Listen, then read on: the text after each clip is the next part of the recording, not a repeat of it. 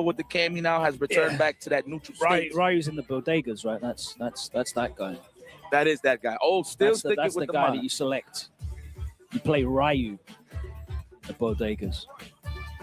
Smell bread and cats when I see Ryu on the screen, that's for sure. Okay, still sticking with the mind.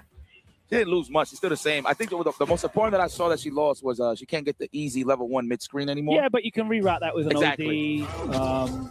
She's got more recovery on stand medium punch on whiff. I commentated Killsy playing earlier. He didn't whiff anything but 2 stand medium punches the whole game, and he immediately moves to stand fist. So, wow. Shout out to me for cursing in there. But he was incredibly clean with his spacing. Okay. Very similar to like Yamaguchi playing Mai as well. He just doesn't really whiff much. He's just very, very on point with the spacing of her normals and really abuses that very well. Speaking of abusement, that drive gauge gets abused every time Ryu is anywhere near you. Nice little shrink this in space out. We're looking for that patented poke. It's either the strong or the low forward kills you. But Old City, stop holding up. I can tell Killsy been in Japan for a while, right? Because he didn't get a whip punish and he just walked in and throws. That is the Japanese punish right there. What a fix, kills you. Okay. Realize you're out of range. It's the DP. Seriously. The fact that he fixed his combo there is funny with the crouch jab from that distance was very impressive. Pay attention to all the minute details. Hey, young lad. It's my cousin. I'm telling him. I'm bringing this picture.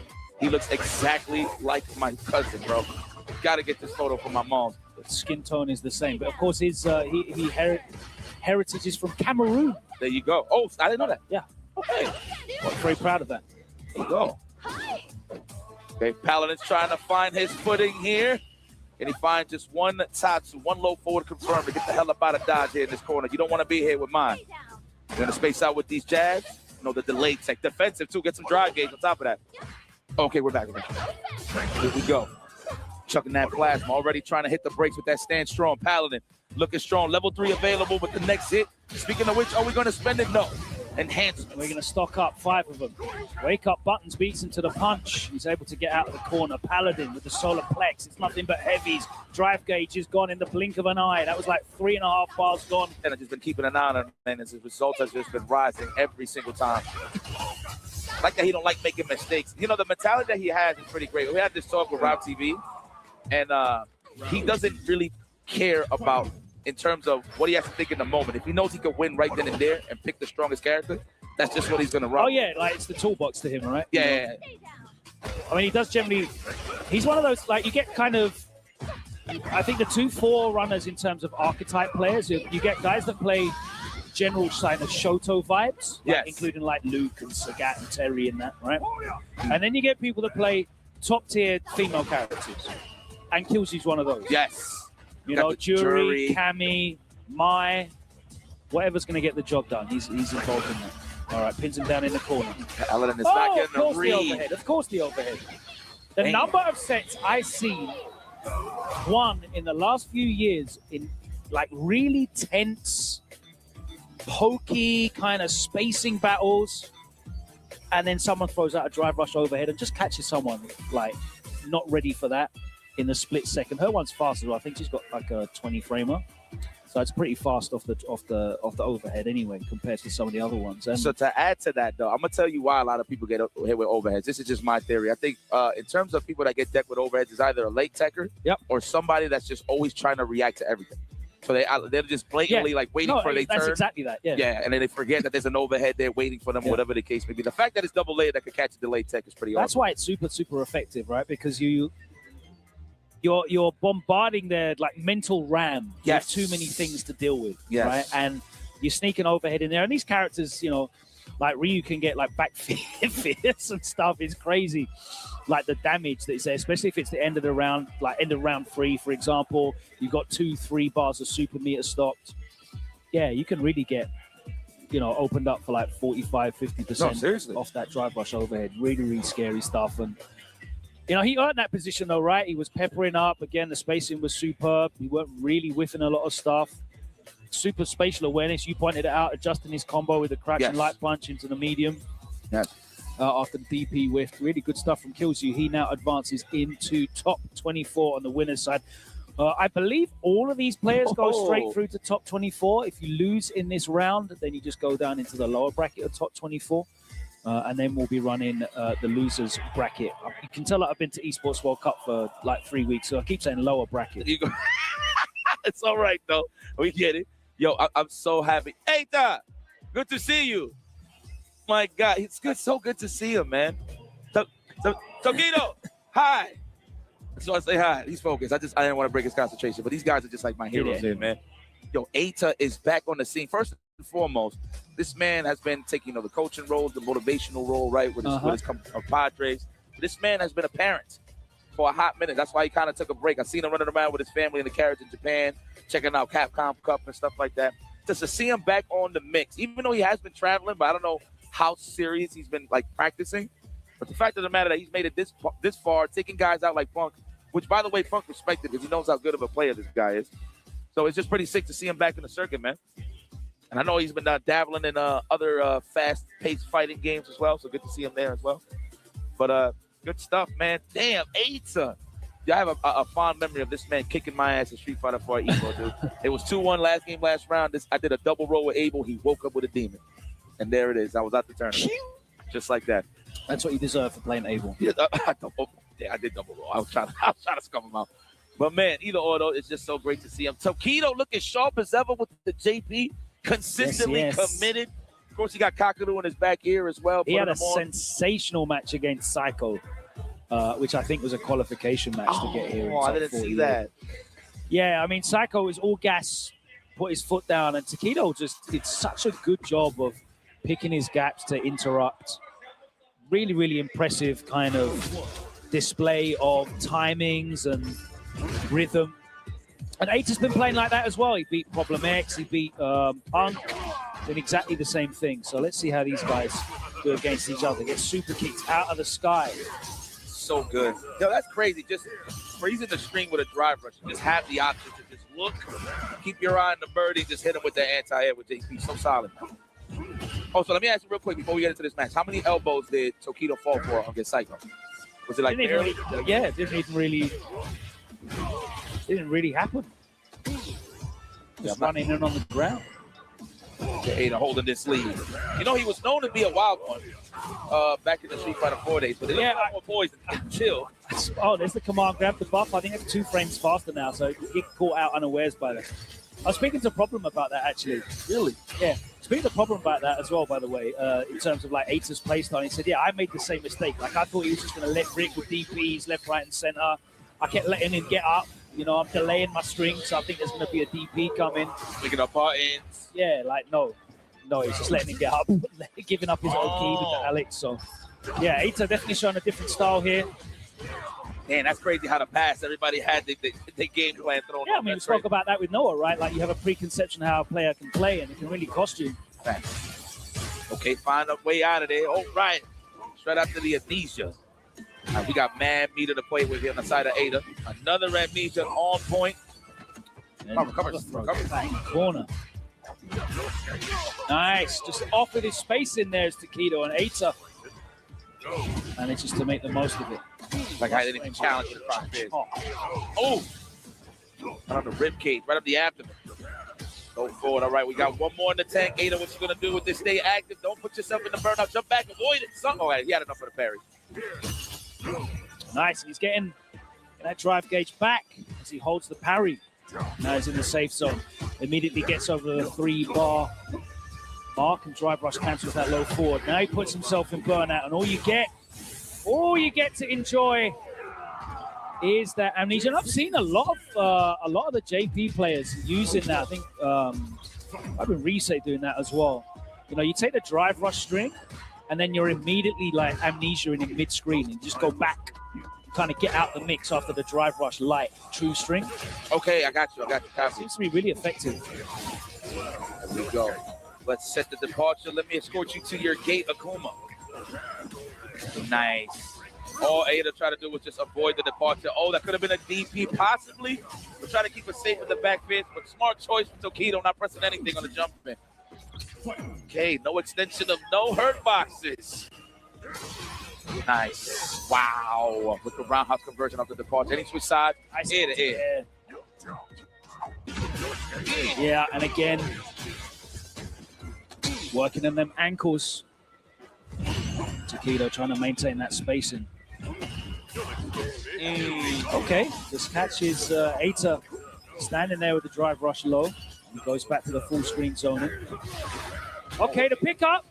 Nice. Yeah, double drive rush all the way to the corner with the light DP to finish. That was a brilliant pickup from Eita. Looking for a tech, didn't come. He lay low, then he backs off. I respect that. I respect that. He knew that the next sequence was going to be the Lamushka. Yeah, he was burnt out as well, right? So had to get something off. Smart stuff. I love that. That was commitment. That was a smart executive decision. I see you, Eita. Not chucking that plasma. That might as well be a button. That's how fast Akuma's fireball is. Play at that range, and we're going to look for an opening for a demon flip, a dive kick. Waiting for a departure, possibly. Or an air fireball, either or, just switch it up a little bit. Throw Takedo off on the anti-airs. Okay, we're covered in time. Nice parry. Looked like he was looking for a perfect. Takedo looking for that one opportunity. That drive gauge is low, and Eita smells it. Oh, and again catches him walking back. Oh, that time the delayed tech gets blown up as well. And now Eita has a really good read on Takedo's timings. Delayed jab there. Takedo having to sit down. Oh dear. Oh dear. You know what comes now? Yes. The accountant. Say hello to 4 of my best friends. Only gets a small amount of damage there. He's going to stop and block. Yeah. Not like this. Even Takedo not Can he get the kill? He can. Eita was in such a commanding position. Unfortunately for him, for Takedo, showing tremendous composure, right? Yeah.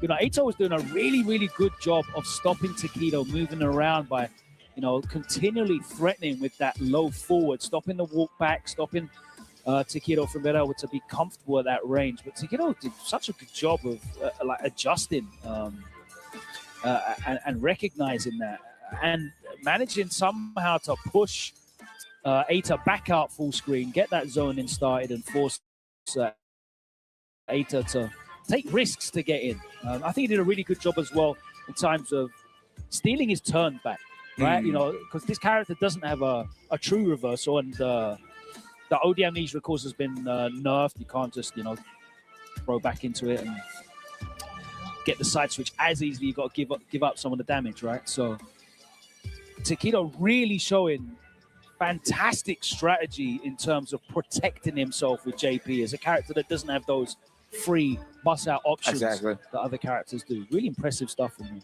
I mean, I give credit to Eita, though. I mean, conditioning well in terms of eliminating the amnesia overall. That's how you saw more text on the side of Takedo. But he adapted well, and he finished the job. And that's all that matters here. We got more killers stepping up to the stage. Oh, yes. This is my guy. Shout out to Ringe. Okay, talk to me. This is our new favorite guy right now. Wabi-Ichi. Okay. Signed to Varel. In Street Fighter League Japan, you're going to be seeing a lot of him. Yeah, Takedo said he is our ace. Damn, okay, so that says a lot. Takedo says that he's comfortable on that team.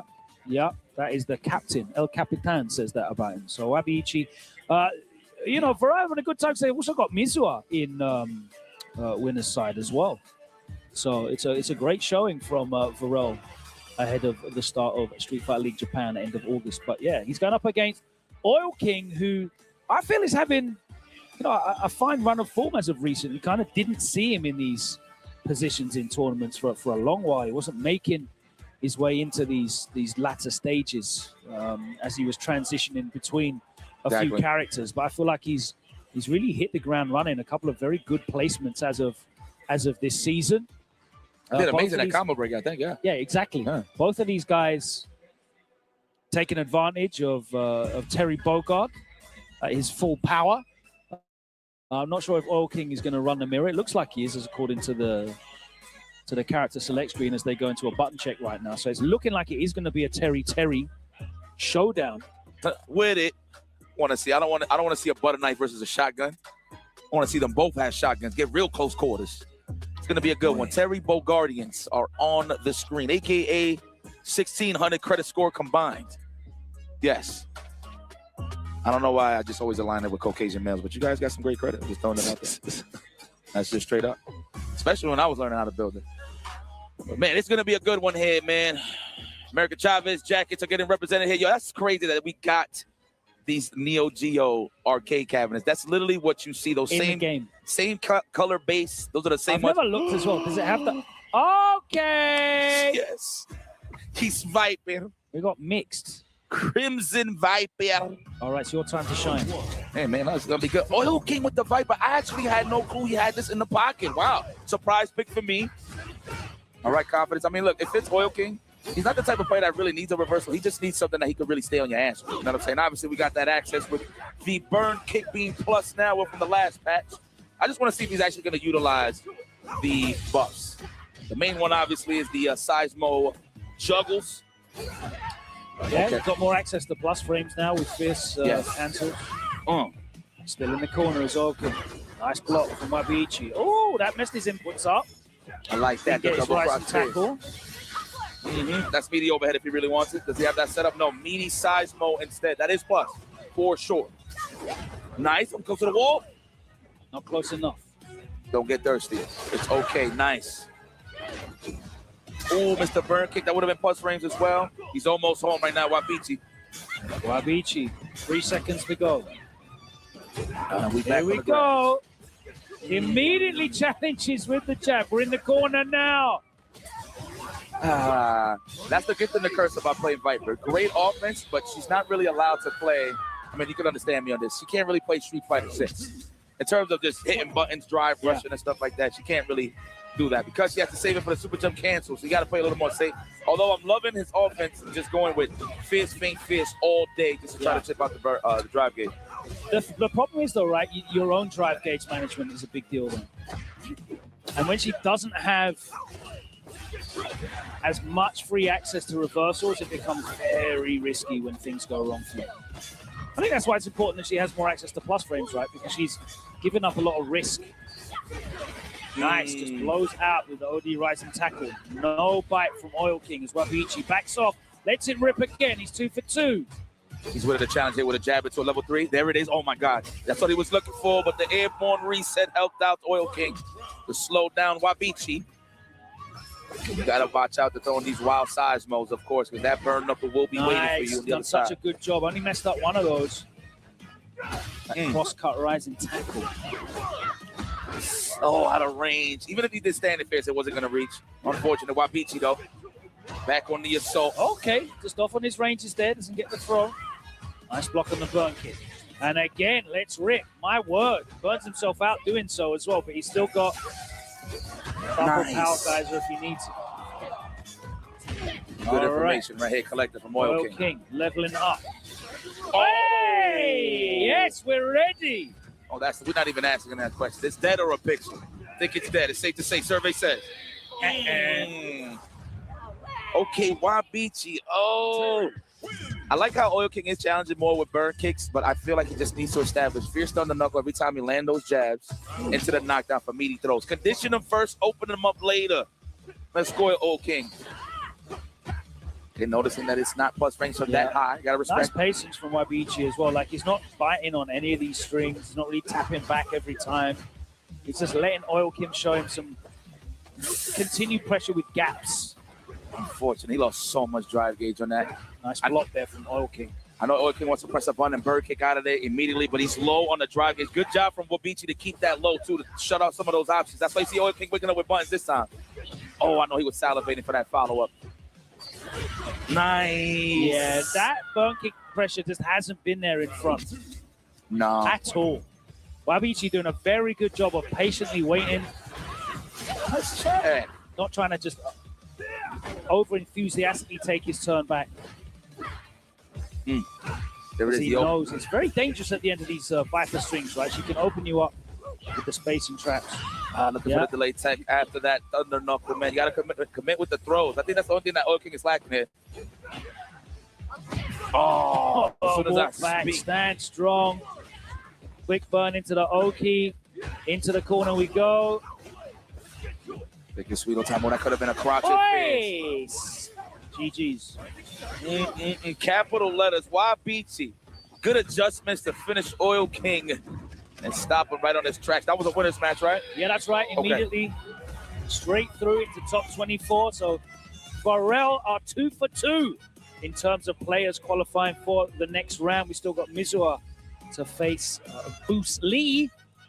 That'll be an exciting one if we get that one, because of course Boos, one of the preeminent Terry Bogards in the world. 100%. And Mizua is going to have a whole heap of experience against Terry with Wabiichi, his training partner.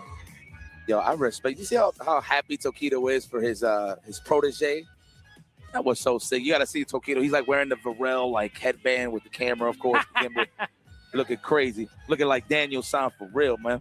Damn, this is so epic, man. Shout out to the young buck. Good pick from Oil King. I can see that in his future. C Viper for sure. So hopefully he sticks around with it. A Terry Bogard C Viper combination would be a good look for him. Should have been more aggressive, man. I was liking the early aggression with just fierce, faint fierce, just a chip out on the drive gate. Should have kept up more on that. Should have thrown more, man. That's the thing about Viper. You really want to open somebody up, throw them more early on, especially for fierce thunder knuckle. I think that's a good premise to have anyway, right, in this game. Even in 2 out of 3, you've got to establish the throw. The reward for making them tech later 100%. on. You want them to be tech in round 3, right? Yes. Like when you've got the resources to really punish them for it. So I think establishing a throw definitely a very, very strong strategy. So that's all 4 of our players qualified out of the first pool. Wabiichi, Kills You, Noah the Prodigy, and Tokido. Bass. As we take a look at our next pool, and as I said, first up. Oh no, we're dropping into the lower bracket, I think it is. No, we are. Yeah, okay. It's going that way. Let's go. Let me see who's on the stage, man. Let me get some names. Should be Taco versus Noble. Okay. The return. Noble. Okay, so this is second round of losers. This means Taco's already beaten Idom and Noble has already beaten Squall. Noble back, meaning business with the Luke. Just like that, huh? My man read the spreadsheet and he was just back on the hot seat, just like that.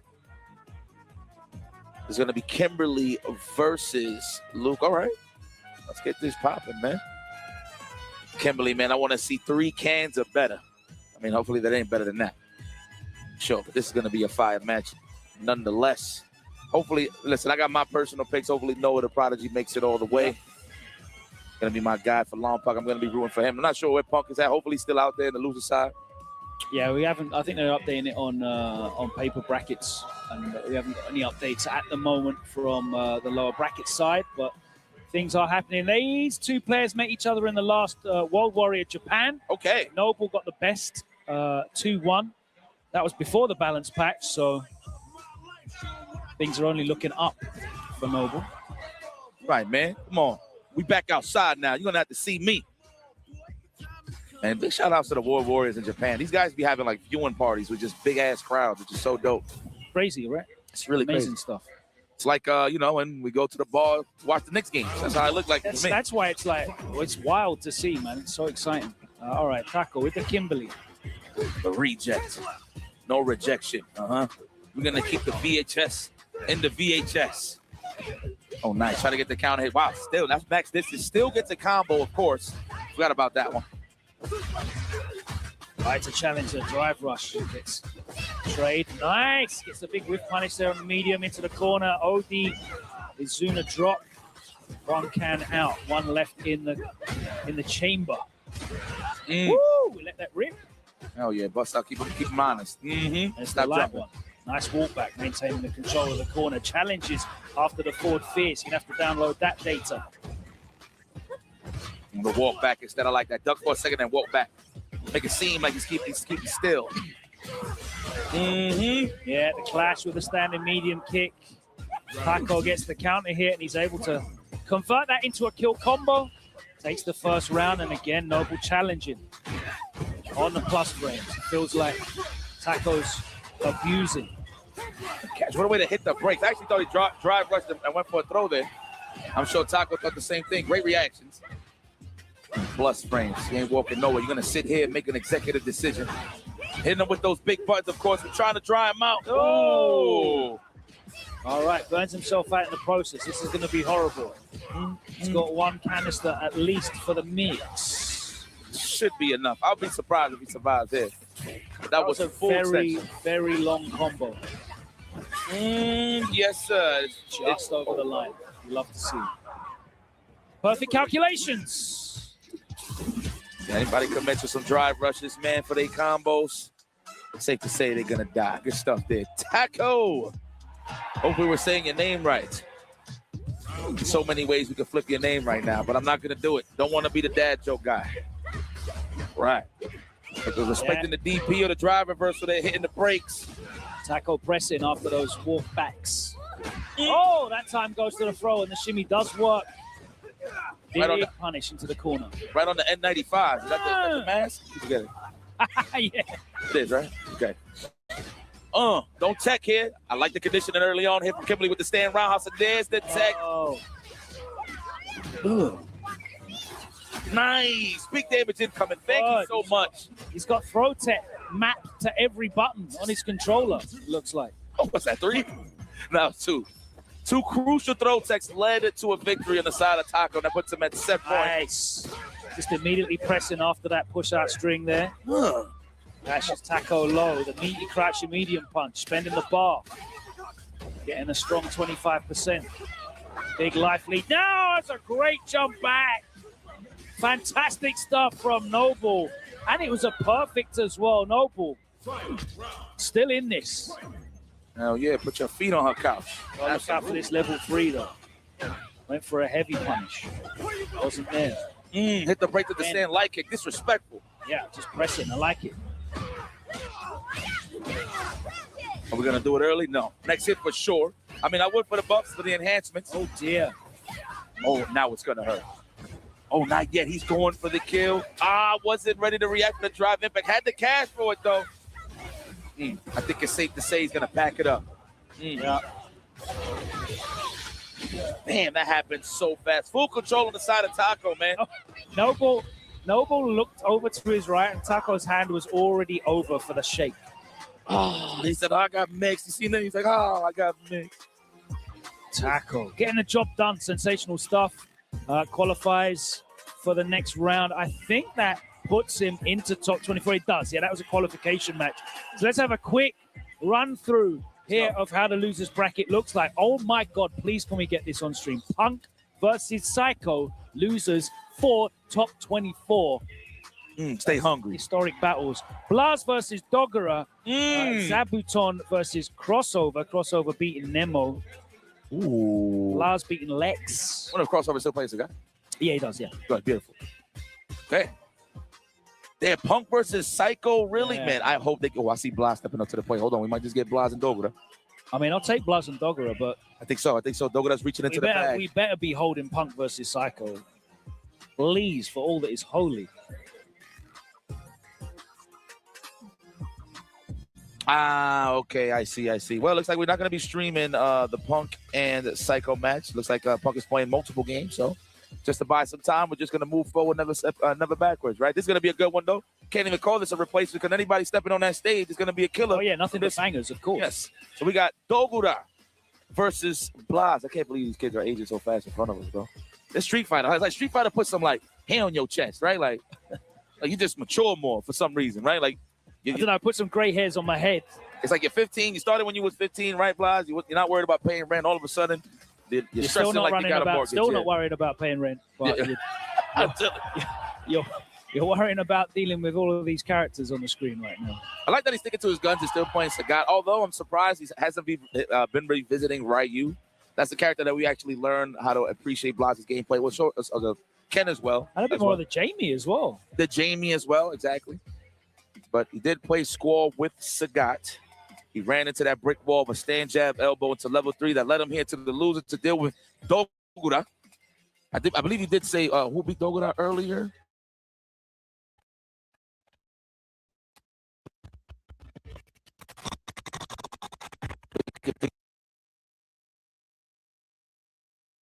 Have that information for you. Beat him 2-1. It was Kills You. There you go. Boom, beautiful, boom. Beautiful match that I commentated. Really, really impressive display of spacing. You know, normally you'd expect Ellen to be the one, walking in and out and getting the whiff punishes, but Kills You did a brilliant job of just not whiffing almost anything in that match. Let's see how Dogora does up here against Blas. This is so awesome, man. I just look in the back and my man Blas's pops is just waiting, just chilling. It's like, listen, if you lose to this guy, don't come back to my house. Matter of fact, don't get on that plane. Imagine, that's crazy. What's that? That's the Zhao Hai training arc. Yeah. Don't come back in my house.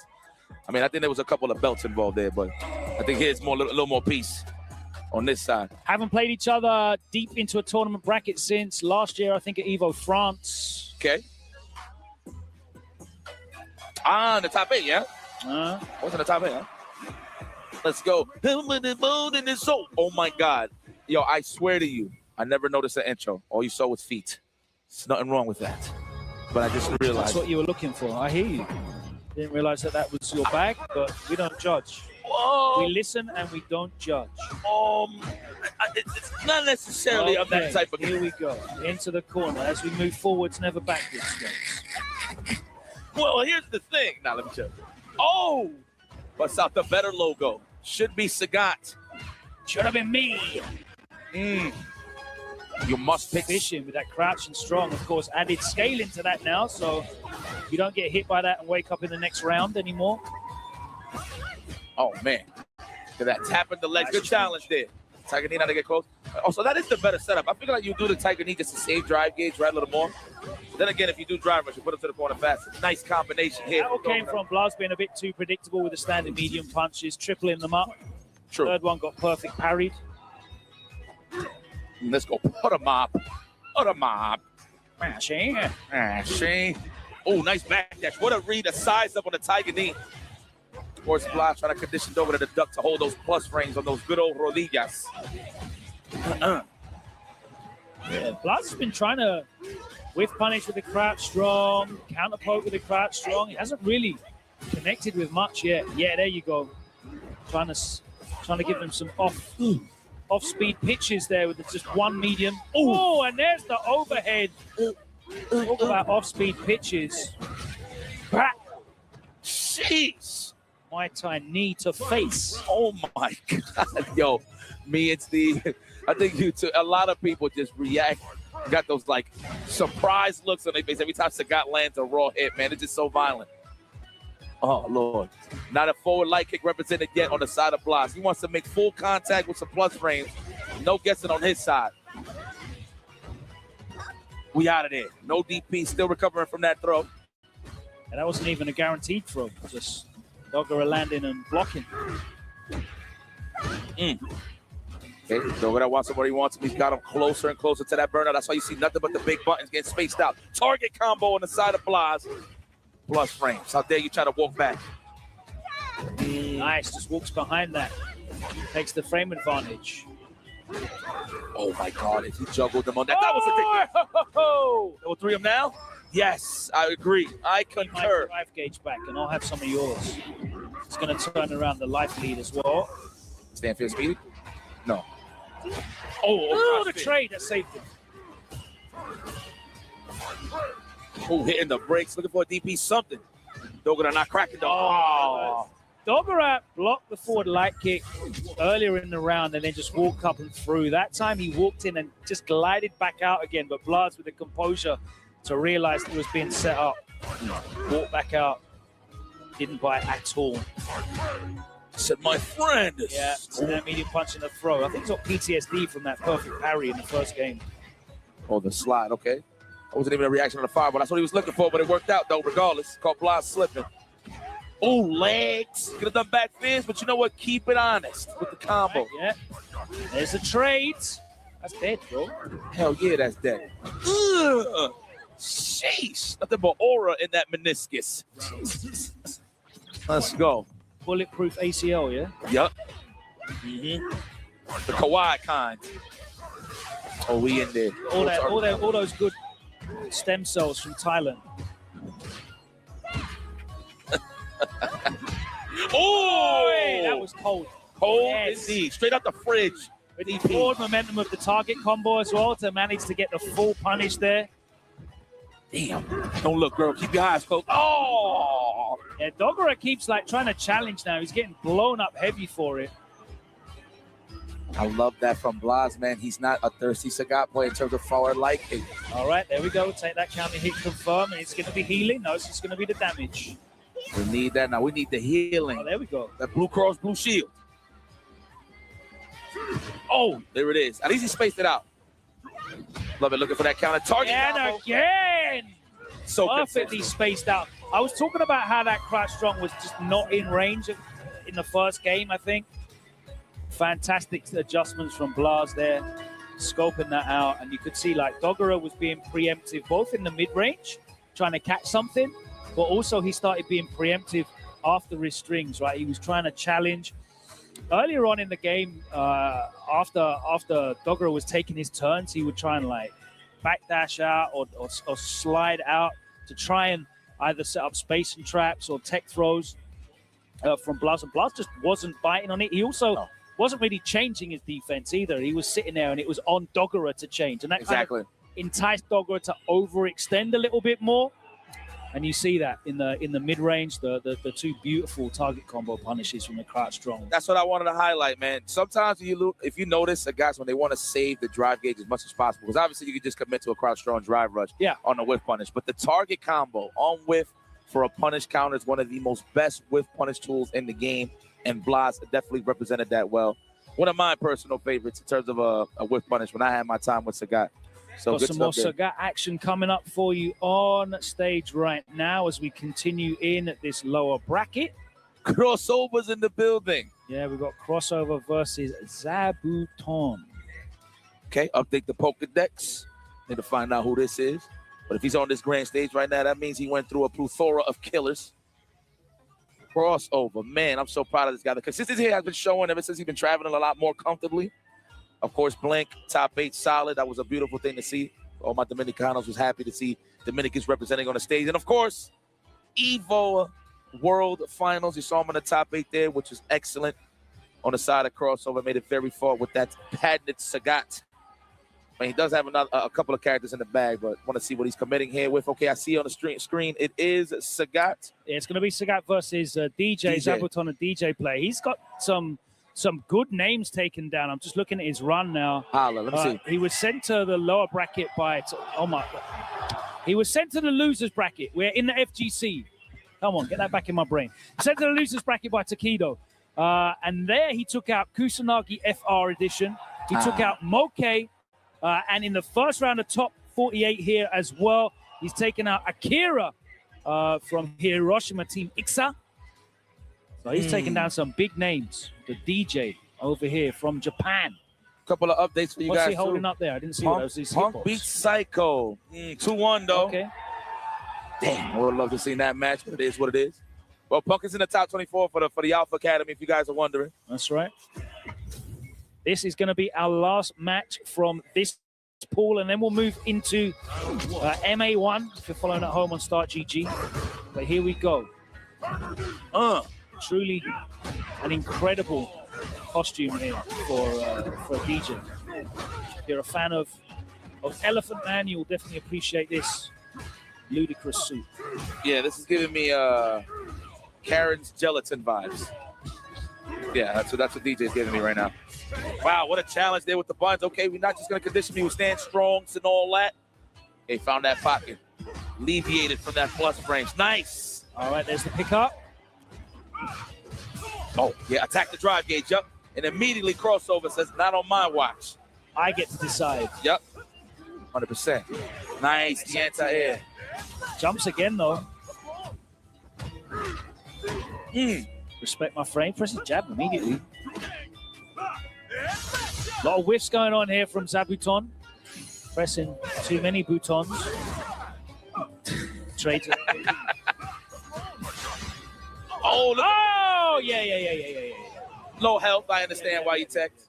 You don't want to get back thrown into the corner, right? But this is why I say there's so many different options. If you think a throw's coming, you know, and you truly believe that throw's coming, you can backdash, neutral jump. It's the light bar scenario too, it's right? crazy. Okay, nice, wow. Beautiful kneecap parry. Parry with them shins. You can parry anything with them shins. Seriously. Samurai swords. parried by those shins. Oh, that could have been a forward light kick. Go standing light kick. I do believe non-counter hit, it works better standing light kick. I'm not too sure. I got to double check on that. But that could have been a beautiful punish there.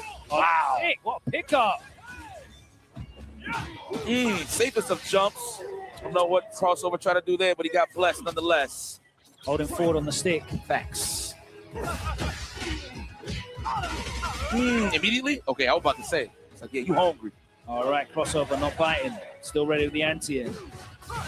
Blast frames, respect it.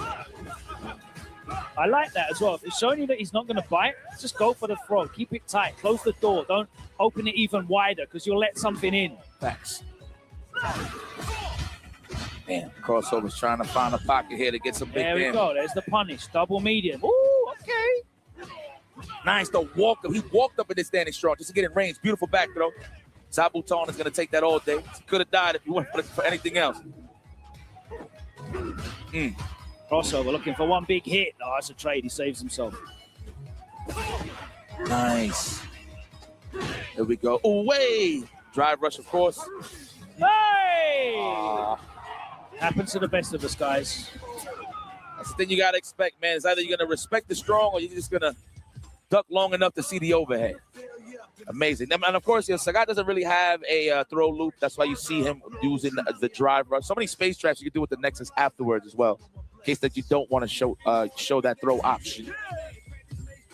But let's go. We're going to run this back with the DJ crossover. Solid as ever. The number of tense, tight sets that just get closed out by a drive rush overhead being thrown out is crazy. Because you don't want to take it. See the stats. It smokes delay text, bro. That's why I feel like a lot of the don't delay tech in this game. It's really bad. It really is. It really is. You got like all this option select defense stuff, unless it's a DP in the drive rush cancel. Got to train yourself not to delay tech. Really, really badly get blown up for it. Here we go. The highest levels, though, you see people press more buttons than anything. Yeah, exactly. Because they're believing, they're committing to their decision. Facts. Here we go. The more you try and cover, you got to pay for that privilege in Street Fighter 6. Like that. Put that on a shirt. Like the space out. Okay, just for the drive gauge, attack on it. Nice. Crossover. Oh, Tiger D, nicely spaced. Yeah, trying to, maintain control of this mid-range space. Zabuton getting put off. Short hop. Tries to buy his way in with an OD slasher. But again, crossover doing a good job of controlling this space. Step kicks. Oh, no, wow. All of the drive gauge. Yes, thank you. Oh, the walk-up throw, but you'd already walked back. Man, he has got the rhythm. Oh, my God, that killed. I mean, it makes sense. Confirmed. The fact that he was ready for that, impressive. That was like the best possible option considering he had no resources on the drive gauge. Wow. All S's on the rhythm game. Stage cleared. No, yeah. Overhead would have worked. Again, man, DJ falls for that as well due to the fact he has to charge, so he has to be ducking. So good 8 out of 10 times. You should see an overhead represented from crossover, but again, worried about the wake-up button to touch. No, it's a very relevant point. You haven't got access to an input reversal. You do need that down charge. We saving it. Watch the back throw. Hi. Oh my. Okay. Bottom brick. How's the bottom brick right there?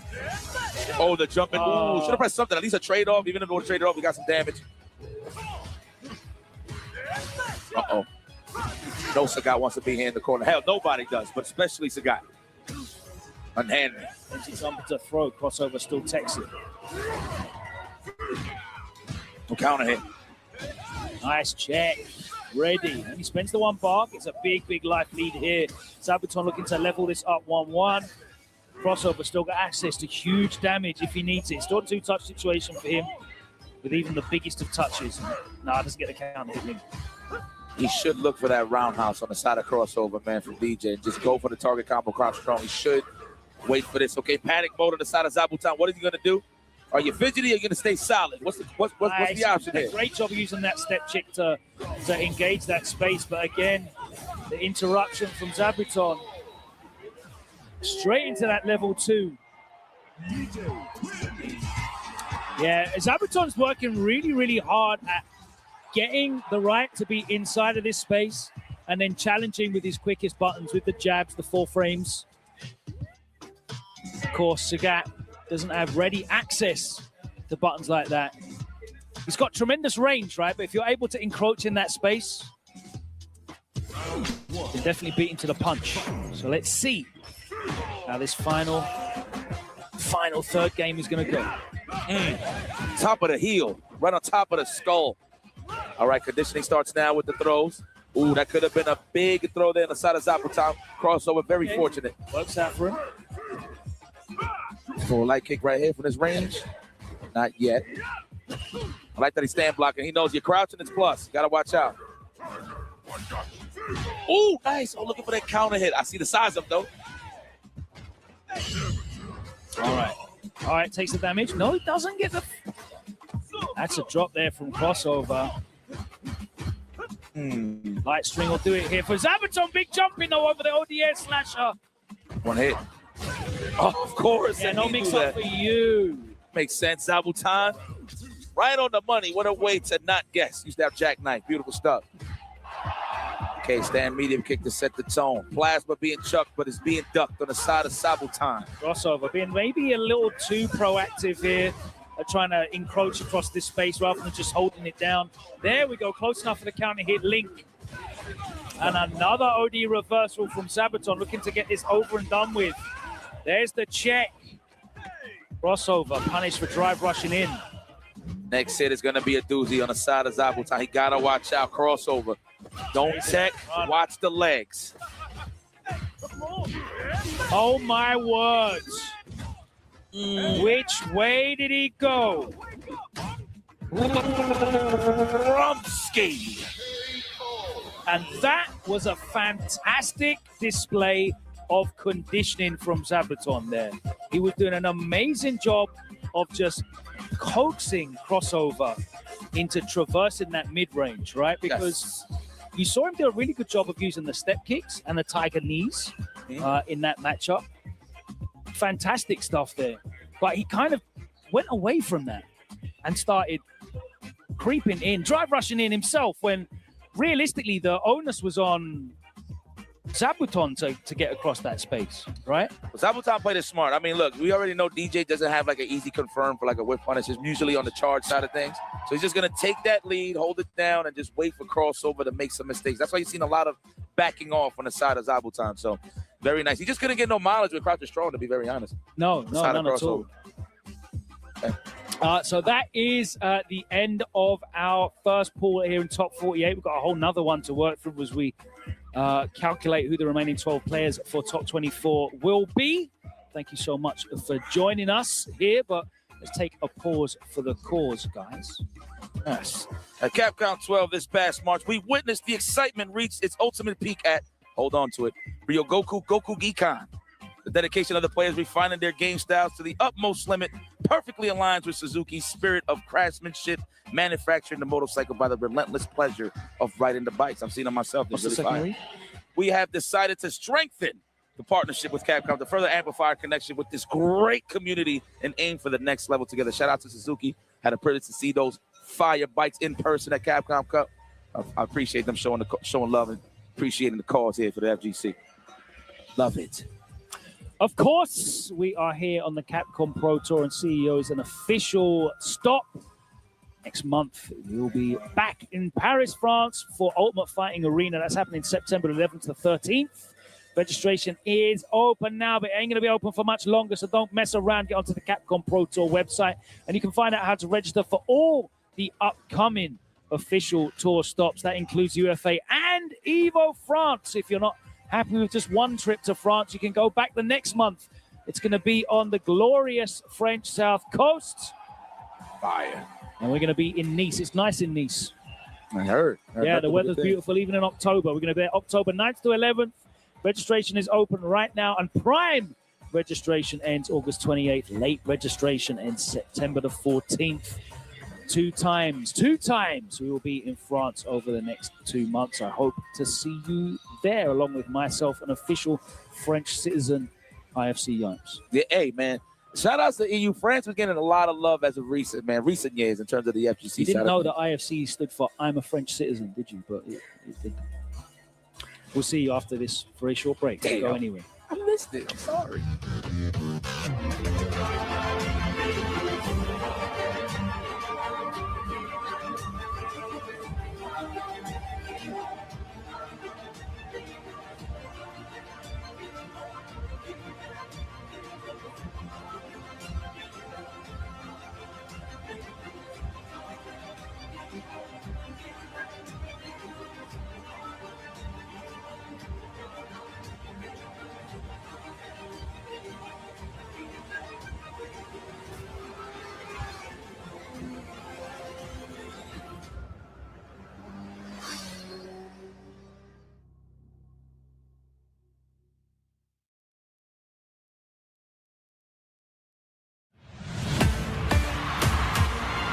I got good news, y'all. Gathered here are the world's best fighters. I won't deny it, I'm a street fighter.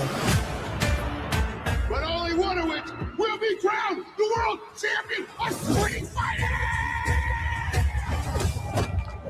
You win! Perfect. You're not a warrior anymore, you're a sideshow. What's up, MTV? I'm Ken Masters. This is your shot at redemption. Who are you gonna show? The path I'm on now is not one of combat. Maybe it's Ken's turn to be champion.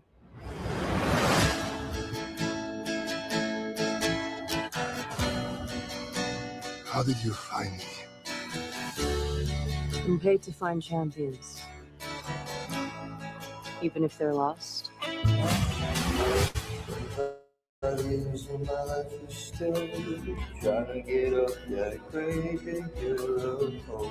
Good to see you, old friend.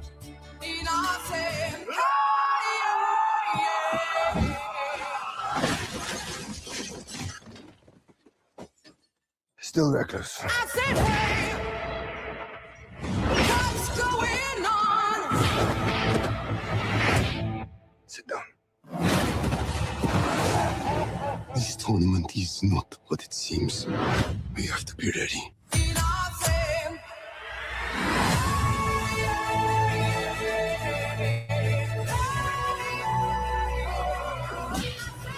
Everyone keeps going on about your thighs. What's going on? I don't see what the big deal is. What's going on?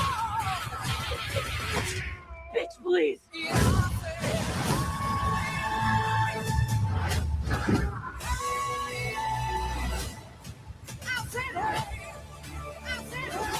Boom.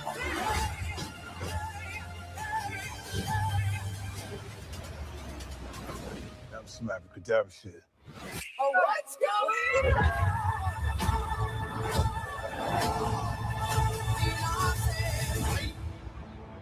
I'm positive that a fireball came out of Ryu. Go at Ryu! Perfect.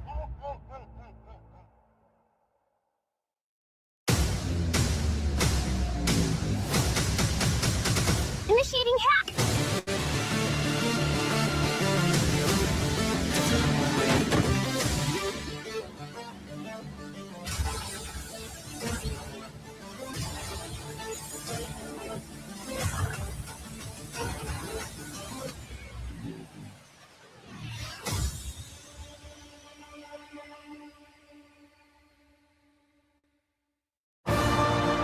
We've borne witness to the Rathalos' return from extinction. And with it, the sort of omen we can ill afford to ignore. This isn't Ranger business. One wrong move, and it can all blow up into a diplomatic incident. 2 centuries ago, our ancestors committed a grave sin. We have to accept these transgressions. And as riders, it's our responsibility to right these wrongs. Come on!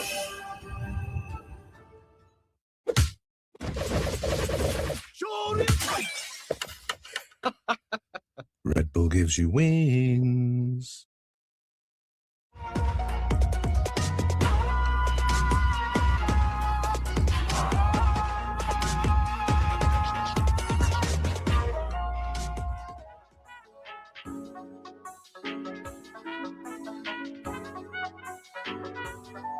Welcome back, ladies and gentlemen, to the bonanza that we love, known as Street Fighter 6 Live at CEO 2026. Guys, finals day. You know what that means? We're trying to set the stage, set the tone for you guys as we move along in the top 24 side of things. We'll get into the top 24 to get to that coveted spot for the top 8. To see who gets that coveted spot to go to Capcom Cup once again this year. I mean, you see some of the staple killers already coming up to the stage. You got my man Gachi, Kone Kawano, of course, joined by my brother Logan Salmon. I just want to give a big special shout out to my man Show You Sengun. I know you're watching right now from home. My brother, you should have told me you was an actor. I didn't know you could break dance as well, act. It's crazy. Do it all, bro. That's crazy. Present, act, dance, commentate. Seen the commercials on the YouTube, man. Don't think I don't see it. Jammers put me on. Could have fooled me, man. If it was good health insurance, I would have bought in just because of you, brother. Well, yeah, this is going to be a good one. Kawano versus Gachikun, the good 8 squads, right? There's going to be a team kill here, unfortunately. Team kill, one of the other squads that are rolled heavy out here. Yeah. Let me update real quick for the people that have just joined us. We've already done 12 of the 24 players advancing to the next phase. We've seen Wabiichi beat Oil King, Killzoo beat Paladin, Noah the Prodigy cruise past Kings Vega, and Takedo versus Eita. All 8 of those players make it through the top 24 because, of course, the losers drop down into the lower bracket.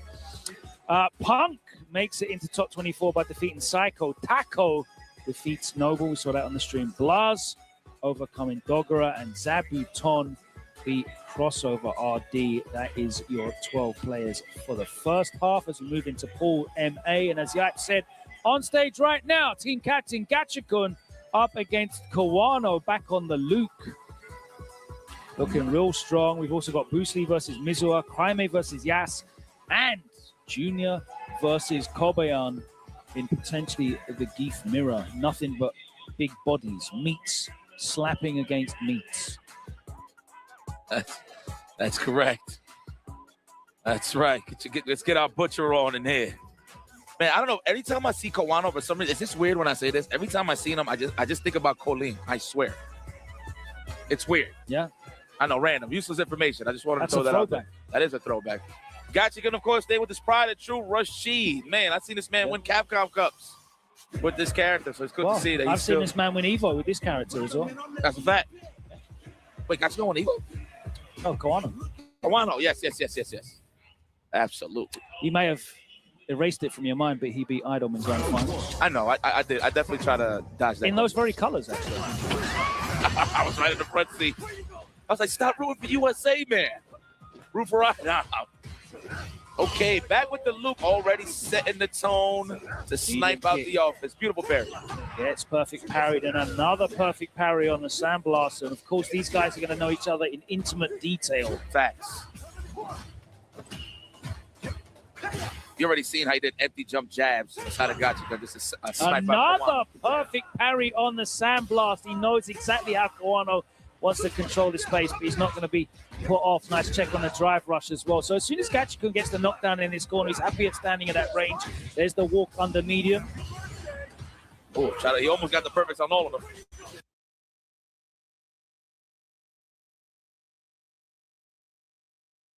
Wow, good read, Kawano. But what you gonna do here, though? You had a pixel. You got to keep it up. Nice. If you would have neutral jumped, that would have been a good look. Oh, that's a checkmate and a half. Oh, psych! Wow, he don't want to die. Oh, it wasn't even a punish, but wow. Was godlike, though. Yeah, it was Chip. Could have likely beat it. It was Chip. I didn't even realize that. You're right. Woo! Suppressor, don't reach. Nice reactions. And you're seeing these guys definitely play each other a lot. From that range, too. It's like as soon as he started spinning, the drive impact came out. So, yes, you're all right. A lot of intimate details here. Oh, cross cut. No, looks like, wow, challenge the stand jab. Looks like he didn't get the input, though. Yeah. Okay, level 2. Now we safely.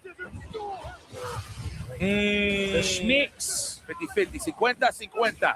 La mezcla. Yeah, that's the mix-up in Spanish, Logan. Yeah? La mezcla. Mezcla. La mezcla, yes. Make a decision here, sir. I like that the mix-up is feminine as well. Yeah, exactly. Elegant. I love those little counter poke details. Like, obviously, like getting out the animation of the parry, but just immediately go for like a stand strong. Jesus Christ. These guys are reading the hell out of each other, whether it's Gachikun's perfect parries or Koano with the drive impacts through the whirlwind shots. Sensational work. Man, that stand light kick is really good from Luke. I mean, it was always solid, but the fact that if you've got them pressing the corner, they duck and it works even more efficient. Yeah. Extends your hurt box, huh? Facts. Oh, respecting the range. We waiting for something, but nobody want to bite. All for me, sir. I know you, but do you know me? You got to figure it out. Definitely a throw exposed if I had to take a guess there. Hey, good technical. Nice check.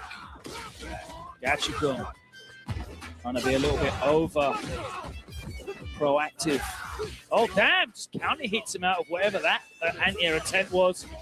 The head is being split open, whether it's from the air or from the ground. The drive rush overhead gets him into the level 3. And once again, we are traveling to Memphis. Go and see Jerry Lawler. Damn, I want some good-ass catfish now, bro. Every time I see that Luke Super, I want catfish. Random, I know. Are you a big fan of fish, Logan? Yeah, absolutely. What's the go-to? I mean, I like the healthy stuff. I'm a big salmon guy. There you go. That's all you need to tell me. And you said it properly. Salmon. I was saying salmon for like the first 20 years of my life. I mean, if you're reading it, yeah. The English language doesn't really work when you just read it. Again, the call out on the drive impact. The late jazz looking for that counter hit. Yeah. Nice. The light kick. He's going to get the kill there. Koano doing a really, really good job now of mixing his timings up. He hasn't allowed Gachikun to get comfortable as he was with those perfect parries in the first round. He's not using the sandblast at all to kind of control this space. Yeah, he kind of got shut out in that mid-range with the drive impacts, right? Gachikun a little weary, I should say. All right, Koano burns himself out, but he's got the corner control here. There's the push-out string, and immediately follows up again with the light kick as Gachikun has been really overextending, trying to get inside these ranges.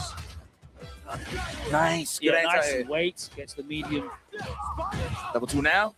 No, not yet. He's going to save it for the level 3, or just come back straight up. Okay, Koano, no exit. You stay right there, stage left. Open up, there it is, with patience.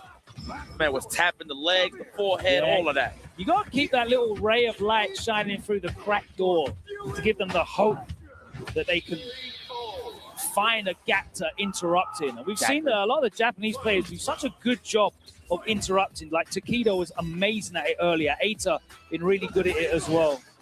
Oh, you're talking about like for the jab pressure? Yeah, the little jab interrupts inside the strings, the tap backs after the strings finished. Gachikun just catching him there finally, but finds himself back in the corner. I feel like the scariest strings. Oh, hold on a second. Is this going to be another throw? Of course. And we got one more chance to like Gachikun. What's it going to be? Oh! Yeah, my word. Dominant. Perfection. Kurt Hennings has stepped into the ring. Beautiful stuff. But yeah, I want to touch up on what you're saying in terms of the jab pressure. Obviously, if you space out, we see like, for example, almost out of range jab with like a jab, right? You know, usually people trying to walk back or like whip punish, or they're trying to continue their string. But for certain ranges, you can't take your turn back immediately, right? So, spacing traps, yeah. Exactly. So I like that you put that out there, because I don't think a lot of people realize like what's the rock, paper, scissors scenario to Yomi in terms of like tick throws or seeing like a drive rush jab to set the tone a little more in terms of making them guess harder, make a decision. My favorite spacing in Street Fighter 6 is seeing what people do like at the end of the strings. And shout out to Sengan, I know he loves looking at this as well. Once you've finished your whatever your 2-3 piece jab short into a special is or whatever, what are you doing there? You know, that's the interesting part, right? That shows me what your knowledge is, because your knowledge of the spacing and the frame advantage shows me what your intentions are. Because a lot of people will immediately drive. If you do your push out string, you'll see a lot of people immediately drive rush at you after you've done your push out string, because you're like, okay, I'm minus now. It's not my turn. All I'm doing is defending. That's when people are like, right, I'm going to get straight in and I'll catch you by stealing a few frames on a drive. 100%. Normal, right?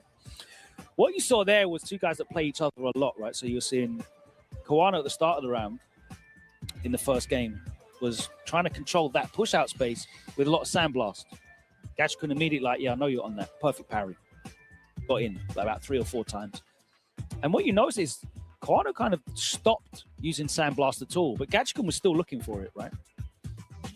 And when Gachikun had nothing to really react with, he was overextending to try and traverse that space. But Kawano kept really, really calm. And this is the thing in this game. Like, if people are going to be predictable in their approaches, it's really, really easy to check a lot of the time at those ranges. Not those further ranges, because, you know, you've got, like, drive rush into special to kind of make your check button whiff or whatever. But there are a certain spacing. There's nothing they can do to stop you from being able to check if you can react to the dash, if you can react to the drive rush. You see that green flash, you put your medium out. There ain't going to be no, oh, my hitbox went back. And no, you're here. You're getting hit. You're getting counter here. Really, really good stuff, because Kawano stayed in that awkward range, and he didn't really give Gachikun anything to bite on. So Gachikun then responded by kind of overcommitting to try and get across that space. Let's go. Okay, we've got it. Let's go. This is big gonna be the bodies. Match. Big bodies. I like big bodies, and I cannot lie. Where's Justin Wong? I know he wants to see some Geef versus Geef. Two of the best on the planet. Oh, that Magneto cosplay is cold. Look. You see? Oh, yeah, I see it. I see it. Fire. Yo, bro. Two of the best Zangiefs on the planet are right on now. the stage right now. They have picked up the mantle that Itizan built. And they are running with it right now, hand in hand. Oh my God. Damn, yo, I seen the match with Dual Kevin and JR. The fact that he SPD'd that drive impact so clean for the finish. Mind you, I don't blame Dual Kevin for going for that drive impact, but for JR to be on this stage, what I'm trying to say is, guys, that it was well deserved. Do you know what's hilarious though about that fact that he got drawn into that? What's up? If Kevin had won that match, who would he be playing now? Oh, it was destiny at its finest. The man trying to breathe steam more properly. So you see the nostril, whatever that is. I don't know what that is, but he's just trying to breathe, poop, eat. Street Fighter 6 is going to be a good one, man. I love these guys' attitudes. Kobanyan's such an emotional player, but I love when he's confident because he stays that way, right, the whole time throughout the tournament. You saw he got a little emotional versus Hinao over at EWC, but that's how much he cares, and I love seeing that in action. Let's see how much he cares here moving forward, trying to gather these points to see who ends up ultimately in the Capcom Cup. Who is going to dominate the neutral and what tools are they using? Kobayan using the fierces, whereas Junior is poking away a lot more with the faster buttons, the lights and the mediums. Drive rush beats him to the punch. There you go, big headbutt. Go on now, sorry. No, you good, brother. You good, brother. This match is all about headbutt dominance. At the end of the day, can we get into that CQC range where we can actually abuse the headbutts? Wow, trade conversion and the reset. Kobayan looking for the big burst damage. Nice backdash to get a whip punish on that knee, though. You're noticing Kobayan using a lot more fierces, a lot more heavies, having way less success than Junior, who's just playing a pokey game. And just get that first low forward just on hit. No combo. There you go. That establishes the lead right there. Now, one thing. We're going to go for the SPD. Absolutely. Scoop. All you see is Gooch in action. Yes, SPD. Wow, he let that drive rush rock. He said, I'm coming. Another SPD. Did he jump in time? No, he went for SPD himself. Invincibility on the super. Lariat. Kobayan still down in life, though. No, right back at you. Sliding across them cobbles. That hurts, bro. Big spine buster. Level 3 is there on deck. Spine buster. God damn. Oh! All right. This is a dominant statement from Junior. Kobayan can't get anything really started. And you can see that he's looking for the big burst damages. Junior is like piecing him up. 12s, 2000s, bits of damage here and there. Stack it up. Oh, the trade. Nice. Okay, That's another trade conversion. Kobayan been on point with those. Oh, nice. The sweep. Caught him in the max distance with the Kenneth Coles. Let me get another one. Oh, wow. You knew there was going to be a delay on that headbutt? That's crazy. All right. Really interesting to see how they're stealing frames on each other with these drive rush cancels as well, because of course Keith don't have. Okay, that proximity guard. I know he wanted to walk back. Days. Reset? No, not even. Yeah, Spencer Barr burns him out. I like that. Big that burnout too. Lariat for the knockdown. Have to respect the level 3. It's there. Scary. Yes. Respect the level 3. I love it with confidence. That man wiped his nose, took a sip of water once he did the level 3. Yeah. He knew it was going to land. All right, works for me. Set point now for Junior. Good old JR taking Kobayan out, man. What a great way to experience some good old-fashioned wrestling. SPD absolutely tucked the child to bed. Junior by God. Das Boot. It's Das Boot. Uh-oh, what's up? What you gonna do with some? I dare you. Damn, right back at you, the back-to-back fist. Oh. All right. Look at me dancing like party boy. Crazy. Made out of titanium, the cassavas. They're on that perfect parry. Oh, he was looking for a perfect parry of his own. JR, we in there. Okay, right back at it. yes, the frame advantage counter hit and drive rush. Gets the link off of it. Nice recognition from Kobayan, and he burns himself out. Everyone's ashy right now. Come here. No lotion in sight. Oh. Come on, get the oil on. You guys have got to look on camera. Sit. Pale white horse. Get that fake tan and that oil on. Oh, get your you-know-who on. You know, he owns a lot of businesses. We kind of hate the guy in New York. I think you know who we're talking about. Yeah, politics. We don't deal with it. Anyway, Zangief taking on Zangief. I like that, JR, please. Oh, you should have kept it canon, bro. Should have matched the ferocity with the suit alone. We don't need a suit. No, he's here. He's all about business. Yes, I see. You see? Yeah. Oh, I didn't even notice the glasses move. Yeah. Jiggle mechanics on the glasses. Facts. I respect it. Look, even the pocket watch is like swinging down there as well. Look. I like that. You know, this kind of it kind of doesn't show much of the matchup, but it's just all about who's getting pressed faster to the corner. I mean, you see little things like Max, this is low forward stand fierce. Yeah, it's very interesting the button choices at different ranges, right? They've definitely got a different approach to it. Yep. Just inches slowly but surely. The nice little pushbacks, kickbacks on certain attacks. I love it. Oh, and there it is. Establishing the first headbutt. There it is. Another one. Could have got a perfect parry, SPD. Wow, that splash landed in front. Crazy. Come here. Just normal dash up. Scoops a button. There's the counter hit. Too far away for the light to link that time. Is Kobayan gonna live to regret that? Yeah, respecting their frame chat so much. What a whip punish there. Come here. Was that the fierce version? Yes, it was. Yes, it was. And it's set point now for Junior. Come on, Kobayan. That's right. Keep it together, sir. There we go. Nice forward fierce. Headbutt. All right, there's a brave challenge. Is he able to jump? No, he's not. He'd already pressed. So we might just see that same scenario right back. Deja vu on the side of JR. We'll see. Level 3 available. And he got his CA. Oh, my God. You're too close, man. You're too close, man. Oh, my God. We're going to our final round. But Junior's got the 3 bars. Of course, he couldn't jump. It was a drive rush cancel off a light, by the way. So my apologies for that mistake. The all-maker. Wow, interrupts the stand fierce with the crouch jab. SPD established early on the side of JR, which means we got to lead. No, but not so fast. Kobayan answers back. Another one. Slam. The churning is going on right now. Oh! Yeah, he jumped back thinking the level 3 was coming, but... Exactly. Oh, no. Immediate drive reversal. Kobayan's been doing really well with the drive reversals. Actually, he's been instant drive reversaling off the drive rush cancel. Really good composure from Kobayan. You can see how much it means to him. Big sigh. Like, he was shaking, like, leaning over to shake Junior's hand. And Junior is definitely going to be pissed. He was in a position to win that 2 separate games. Kobayan showing fantastic poise to bring that back. I really like the early drive reversals in terms of, really mitigating some of those frames that Junior was stealing, on an... And that's the thing about the Zangief match, man. We was just speaking on it. Whoever establishes the first headbutt got control of the match. Like, we're not even worried about the lows, to be honest. It doesn't really lead into I big think the damage. lows were really, really good, to be honest with you, in terms of, like, the neutral.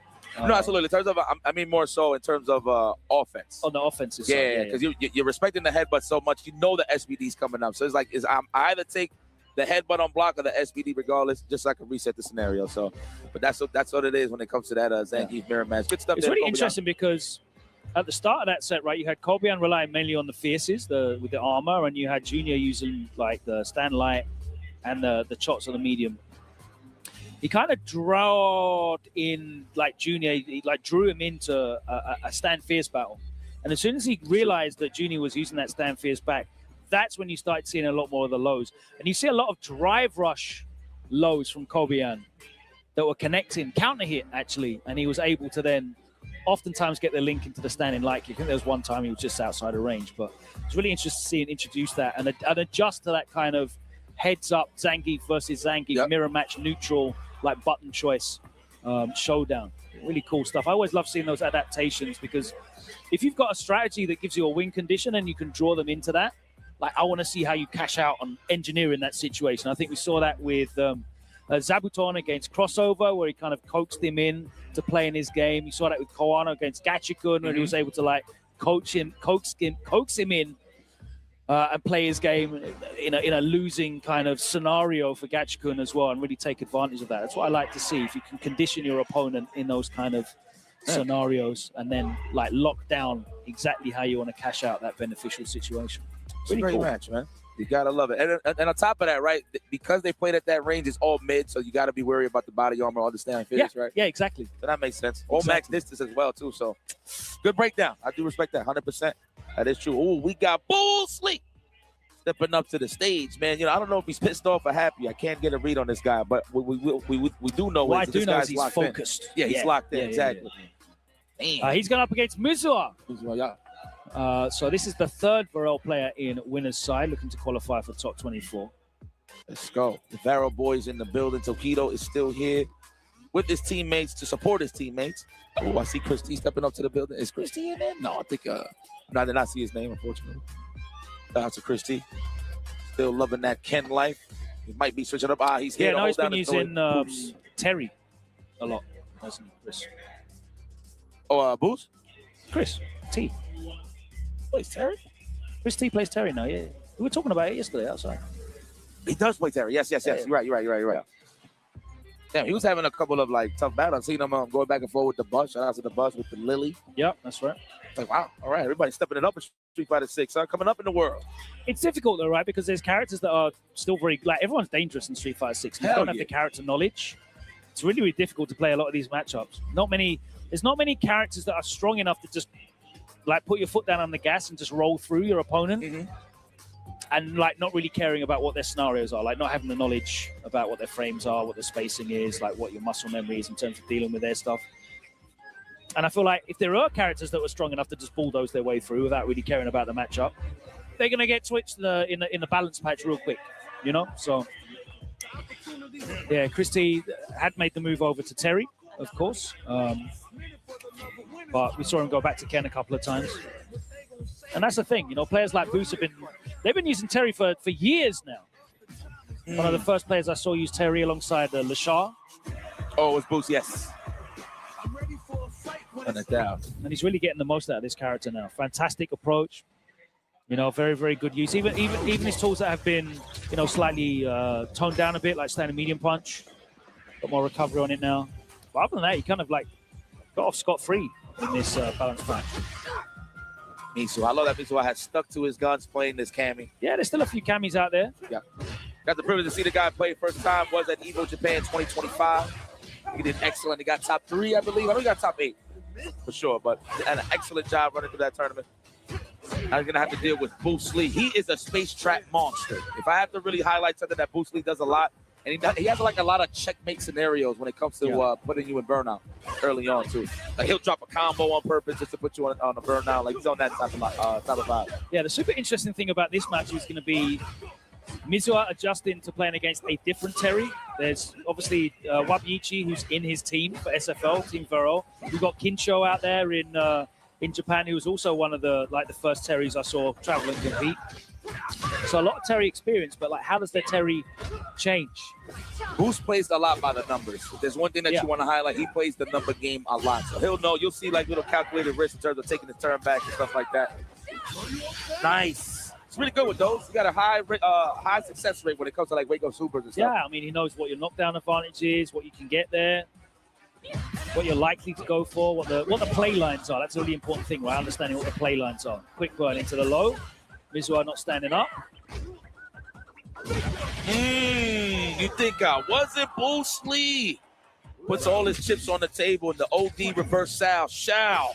Take the first round. Beautiful stuff there, Boost. Like the little things, but ooh, okay, never mind. All right, the string gets perfect parry. There's a lot of drive rush going on at the end of strings. People taking turns back. Okay, another throw established here. Mitsuha. Lovely. The almighty crouch fist. A delayed Tekker's worst nightmare. For the roundhouse. I like that. Just throwing it out there just because obviously it's for blocks. But if they even dare try to hold up and go for a dive kick from that range, they're going to kick flip on the way up. Nice whip punish. Good way to bait that out there, Mitsuha. And casually just jumps in. And he earned that walk-in throw as well, right? Because he was just out-spacing him with the buttons. It really turned Boost off from wanting to try and challenge and defend that space preemptively.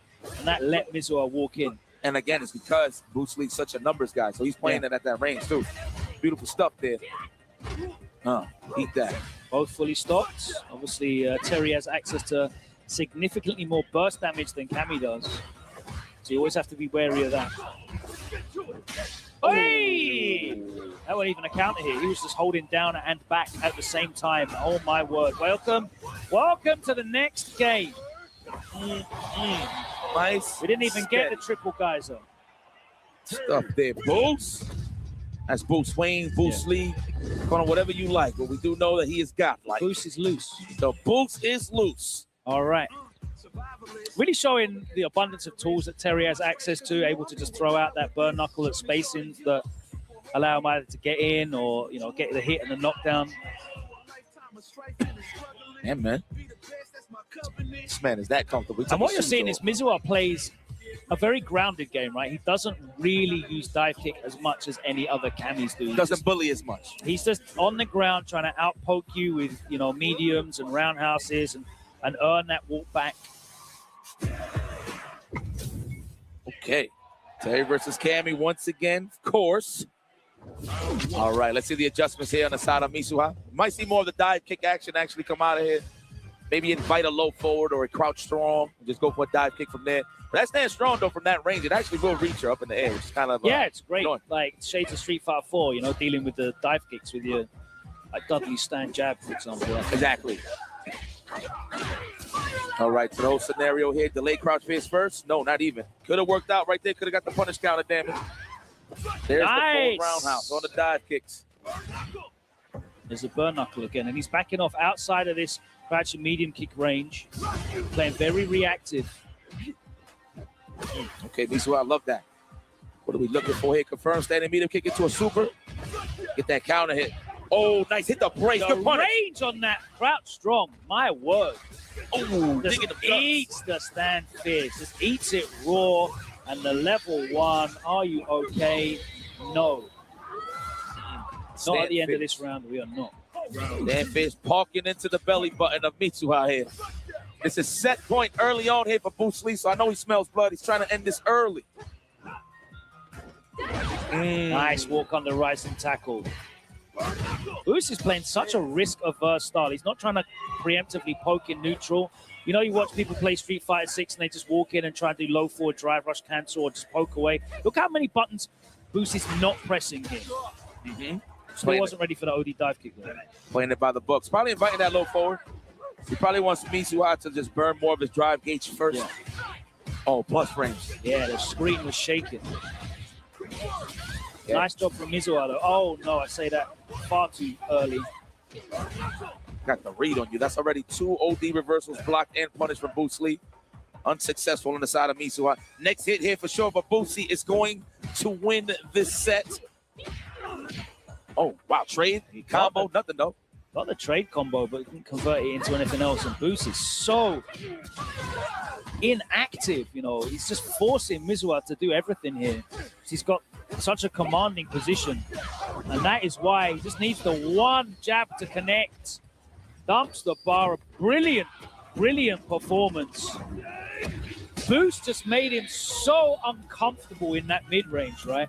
He wasn't really giving him anything to not only whiff punish, but nothing to dive kick as well, right? You want to try and, as a Cammy player, force your opponent to control that space with buttons, and then you can dive kick those buttons back, right? Exactly. Boost was not pressing anything. And the thing is, he was waiting for his openings. He'd get his clips, whether it was a check with a stand jab, whether it was a punish counter or a clip back with a crouch and medium punch. And every time he got that hit and got that knockdown, you could see how uncomfortable Mizuho was because he knew that it could steamroll at any time because Terry has the ability to cash out in big damage. And that's why you kept seeing the DPs fly. He was letting them rip. And they got baited like three times. 100%. Yeah. So, I mean, the beautiful part about Bruce Lee's play as well, I mean, Cammys in general, all they look for is the flailers. Like the guys that's like, yo, my God, I want Cammy to stop walking me down. Get away from me. Those are the type of players. Bruce was like, Cammy. Come on. Yeah, I don't mind. Walk me down. It's all good. Exactly. Like, we'll play here. You walk down into my range, and I'm going to clip you with something, and 100%. It's going to hurt you. Yep. I ain't going to let you clip, punish, counter any of my preemptive buttons. I'm just going to clip you. As soon as you get inside this range, I know it's going to connect. And you even saw a few times with the roundhouse where you just scooped him out of the air with that big, field goal kick. Yeah, no flailing gameplay from Bruce Lee. And I think that it's safe to say puts him in the top 24, of course. Yeah, so they both go through to top 24, but Bruce goes into the winner's side. Mizuho will drop down into the loser's bracket in top 24. So everyone playing in these first few rounds of matches, that includes Junior and Gachikun. They still go straight through to top 24. We've got our last winner's side match here, and it's going to be Crimea versus Yas. Yas on the Ryu. Crimea has been dancing around the character select screen, but we have been seeing him use Blanca quite a fair bit, which is interesting. Let's have a quick look at the loser's bracket whilst these guys get set up. And Chris T has beat Ending Walker 2-0. That's a huge result for Chris T. I hope someone recorded that for me because I did ask you guys to. Jewel Kevin getting the win against Grand Todokai. The bad news is that it's going to be Kev versus Chris. Of course. Qualifying for top 24. Mickey has eliminated Nephew, and Chris Wong has eliminated Lazy Boredom. So it's going to be Mickey versus Chris Wong for top 24. Koji Kog has eliminated Axel, and Scrort Vermilion has eliminated Dodger. So it's going to be KOG versus Scrort on that Ingrid for top 24. Kosa eliminates Not Pedro, and Takapi eliminates Jack. So it's going to be Kosa versus Takapi for top 24 as well. But our next winner's side match is going to be Yas versus Crimea, the reigning EWC champion, and I see Blanca on the screen. Oh, my man, I know he's waiting for that check to clear, boy. Woo! How many days? We got to wait? 30, 60? Don't worry. What do you do at 15 years old with what? $250,000? Well, if I was in his position... He went back into school the next week as well. Did you see that? Yeah, man. Hell yeah. Oh, yeah. Everybody was like greeting them with a congratulations cake and stuff like that, man. Lovely stuff there from Crimea. Well deserved, dude. I love his attitude. Like, again, like, you know he's serious. He's a serious competitor, but he always has fun. And I feel like kind of kills your nerves. You know what I mean? This is one thing that I like to say. I feel like nerves shouldn't be a factor if you're prepared. You know? Yeah, no, of course. Of nerves course. shouldn't be a factor. You know? And then the way that Crimea plays and represents himself, he represents that to a T. Okay, we got the Bison. We did see the Bison in the EWC. I love it on Shotokans. That's a great matchup for him. Okay. So I like that pick. Interesting. Yeah, 5-5, just naturally. It's not like you're going to worry about the fireball wars, just in terms of packing a punch when it comes to damage and interrupting a lot of Ryu's attempts with like stand fierce and low forward with a Walker stand jab to get the counter hit into the easy knockdown, of course, with a bomb. But I mean, this has got to be horrible, though, if you get put in the corner. 100%. Like this. Yeah, 100%. Listen, with great offense comes terrible defense. And Bison definitely represents that. I wish that was the case for Ryu, but it doesn't seem to be. Absolutely not. Oh! I like that. La Rodriguez. I see you crying, man. Oh, yeah. Yas is trying to be anywhere but there. Yeah. Got punished too many times for trying to jump out or backdash out. And then Crimea. Tightening the screws. Lovely walk back. Catches the hop kick. He cancelled into the Cyclo Crusher. It wasn't even a drive rush cancel. Keeps him still in the green now as he gets that drive cage back. And he is peppering. Yes, with a counter hit, interruption with the light. Back throw back into the corner. Let's see where he can get started now. He slowed that down immediately. I was about to say, Crimea is playing so fast right now. There we go, looking for that stand jab counter hit. There it is, interrupting the stand fierce or the low forward. Cool out. There it is.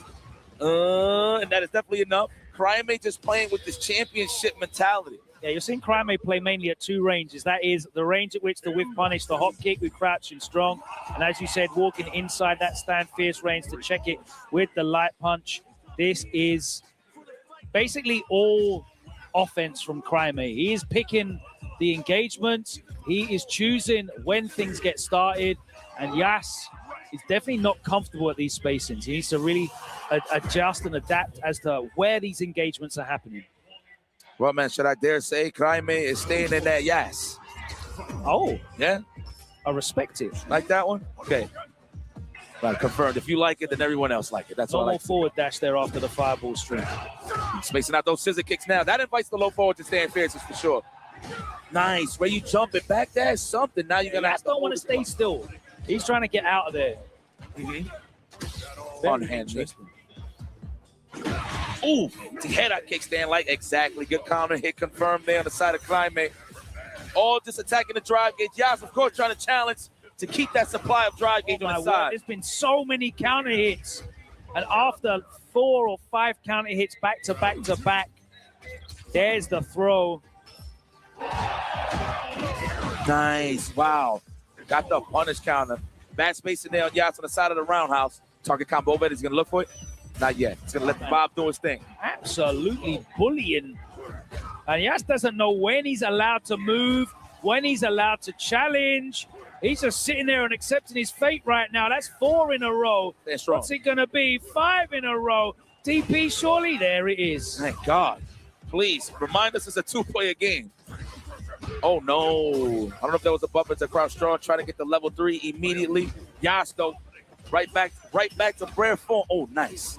Get off me. Burnout now. Plaza de Plaza frames. He had a challenge with Buttons. Next sequence, OD Psycho Crusher into a level 3, of course, on the side of Crime. Even better. Even better. This man wanted to kill you with an actual confirmed, not a tip out. Beautiful stuff there from Crime. From start to finish, all offense. Never left the foot off the gas. Beautiful stuff. Crime, me gustó eso. Crime ready for just the raw forward dash as well, which is incredible stuff, right? He walks inside that range again. Where the stand fierce is going to get checked. So he had the stand jab locked and loaded, right? That was already in his mind. But to be able to react and catch the forward dash from Yas, who was just desperately trying to get in. We saw him dash in the game before, like not drive rush, just normal dash in. And to be ready to check that, that was such a consummate performance. I feel like when I watch Crime, he has like 3 or 4 processors running at the same time in his brain because he seems ready for everything. And that's just an abundance of situational knowledge. And I understand having that situational knowledge against Ryu because he plays Ryu. He knows generally how he's going to play. But he displays that against so many different characters. He's incredible at having this situational knowledge and be able to react to so many things. Because you know it's like reacting to stuff you're expecting is very different from reacting to all kinds of stuff going on. And he's able to react to so many different things. It's really, really impressive to me. I just like to highlight how he rushes that down with Bison. That is how you need to play Bison. And like you said, we didn't get to see it at EWC. I think the last time we saw it was at EVO. So it's great to see that he pulled that out again. What's now, that, sorry? No, in terms of just him picking Bison. No, he did play at EWC. Yeah, he did. Yeah. Who did he pick it on? I'm trying to remember. I commentated the match, so I know that he definitely picked it at EWC. Okay. I can't remember who he was playing with. Well, he has more of a reason to pick Bison, considering that a lot of the Ryus are stepping up. I mean, Yas, of course, household Ryu name. So, but that's in the past. We're in the present now. Chris T versus Dual Kevin. Always it's going to be a good match right here. I'm pretty sure Chris T might be a little more comfortable. I know he dealt with a couple of, I would say, matchups that he's not used to. I know he lost to Scrap Vermillion early on in the winner's side. Yep. So losing to that big result for him, getting the 2-0 over Ending Walker. Very. That's going to be very, confidence inspiring for him. I'm looking forward to seeing how he deals here with Dual Kevin, who is looking to bounce back. Lost to Junior yesterday. He's already dispatched Grand Todokai in the first round of losers. The winner of this will advance into top 24.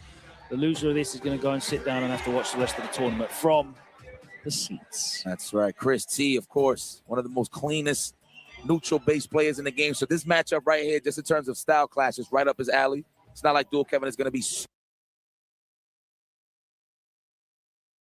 like random or just throw random stuff over there with drive rush. Dual Kevin loves playing clean as well. So this is going to be a good style clash, I would say. Well, they kind of meet in the middle when it comes to playing neutral. So it's going to be a safe bet that we're going to see some good footsies here. With the Terry Bogard. Yeah, so he has been putting the work in with the Terry a couple of weeks. And I guess, you know, you're going to be practicing the main matches that you're going to have in your local vicinity. And it's on. Oh, man.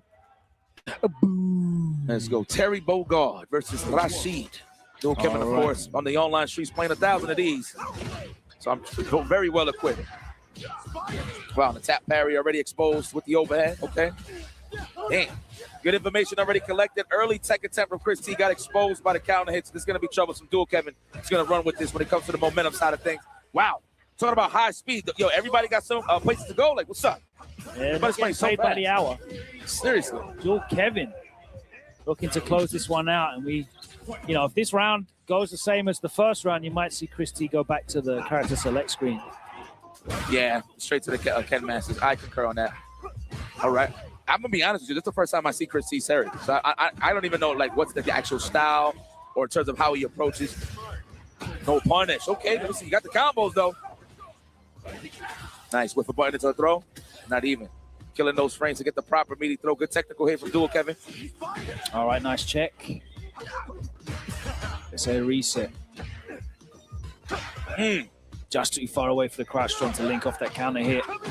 Again. Dual Kevin got some good timing down. Uh-oh. Big Buzz is coming out. He's looking for that low forward. Exactly. Even better, the low forward lands. Nice to see Dual Kevin doing his tap strings and then walking back, enticing Chris T forward. And that gives him the mental capacity to react to whatever Chris T throws at him. Chris T kind of doing like delayed walk forwards after the taps rather than like drive rushing in his Yeah.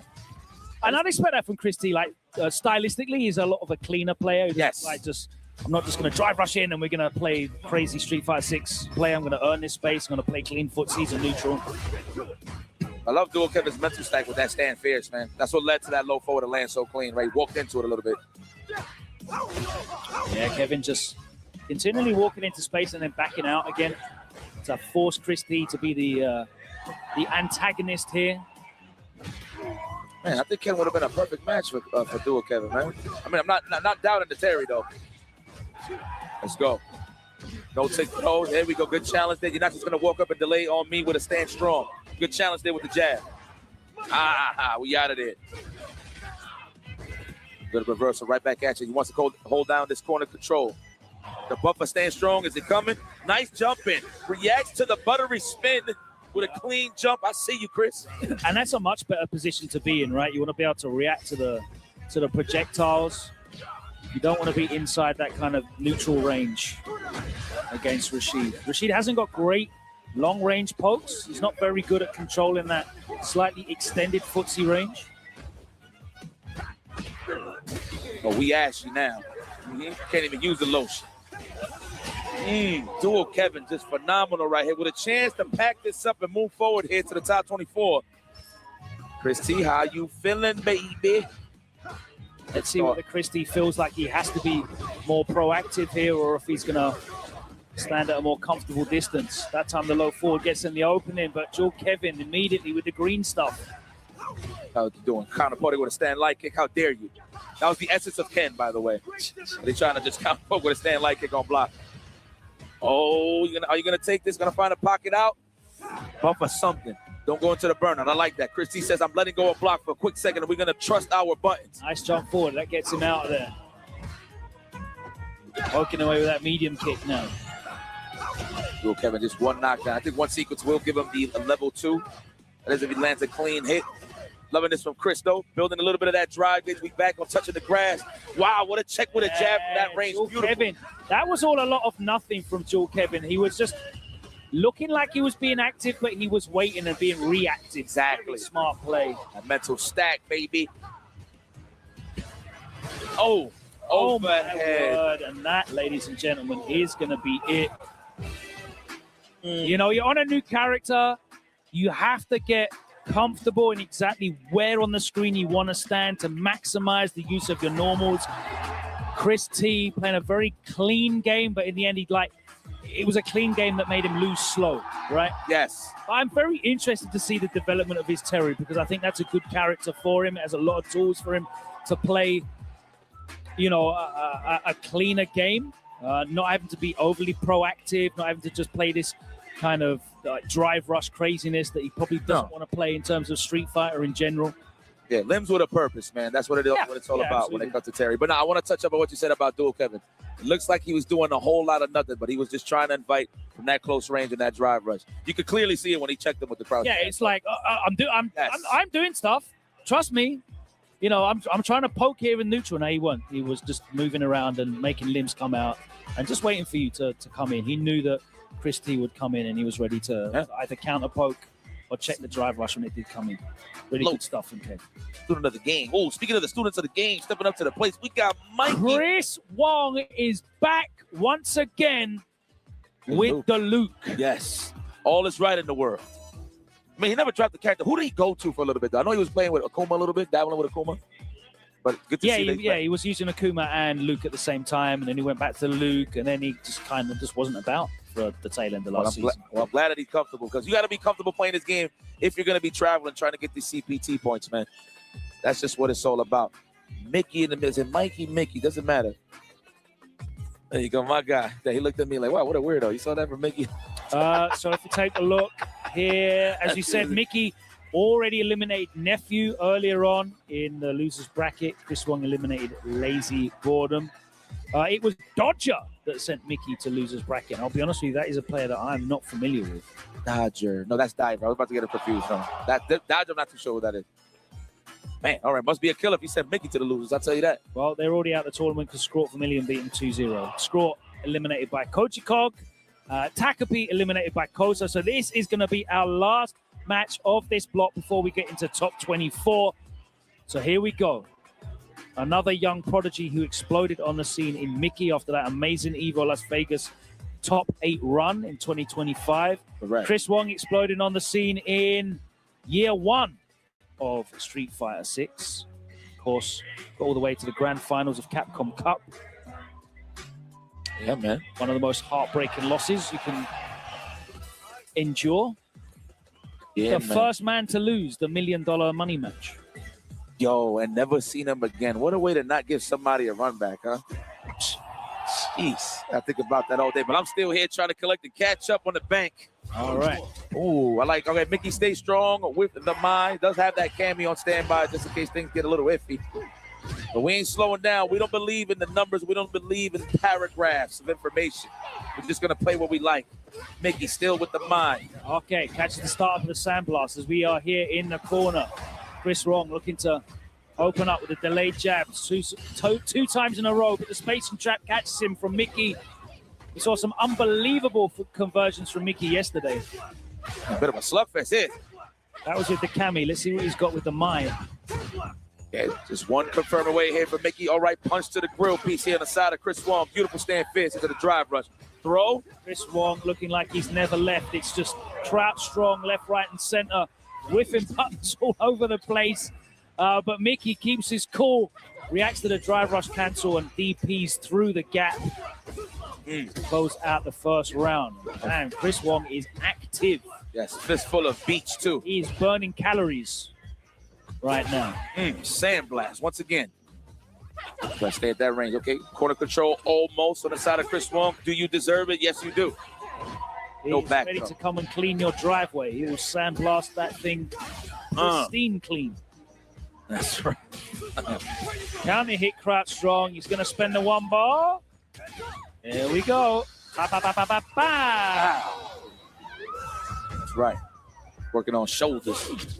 Okay, Chris Wong, what a way to stick to your guns. Become the wall. Walk him down. Of course, Mickey doing the same thing here. Nice light re-embo as a poke. Mickey needs to be wary of that crouch strong range. All right. There we go. That still works. Oh, that could have been a whip punish there with the stand fist. That is what Mickey's looking for. Chris Wong, however, puts himself out the corner. Yeah, Chris Wong using the forward moving normals there to stuff the startup of the stand fierce.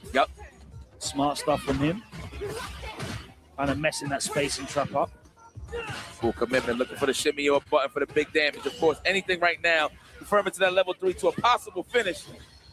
Next hit wins for both of these guys, depending on the start on the side of Chris Wong, though. Yeah, you still have to respect the wake up from Chris Wong, because if you get clipped. Oh, sort of buffer in between. He's looking for it. Of course. He pressed. Oh, I swear he pressed. Looked like a crouch jab. It did. Well. You know, it's crazy because I know in certain scenarios they did press, but due to the fact like the super just started so fast that the button doesn't come out anyway. Crazy. So you have the time, all the time in the world to just do a parry. Okay. Unhand me once again. Chris Swan looking a little shaky at the start though, but he has the right idea, but in terms of resources, definitely not on his side. Damn, double fist to the corner. Okay, what are we gonna do to fight back right here? That crouch strong is getting spaced out beautifully right here from Mickey. Watch the show, says the young lad. I got lunch in a bit. Yeah, Mickey got space and traps for these crouching buttons. Obviously, the stand medium a lot slower. Come on, Mickey, chill out. I ain't trying to end this block this fast. Come on now. Overhead, not yet. He hasn't represented it. I feel like that's going to be the ace in the hole here. As you can see, he's throwing delayed throws, just a condition for that nice moment there for the overhead. Another crouch is strong. Why not? You are Luke. Oh, no. It's happening so fast. Chris Wong, you're almost building that level 3, though. At least your spinal ain't close to the wall, but you're going to get chipped out next. Interaction here from Mickey that gets blocks done. From Mickey, wary of, I guess, the empty neutral zone. Had to do it. I agree. Get that great hand pass. We're going to Memphis right now. Is it going to burn out? Yes. Oh, my God. We got another chance. I like Chris Wong. Cheap him out. Oh, you stood up. Oh, damn. All scout. PT. That is the snap. Damn. All right, Chris Wong, another chance of life. That's what I like to see. No bust ass. We already seen a sequence. It didn't even hit, but that's how you know he was looking for it. Count A, crouch jab, crouch strong, of course. Nice. Organic parries. No assumptions.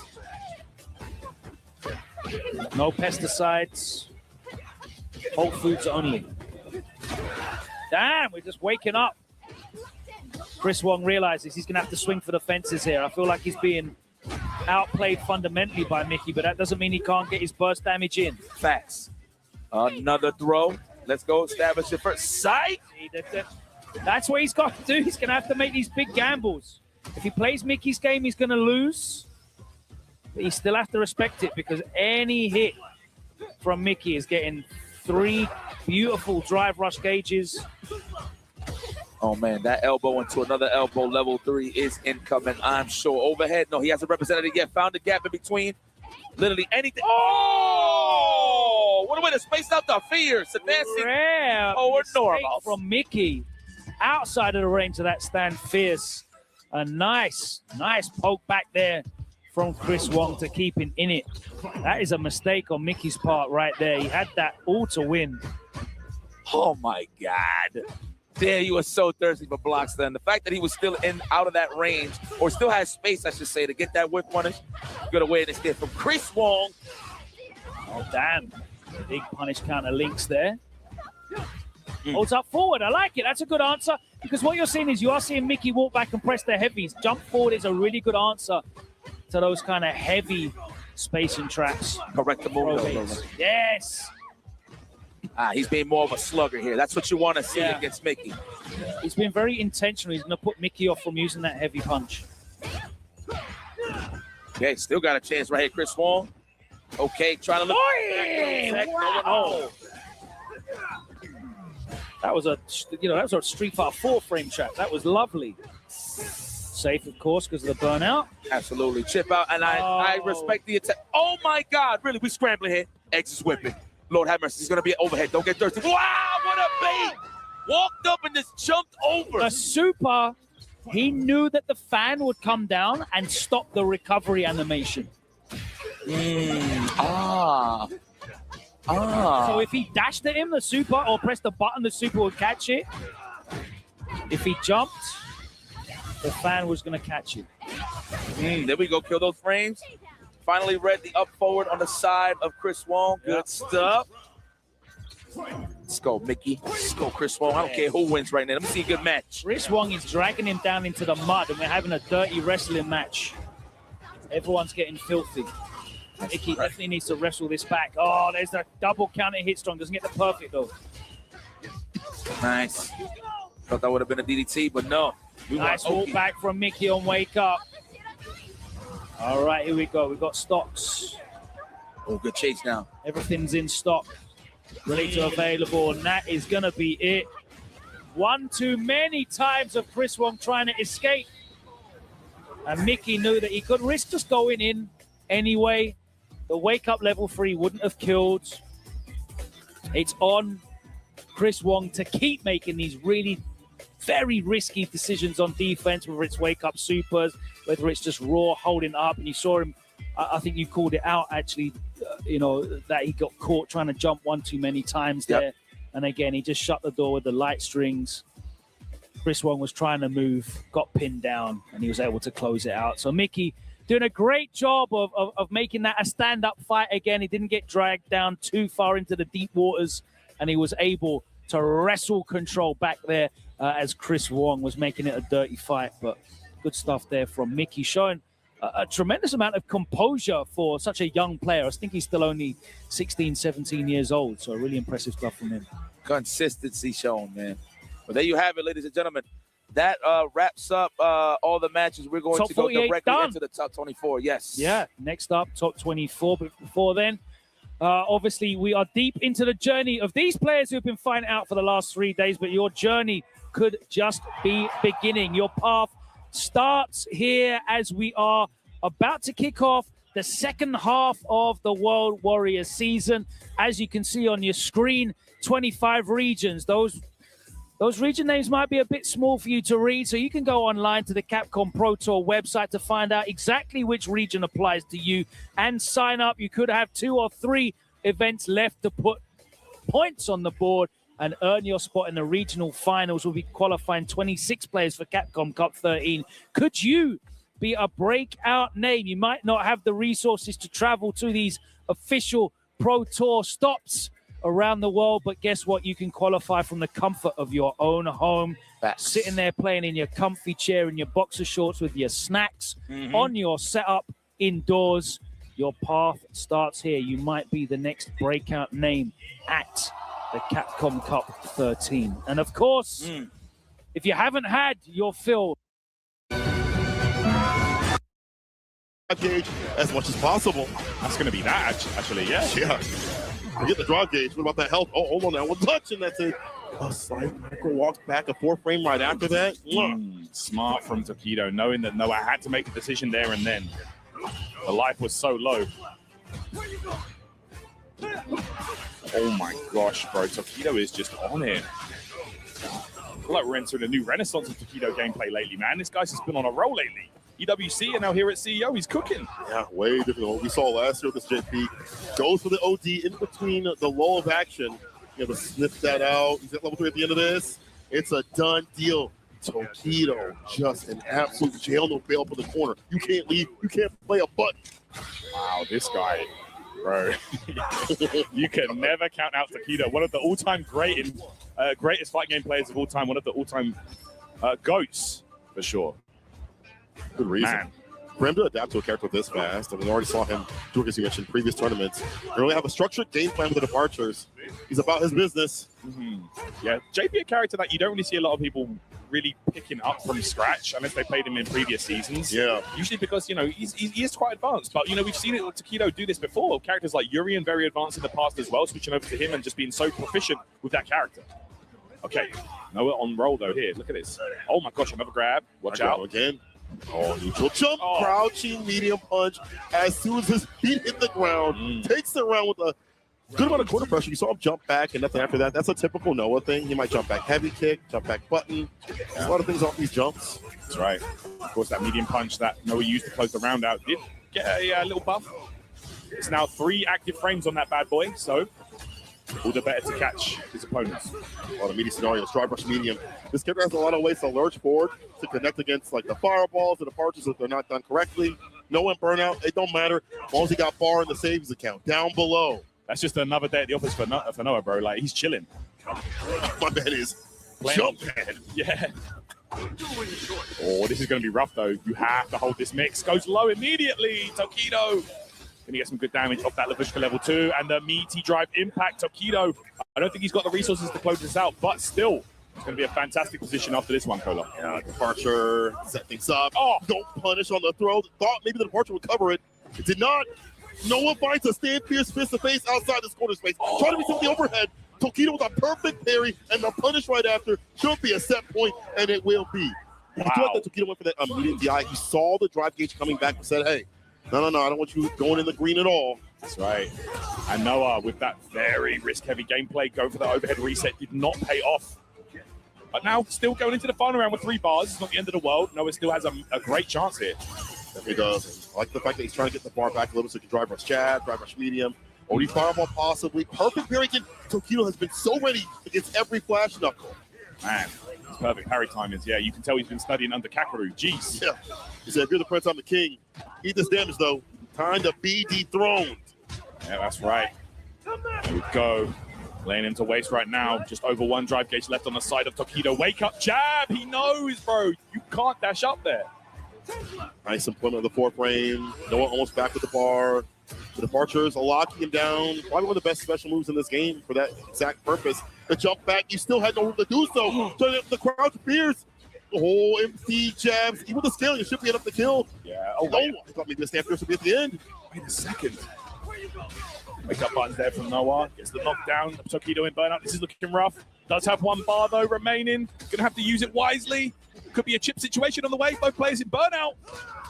Walks it out. Oh! Level 1 against the throw. Of course. That was a very scrappy last situation there. Both players fighting out of burnout, but it will be Tokido taking it and advancing to top 8 winners side. I love that he was the leading and defeating a lot of the entry points. Heavy knuckle. I'm a perfect parry dad. You try to drive rush jab. How? You don't have no bar. You're in burnout, and that is something that Noah's okay with. But when you're fighting someone like JP, you have no other way to get in. You're just getting harassed continuously, chipped out at minimum, at maximum, getting your health drained. Absolutely, man. Just a dominant performance, bro. And every time those 2 have met in the past, it has gone the way of Tokido, and this is no different. A 3-0 clean sweep in terms of victories over Noah for Tokido. Man, Noah going to have to try and figure that one out because Tokido is looking like an absolute beast this season, bro. It's crazy because he will not go with the Goki. He's just not about that life, bro. I've asked him every time I see him, it's like an inside joke. I'm like, hey, man, when that Akuma coming back? And he's like, nah. It's like, he's fine, though. He's fine. He's fine with the JP, you know. I feel like no matter what Tokido picks, he's always going to find a way to make that character work. He didn't 5 with Urian and Luke when he played him. He's done so with Ken in Street Fighter 6, and then we had to move over to JP. We see the results, him moving on the bracket. That's right. Here we go. Good stuff to Tokido, qualifying for that top 8 winners semis there. That's a huge one, and we're going to be seeing him in the ring a little bit later on to throw down. I wonder what his entrance is going to be. Oh, I want to talk to him about that, yo, bro. You got to do something sick. You got to come out to the Akuma theme. I'm sorry. Yo, it's in the contract. He's got to do the... Yeah. I might have to lend him the jacket, though. I might have to give him the... Oh, even if you don't play Akuma, that's like your whole thing, dog. That's your gimmick, whole thing. The kanji on the back. Good stuff to Tokido. Noah still with a chance, of course, to qualify through. Will we have to be from the loser side, though, guys? Let me give you guys a quick update on the losers action here. Gachikun has eliminated Taco. Punk eliminated Mizuha. And currently playing, we got Paladin versus Mickey. Yeah. And we've got some other games going on as well. So, yeah, we're going to try and get some of those losers games on stream a little bit later on, I believe. Probably the top 8 qualifiers. But, yeah, coming up next, I think this is a first-time game, actually. I don't think I've ever seen these 2 play. And at least I couldn't find anything in the history books. It's going to be Kawano versus Boost Lee. It's going to be a great one. Definitely not recently. And definitely not with the characters that they're about to select. I mean, Boost going to be on the Terry. He's still scary with that character. I mean, he is top dog when it comes to playing with Terry. We saw him over at EWC doing mad work even before that. Had that breakout performance last year and just rolled with that momentum. Kawano, though, went back to season 1. He is a Luke player. I mean, he does have the Akuma. I haven't seen it this entire week, and I would imagine it's only Luke this entire time. Absolutely. I don't see any reason not to. With the improvements that he received, Kawano is a believer.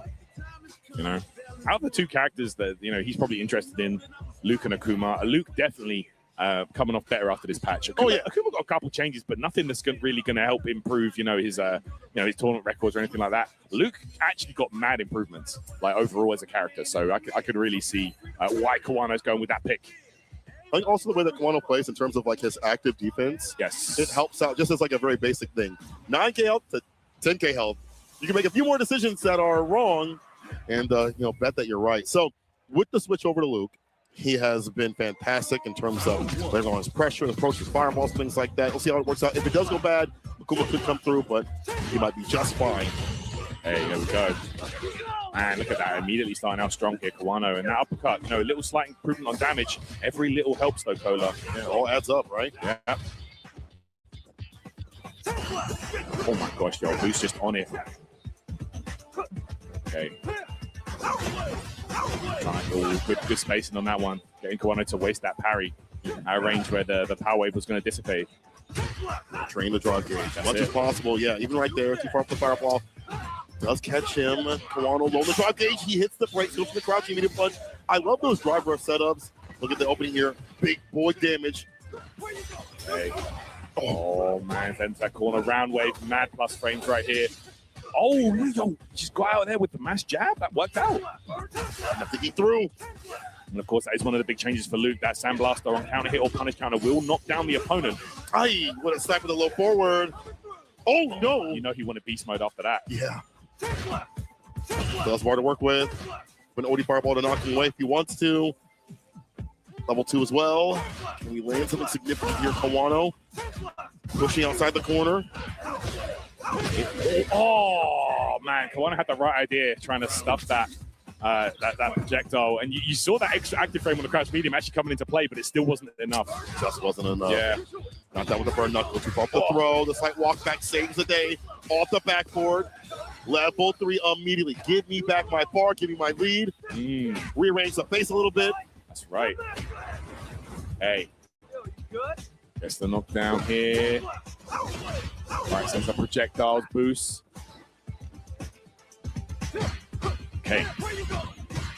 Where you going? Delay crouching mini punches. Trying to find an opening here, even on plus frames. The knockdown with the fireball does give him some room. Boost.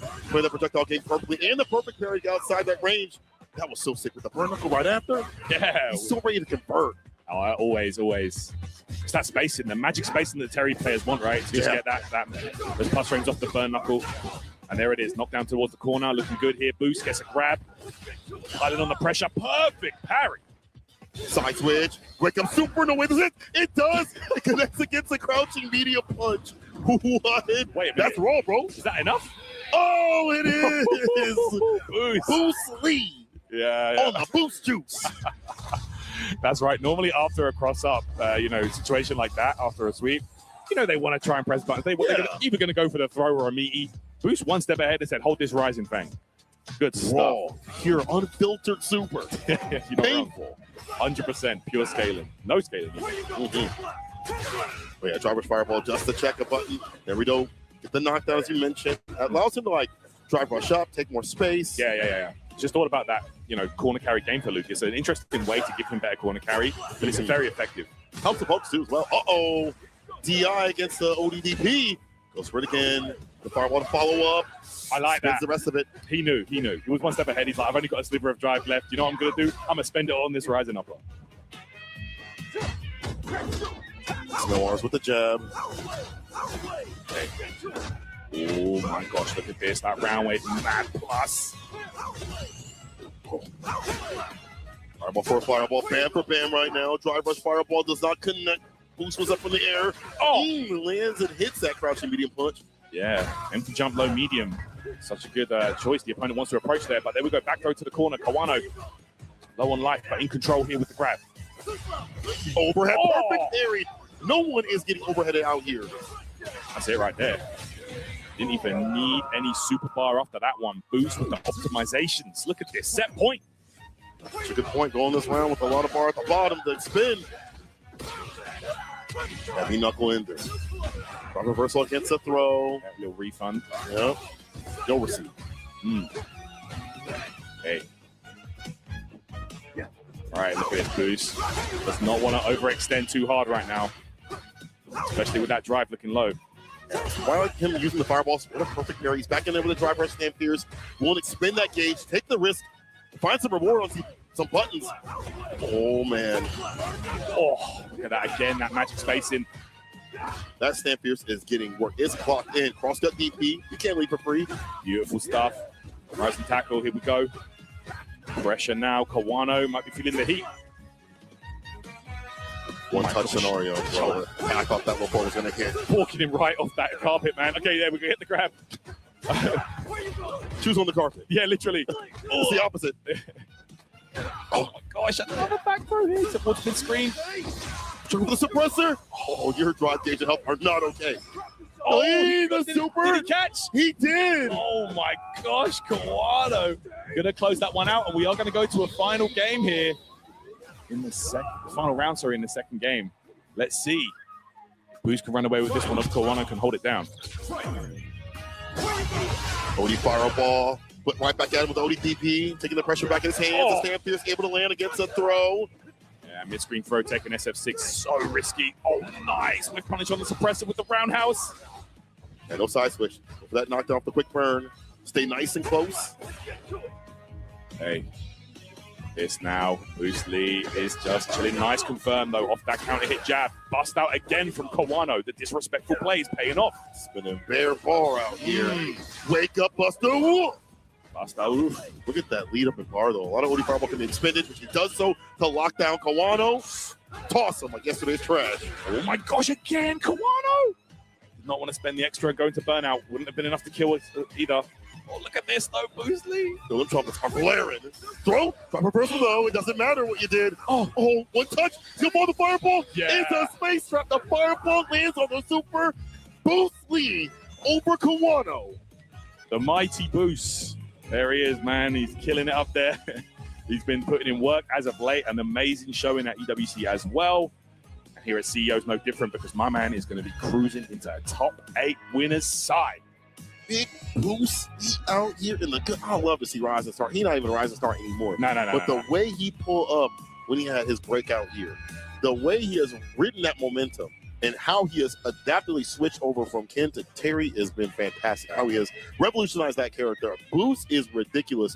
You trapping someone like Kawano like that, you put him on the back foot, amazing play. Yeah, he just played very, very solid, and he wasn't deterred by the fact that, Kawano was taking a lot of risks in his gameplay. I don't even know. I think there was maybe like 5 or 6 ODPs. Yeah. After plus run scenarios, especially after the OD fireballs, right? Yeah. He was throwing them out a lot, and Boost just has like such a good composure, and it's like we said yesterday on commentary, right? I feel like anytime he's up there, you can really see and you can sense how seriously he takes professional level Street Fighter. Oh, yeah. He's about that life, and he's showing it once again here as CEO as he makes top 8 at the premier event, bro. And listen, it's well deserved, in my opinion. They love to see that, hard work paying off. 100%.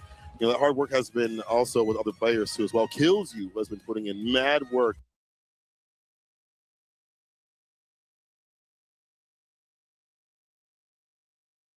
The Street Fighter scene for a long time is coming up next against Wabichi. The man that does the every time I see him, I'm like, he's like, yeah. That's mad funny. These young cats out here, it maybe is a young man's game the way they're playing right now. Wabichi, one of the most aggressive, very active players when it comes to not only just Terry, but just in Street Fighter 6 in general. We'll see if Kills Use amazing footsies can keep up. I don't know if they played like that before. I mean, this is the great thing about these CPT events is that you get to have people from around the world combat against each other. Yeah, I don't think they have played in the past, to be honest. I'm not too sure. I have to look at that one. But yeah, Wabichi definitely been doing well in the World Warrior side of things. Yep. And those World Warrior Japans are crazy stacked. Crazy stacked. They're like Evos themselves. They literally are. Yeah. Mini Evos. Yeah, literally. So yeah, that's crazy. But yeah, Wabichi definitely been killing it. I'm looking forward to seeing how he does here against Kills You, who is another player that, at this point, I wouldn't even call him a rising star either. This guy at this point is a seasoned, not a veteran, but he's a very well-traveled player, extremely strong in his own right. Second place at a Capcom Pro Tour. Is that not insane? That's wild, bro. Like, honestly, like Kills You is another player that takes this extremely seriously. This is his job at the end of the day. He's here to do work, and he's here to qualify for top 8. Let's see if he can do it against Wabichi. Getting anti-air, Kills You ready with the anti-airs, general with the DPs. Oh, the drive rush fade to another drive rush stand fierce. With Ichi again, he's a very active player. Seeing a lot of drive rush, whatever, going green. Right. Hey, there we go. Low short into the grab there, kills you. And another confirm. Okay, opts to not use the level 1 there. Just holding on to it, perhaps. Oh, man, look at that. Paying off big time because you're going to go into this next round with 1 bar ready to go. Very strong start. Yeah. Oh! I'll start jumping. He jumped in the first round, and then the second one, he's like, I'll do it again. Speaking of strong starts, can't get much better than that full jumping combo. -6 punch off the crouching medium punch, frame kill. Yeah. That rising tackle frame kill, man, throws me off every time. It really does. What are you doing that for? Yeah. I think Lily has a similar one as well. Yeah, it's so annoying. Okay, here we go. Fan out, perfect parry on that one, though. Oh, actually caught him. And the look word confirm OD fireball. Okay. The shimmy, able to attack the time and stay fine. Hey, we sending out the fireball once again. That power wave. Oh my gosh, Wabichi finds the hit confirm, and that's going to do it with the rising tackle. Great stuff. Here we go. Round for round, band for band. Oh, I like that. Yeah. I see you. All right. Fireball, try to shimmy in with the low forward again. Great. Okay, no crumple there, though. Trading buttons. Oh, yeah. Neither player wanted to overcommit right now, but there you have it. Low forward confirmed for kills you, and this is the party starter. We got 5 stocks, Cola. And I can play the fireball game much better in terms of the damage. It's going to get outputted even more. Extensions. Another restock. Okay, that's massive. We blocked, right? Is he okay? Yeah. Not Terry. No, Terry, not okay. Definitely not up for that one. Okay, character select. We might see a different. Oh, no, okay. Just wants to have a breather here. Keep it chill. Keep it calm, collected. I like that Killsy doesn't just like wait for his opportunity. He'll gun in. We saw where he chased down the back dash Wabichi and got the low forward and continue the offense. He's done in just 1 gear. Absolutely. Playing that footsie game. Yeah, kills you. He's definitely the kind of player that once he smells blood in the water, he's going to go in hard. You know, he's going to not stop until he gets the job done. He's got very good player reads. You know, he can read you as a person. You know what I mean? Okay. Rush interrupted. Yeah, that check was crazy. Hey, look at the throw, though. Yeah, that's going to hurt, though. Yeah, there's Oki on this. Wake up, super, but Killsy read that like a book. Yeah, drive rush fierce for the double heavy punch combo. Parry. Wow, walk up grab like that. Oh, you see the walk up block, though. Oh, right. Kills you. Like a Liberian. No doubt. Kills you is just like, I don't know, man. He's always been so good at that. So it's on page 9. All right, towards the corner, though. Let's see with the rising tackle. Oh, that still was able to hit ODPP. The driver's back heavy kick right after it means it's all Kills you right now. Absolutely. Hey, look at this. Set point here for this young man. Walks up, gets the grab on Wabichi once again. Ooh, the double shimmy. Does get the anti-air. Someone touch scenario. That's it. There you go. With that, Kills you will qualify for top 8 winning side. We will be seeing him in the ring a bit later on. Taking that extremely well. 4 rounds straight. And just like Boost, you can really see Kills you is here to get the job done. He is no messing about. Little fist pump there. Well deserved, mon ami. It's in the name, man. It's in the name. Kills you. He gonna kill you. He not gonna cuddle you. He not gonna hug you. He gonna kills you. All right. That's big Kills you. I love to see the consistency from him and other players, you know, especially him getting second over at Capcom Cup. Like, that showcases, like, he's got that quality, right? And he's got that quality out here, solidifying his spot for top 8 again. Another person. You better have a good opener, bro. I'm on that stage. Come on now. You better bring it. Well played to him, man. You love to see it. Going to be holding it down once again, showing that, you know, it got toned down slightly, but, still you know, good. just like JP, you know, we got JP in top 8, we've got mine top 8. Doesn't matter about, you know, little tweaks here and there. Characters are still going to be cooking, and they're still very viable. Yeah. You know, I feel like it comes down to the overall package of the character, you know, like the toolkit. Not just like, oh, man, they nerfed this on Mai. She's going to be useless now. Bro, come on. Be serious. You also have to worry about the other matchups too as well. It's not like things went so south for those characters. Like, it's like JP's still strong in things that he has to fight in certain matchups. Like, he's still going to be able to fight Sim, I think. He's going to be able to fight Geef, obviously. Is Akuma still going to be rough? Yes, maybe even more rough. But it's still very much doable because the other things that you mentioned, like level 2, his departures are all going to be a threat. Ooh, speaking of threats, though, two big Ryu players pulling up. Crime, a threat over at EWC, taking that tournament, has been very dominant in the pools I've watched, and has been playing like Blanca as well. I mean, he can kind of coast right now. He's already qualified. He's chilling. He's cooling. He's got a litany of characters. But, yo, Kabayan, bro. This guy is, I don't know. It impresses me every single time to see a character that on paper is just like, this character shouldn't really be going as far as he does in bracket. But right? I feel like the Zangief players that take him far, you know, like Kabayan, Junior, Guy, etc., right? Bro, it's wild to see that they can do so well with just having a solid game plan and a solid mindset going into it. You know, they know that they're not going to be able to the same like drive rush game, well, to an extent. Yeah. You know, that a lot of characters do, low forward confirm, get in, get the, you know. Fireball, drive rush, all that stuff. Yeah. They don't got that. Yeah, throw loop you, all that stuff, right? But like, man, Kabayan just makes it work. He's so patient. Yeah, that's the biggest thing, right? It's so key to have that as a grappler main, you know, and especially having no sub characters. We just playing Geek. Nothing else. Some of the other Geek players are playing other characters or dabbling at the very least, but Kobeon has just caused grief with the Geek. And honestly, I want to go back to what you're saying in terms of patience. He just walls you out with the light buttons. He plays a very footsie-based style compared to other ones. Doesn't take a lot of risk, doesn't do a lot of resets and things like that. He just gets the lead and then works from there. Then he gets real grimy, slimy. That's when he starts putting in the headbutt, sneaking in those plus frames every so often. Absolutely, absolutely. And it will be Crime, of course, fresh off of his big win at Esports World Cup, showing that he can compete on the world stage. It's not just Blaz, the young player to keep eyes on out of Chile. Crime looking extremely strong. Let's see who he goes with, because Crime has been playing a whole host of characters here. Half the roster. Yeah, I saw Bison earlier as well. Yeah, he was cooking with. But we already know what it's going to be for Kabayan. It's just going to be the Geef. He's like, I'll just take an order of Geef, please. Nothing else. Hold the sauce. Geef with a side of Geef, please.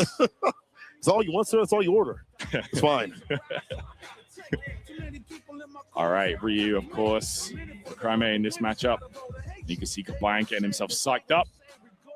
And you better be if you're going into a matchup head-to-head against this absolute beast of a player. Terror. Even though he is under 17, I'm pretty sure this kid is ridiculous. He got top 8 last year. I mean, you see the quality only rise even more with him. Gets a knockdown, starts up with a Denjin, the 4 Pierce, harassing the drive gauge with those plus frames. Yeah, that's Soda Plexus receiving a big improvement this patch, of course. Oh, I had the idea, but not the proper parry. Oh, beautiful. Armored up, fierce there. Get that knockdown. Push Ryu back to the corner. Man, look at the spacing though. Crime on it. Use that chance to get the Denjin charge. Oh, this kid is moving. Hits it with the Shoryuken. Finds the meaty jabs. Oh, got a low, but nobody confirmed there. One throw off, and it's going to be the back throw to do it. Some classic Street Fighter back throw action right there. Crime getting the first round. Get a little more damage on that. Very smart stuff. ODDP. That's that rip right off the rip. Reset headbutt. Countered it as well. Not sure what Crime tried there. Trying to press buttons or escape. Oh, yeah, that was a bit too close, but no big punish from Kabayan. Tatsu side switch. OD to harass the drive gauge. Slight little stutter step. Damn, you're not wrong. That drive gauge got deleted. Safe jump. Okay, and yeah, that's Zangief. I don't think you can close this out here, but you can get yourself a great situation after. Rush the fake out with the lights. As you mentioned, he said, pay attention, stop hearing. Caught the backdash though. Oh, Kobeon is definitely paying attention. Properly done, yo, with the hell stab. That's crazy. Wake up, hell stab. Kabayan with the hard reads into the loyal fans. And I'm one of them, bro. Kabayan getting it done. I don't think Crime is right now. Nah. Damn, that's crazy, man. You woke up that button? Yeah. You're insane. Great range on the hell stab. Usually not an option that we think about too much. Reward's better than like glide kick, I would assume, because you can't get too much unless they're close to like that's true. That's true. And stuff. So I like that idea. Very risky, a little more startup there, but worked out for Kobeon. Yeah, and we've seen people use more risky wake up strategies to great effect. You know, Hibiki at EWC will do wake up command grab a lot to catch Shimmy. That's true. Okay. With a perfect parry, ends it with the Laureate. I'm coming. Oh, spine buster. Get back. Oh, watch out. Hey.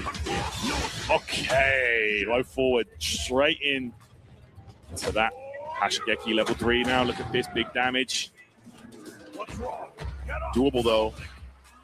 Kind of hard. Trying to find something on the shimmy game and nothing doing. Perfect parries a fireball, inching forward. Couldn't get that right to connect. The DI right back at him.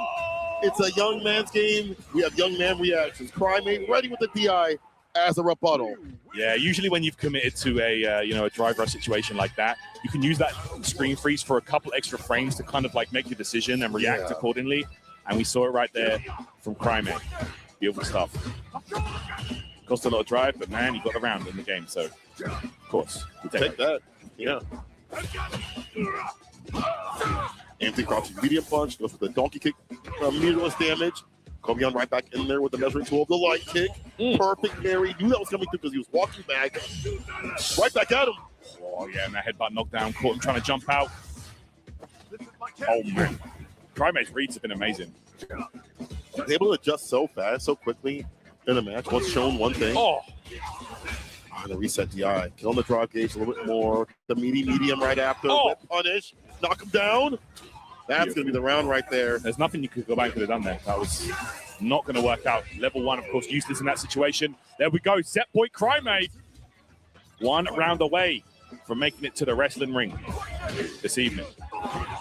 High blade kick, knockdown. Oh, the backdash, the space in here. Crymate just trying to space him out. Oh my gosh, what a whip punish from Kabayan. At the tip, the fingertips. It's a knockdown, double dashes up. Perfect parries, the big button. Reset. Oh, he went for the normal throw. We tech that though. Hey, beautiful space in there. Okay. All right, we closing the gap now. Crymate could be in trouble. Punish? Yeah. Sweep for sweep. Hey, bust out. I like it. Well calculated. Oh, that's massive. Yo. Okay, went to burnout of his own accord here. Now let's see. A lot of bar built up here. That scale couldn't hit the level 3. Not time just yet to kill. It will be now though. Crymate off the Hashogeki. Too much pressure. Puts Kobeon down. Crymate in the ring. Chile. There you go. Going to be up there a little bit later on in top 8 winners side. Man, in that last ditch effort situation, bro. Crymate had like no life. Kabayan couldn't find a way to get the chip damage. Yeah, he had level 2, but it was very risky in that scenario. Crymate was playing so unpredictably, and he just wanted any kind of chip damage. Yeah. And if he could have got close, he could have got lariat, anything like that. But Crymate was just so mobile on the ground.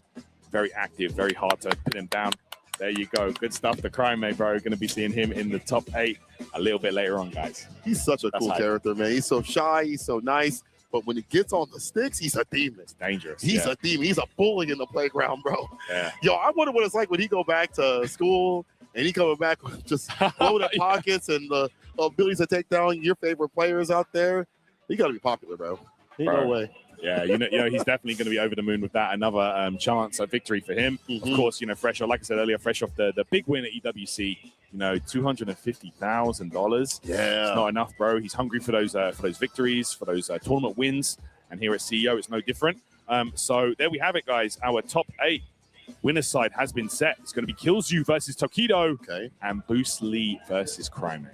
Yo, that is going to be some fire action later on tonight. 7 p.m., I do believe, our time. So Eastern. That's right. So we're going to tune in for that. We still have way more to go. Way more to square away. Loser side coming up. Wow. Oh, wow. We have this actually on the graphic for you. Oh, there you go. Thank you, Tokido, Boost Lee, Crymate. Now time to fill out the loser side and toe tag and bag the rest of them. Get them on out of here. That's right. So yeah, we are going to determine our loser side. So Blaz has eliminated Zabuton. So one of the top 8 qualifying matches from losers has been set. It's going to be Noah the Prodigy versus Blaz. So that's another banger game that we've got coming up a little bit later on. Yes. Thank you, Street Fighter. We're going to have Kabayan playing the winner of this one here, which is going to be Kosa versus Kings Vega. Wabichi will play the winner of Gachikun and Punk. Okay. And Kawano will play the winner of Mickey and Oil King. So yeah, any one of these guys, potential tournament winners. These are all extremely exciting games and very hard to call, Kodo. I can't predict any of it. I can't either. I haven't seen Kings Vega in the cut for a while. I've been watching Kosa quite a bit. He's been going back and forth with characters, but it's landed on the Akuma. He was like, you know what? This character is like Zeku with the flips. Yeah, you know, he's like, I can he sees some of the vision there, so he's trying to find something that's comparable, but also that fits his style. He's very technical, loves to really dive down with the characters and find the most optimal punishes. We saw that with the Kin. We're seeing it with the Akuma. I think he's had some backup characters, but honestly, he's going with the Goki, I do believe. Let's check it out, man. Kings Vega, of course, extremely strong as well. And I'm sure these two are no strangers to each other. Yeah. Most likely been running sets down the road someplace, sometime. Well, we have to. I mean, that Blanca practice, right? That's right. There are good Blancas out there, obviously. Shigematsu, Nishiken, and things like that. As they rise up through the ranks, damn, I need more. Yeah. Hit up that Kings Vega right there, bro. That's right. Kings Vega been very, very strong on the Blanca.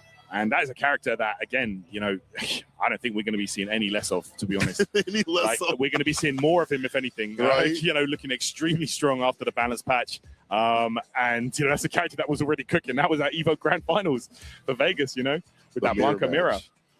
I wonder if we ever had a mirror match in the Grand Finals for Street Fighter. It doesn't happen too often. But Yeah. I'm pretty sure it's happened in the past. But yeah, you're right. Like it's for a character like Blanca, it's definitely not expected. Like this version of Blanca in SF6, an absolute demon, bro. I do feel like, though, Akuma matches up well because he can change the speeds and timings of his fireballs, and they're already really good. His fireball games are already really good.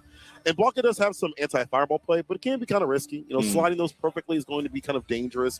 And I feel like the neutral's also good for Akuma, too, as well, in some ways. But forget all that. There also is the choice of Ken. If he chooses to go that route, I feel like Ken is still an okay pick. Maybe not as good as Akuma, but, you know, who knows? Every time I talk to Not Pedro about this, he's like, well, I feel like people say it's Ken favorite, but I think it's even. So okay, I don't really know which way it goes. Yeah, all right. I can definitely see it. Both characters having some answers for each other. But let's see.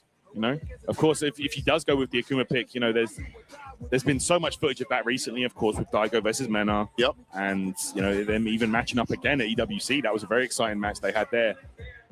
Wow, a lot to take in. Is this really going to be the Ken? Ken Masters? Are you really going to the one in debt? See, you know, not 3 out of 5 yet. Of course, all of top 8, guys, is 3 out of 5 territory. But right now, we are still in 2 out of 3. First to 2. Oh, he's going divorced. All right, here we go. Ken Masters with the Dante fit. Okay. You can smoke him and style on him. No doubt. SSS. All right, Ken Master. I definitely want to pick his brain after this whole, if he wins, on why he's picking Ken. I guess we'll also see in this match too as well. Kosa bringing back the classic at season 1. All right, let's get it. Yeah, Ken with a couple of nice improvements, of course. Cracked medium punch being +5 now on hit. Step kick being faster. More usable in certain scenarios. Maybe it's like a poke. Still risky though because that -4 is so much closer. Yes, that's right. I don't know if that -4 punishes are big here for Blanca. That may be also not a big pain point for him. It's him with the heavy though, the in part of the knee bombs. All right, Kings Vega here. Wow, wake up jab right there from Kosa. Let's get it. Chasing him down. Oh, it's gonna hurt, bro. What? Okay, missing the combo there, but you know, cleans things up at the end. Wake up buttons once again from Kings Vega. Very back and forth, very scrappy game so far. A 4-frame out. Oh, the run interrupted. Oh, what a pickup. Down time. Nice, that's going to do it. First round for Kings Vega. Hey. That bar at the bomb, close up level 2. I mean, he is level 2, excuse me. Punish. Wrong start slide. Run DP applied here. Nice and close with the Oki. Damage getting dumped up again. Yeah. Kosa cashing out nicely on these combos. Oh, tried to check the drive rush, but Kings Vega with an immediate light kick. Very hard to deal with. Nice up ball to get out. I do that too. You're close up for that stand medium punch drive rush. That's real strike throw hours. Oh. Going to catch him right there. The low forward connects, though, on that drive rush attempt from Kings Vega, and Kosa doesn't cash out yet, would not kill. Nice! Theory takes back the turn. Level 2 on this, I would have thought would be the kill here. Yeah, that's got to be right. Yeah. Shinrai. Shippu Jinrai Kyak. Good stuff to Kosa. All right. Spending 2 bars, saving 1, just in case. Always nice. But Kings Vega going into this final round with 3 meters is very scary because you know what might be on the way, Kola? It's an inevitability. Beastly lightning. Yeah. If that heavy, especially on the confirm, looking dicey. Oh, Stan, medium kick wasn't able to convert. Wasn't close enough. Oh, there we go. Was nerfed ever so slightly, but still able to anti-air beautifully with that roundhouse. Nice Dragon Punch. Putting pressure on Kings Vega here. Trying to hit that punish counter. Does get it on this, though. Knocked down. Drive rush Stan Pierce. Denied. DP below the drop gauge. Time to get some of that back with the level 2. There it is. This is where Blanca makes his money, bro. Literally. Oh, full screen, of course, with the Shout of Earth enhanced from that level 2. And he keeps the install as well. True. Very strong. So the anti with the back medium kick. Eat him up. Overhead. It's blocked out, though. Kosa knew the walk-up throw. Means that we're at death's door. Oh, the interruption against the green. The crouching medium kick. Catching him before he can even start any sort of pressure. Kings Vega. But what do you do, Tyler? Do you switch to Akuma? Do you flip the script? Yeah, it's possible. It's do or die right now. Don't forget, guys, this is loser's side. This could be potentially it. Kosa doesn't find a strategy right here and now for this Blanca. It's curtains. It's a long trip back to Japan. A really long one, like 18 hours, something like that. Yeah, man, it's not fun. Let's see. Oh, he is locking in. Locking in on the Ken. I mean, honestly, it was a back and forth game. There were some moments of uncomfortability there, but I don't know. Oh, beautiful. Like this, now time to press the issue. Kings Vega along the drive gauge. Hey. Combo hit confirm. Nice TC. Oh. Okay, cheeky overhead there, getting a little bit of bonus damage. Kosa here. Looking extremely solid this round. Light kick, fastest button. Hella active. Oh, the big bait. Time for some big reward. It's massive, yeah. Get a knockdown in that corner position where Blanca does so well. Right, OD Ball. Have to hold that. No parry. Not yet. It's nice with the crouching medium punch. He'll be able to kill. Yes, sir. Yeah, that Tatsumaki keeps Kosa in the fight.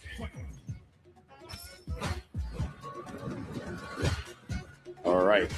Oh my gosh, that crouch medium punch, such a strong tool for Blanca. So active. Oh, caught the recovery, the toe tap. That's right. Dog's out of here. Nice with punish there, yeah. Look at that, bro. Yes, the stand roundhouse as an anti-air was nerfed ever so slightly, but that back medium kick, bro, still so effective. That's the one in the forefront, right? Yeah. Look at go. Big bust out, though, here from Kings Vega. Oh. Low forward right after. Going to get that bar back. Oh, so I thought the reversal jab. Yeah, a bit too far away to get a real conversion, but there's the perfect parry for Kosa, and that means you're going to have to hold this. Frame kill. Oh, my gosh, bust out immediately. Nothing, just in case there was a drive reversal. Oh, snipes him. Finds the opening. Commit to the full extension right there, Kings Vega. Set point. Yeah, beautiful stuff. Kings Vega now set point. Raw sweep. Wow. All right. Got it, man. All right. Sure, you can anti-air, but again, Kings Vega busting out. Really making Kosa feel uncomfortable when he's pressuring. Go forward. One cancel. Hey. Like that. Maximize the damage on that combo with the run DP. Yeah. More damage on that instead of like the top two. What a stopping point. The crouching medium punch, but I get the bust out. Bro, again. Kings Vega showing no fear. You have to respect that. Like my man looked like a peasant. Here's the uprising though. Kosa coming up. No, okay, it's all right though. Stan Pierce cleans it up. The mop is there. Oh my God, you don't want that to happen. Because had Mans found the confirm against that whip, it would have been it. That would have been curtains. I looked over and both of them actually just like, head in their hands type moment there at the end. But okay, the Ken working out here. Honestly, a very close game. Yeah. Could have gone either way. Kings Vega, perhaps even having that in the bag once or twice, letting it slip away. But Kosa pulling things his way there. Good stuff. All right, one game apiece here. Who's going to move on and qualify for top 8? Oh, no, sorry. Top to play against Kabayan for top 8. Let's find out. Feel closer and closer. Yeah, that's right. Where's that ring finale? Uh-huh. Way nothing.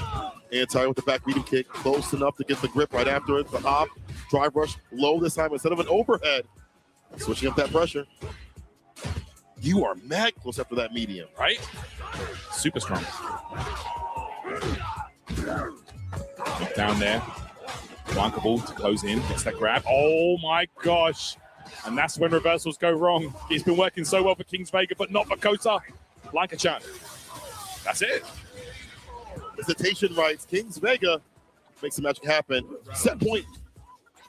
All right. And look at where he's at. Close to level 2 already. Yeah. Bumped up massively. Literally one confirm will set him up for level 2 here, Kola. Yeah. Oh, that's gonna. Wow, too far. So that's why we're using this sweep. Okay. Hard for Blanca to punish. Yeah. His ranges. There's a low. Lift off. Slide applied. Side. Oh my God. Had he DP'd. Got done for filth. Wake up Jim right there was crazy. I'm not sure if you wanted that. All right. Oh, look at that max range. And again, the grab paying off here. Kings Vega.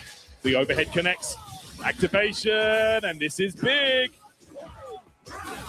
What's the decision here? Waka-chan. This is even more difficult to deal with. Walks out the low. Reversal jab. No medium, though. Wow, that patience was beautiful from Kosa, honestly. Out of rope. Okay. Kings Vega, massive life lead. Just needs to play a little bit more patient. Okay. Oh, careful with that low forward. You've already seen it. He punished. He checked the drive rush jab. Not enough, though. And that will do it. The stand medium kick. Gonna seal the deal. And there you have it. Kings Vega taking that one. And that means he will be going up against Kabayan a little bit later on to qualify for top 8 there. It's not over yet. The road, the path to the wrestling ring has not yet been secured. But yeah, good stuff to Kosa. Ever improving and showing us that Ken still got some hands or some feet, essentially. They really do. They really do. Big ups to him. I was expecting a little bit more of the Akuma, but I'm glad that Ken is up the par. But Kings Vega is just too strong right now with this character walling out the drive rush, stopping or starting points, I should say. Yeah, those are homies right there. Fortunately, that's how it happens to get that top spot. Somebody got to go. You're like, it's not going to be me. How it is out here in these streets. Call an ambulance. But not for me. Not for me.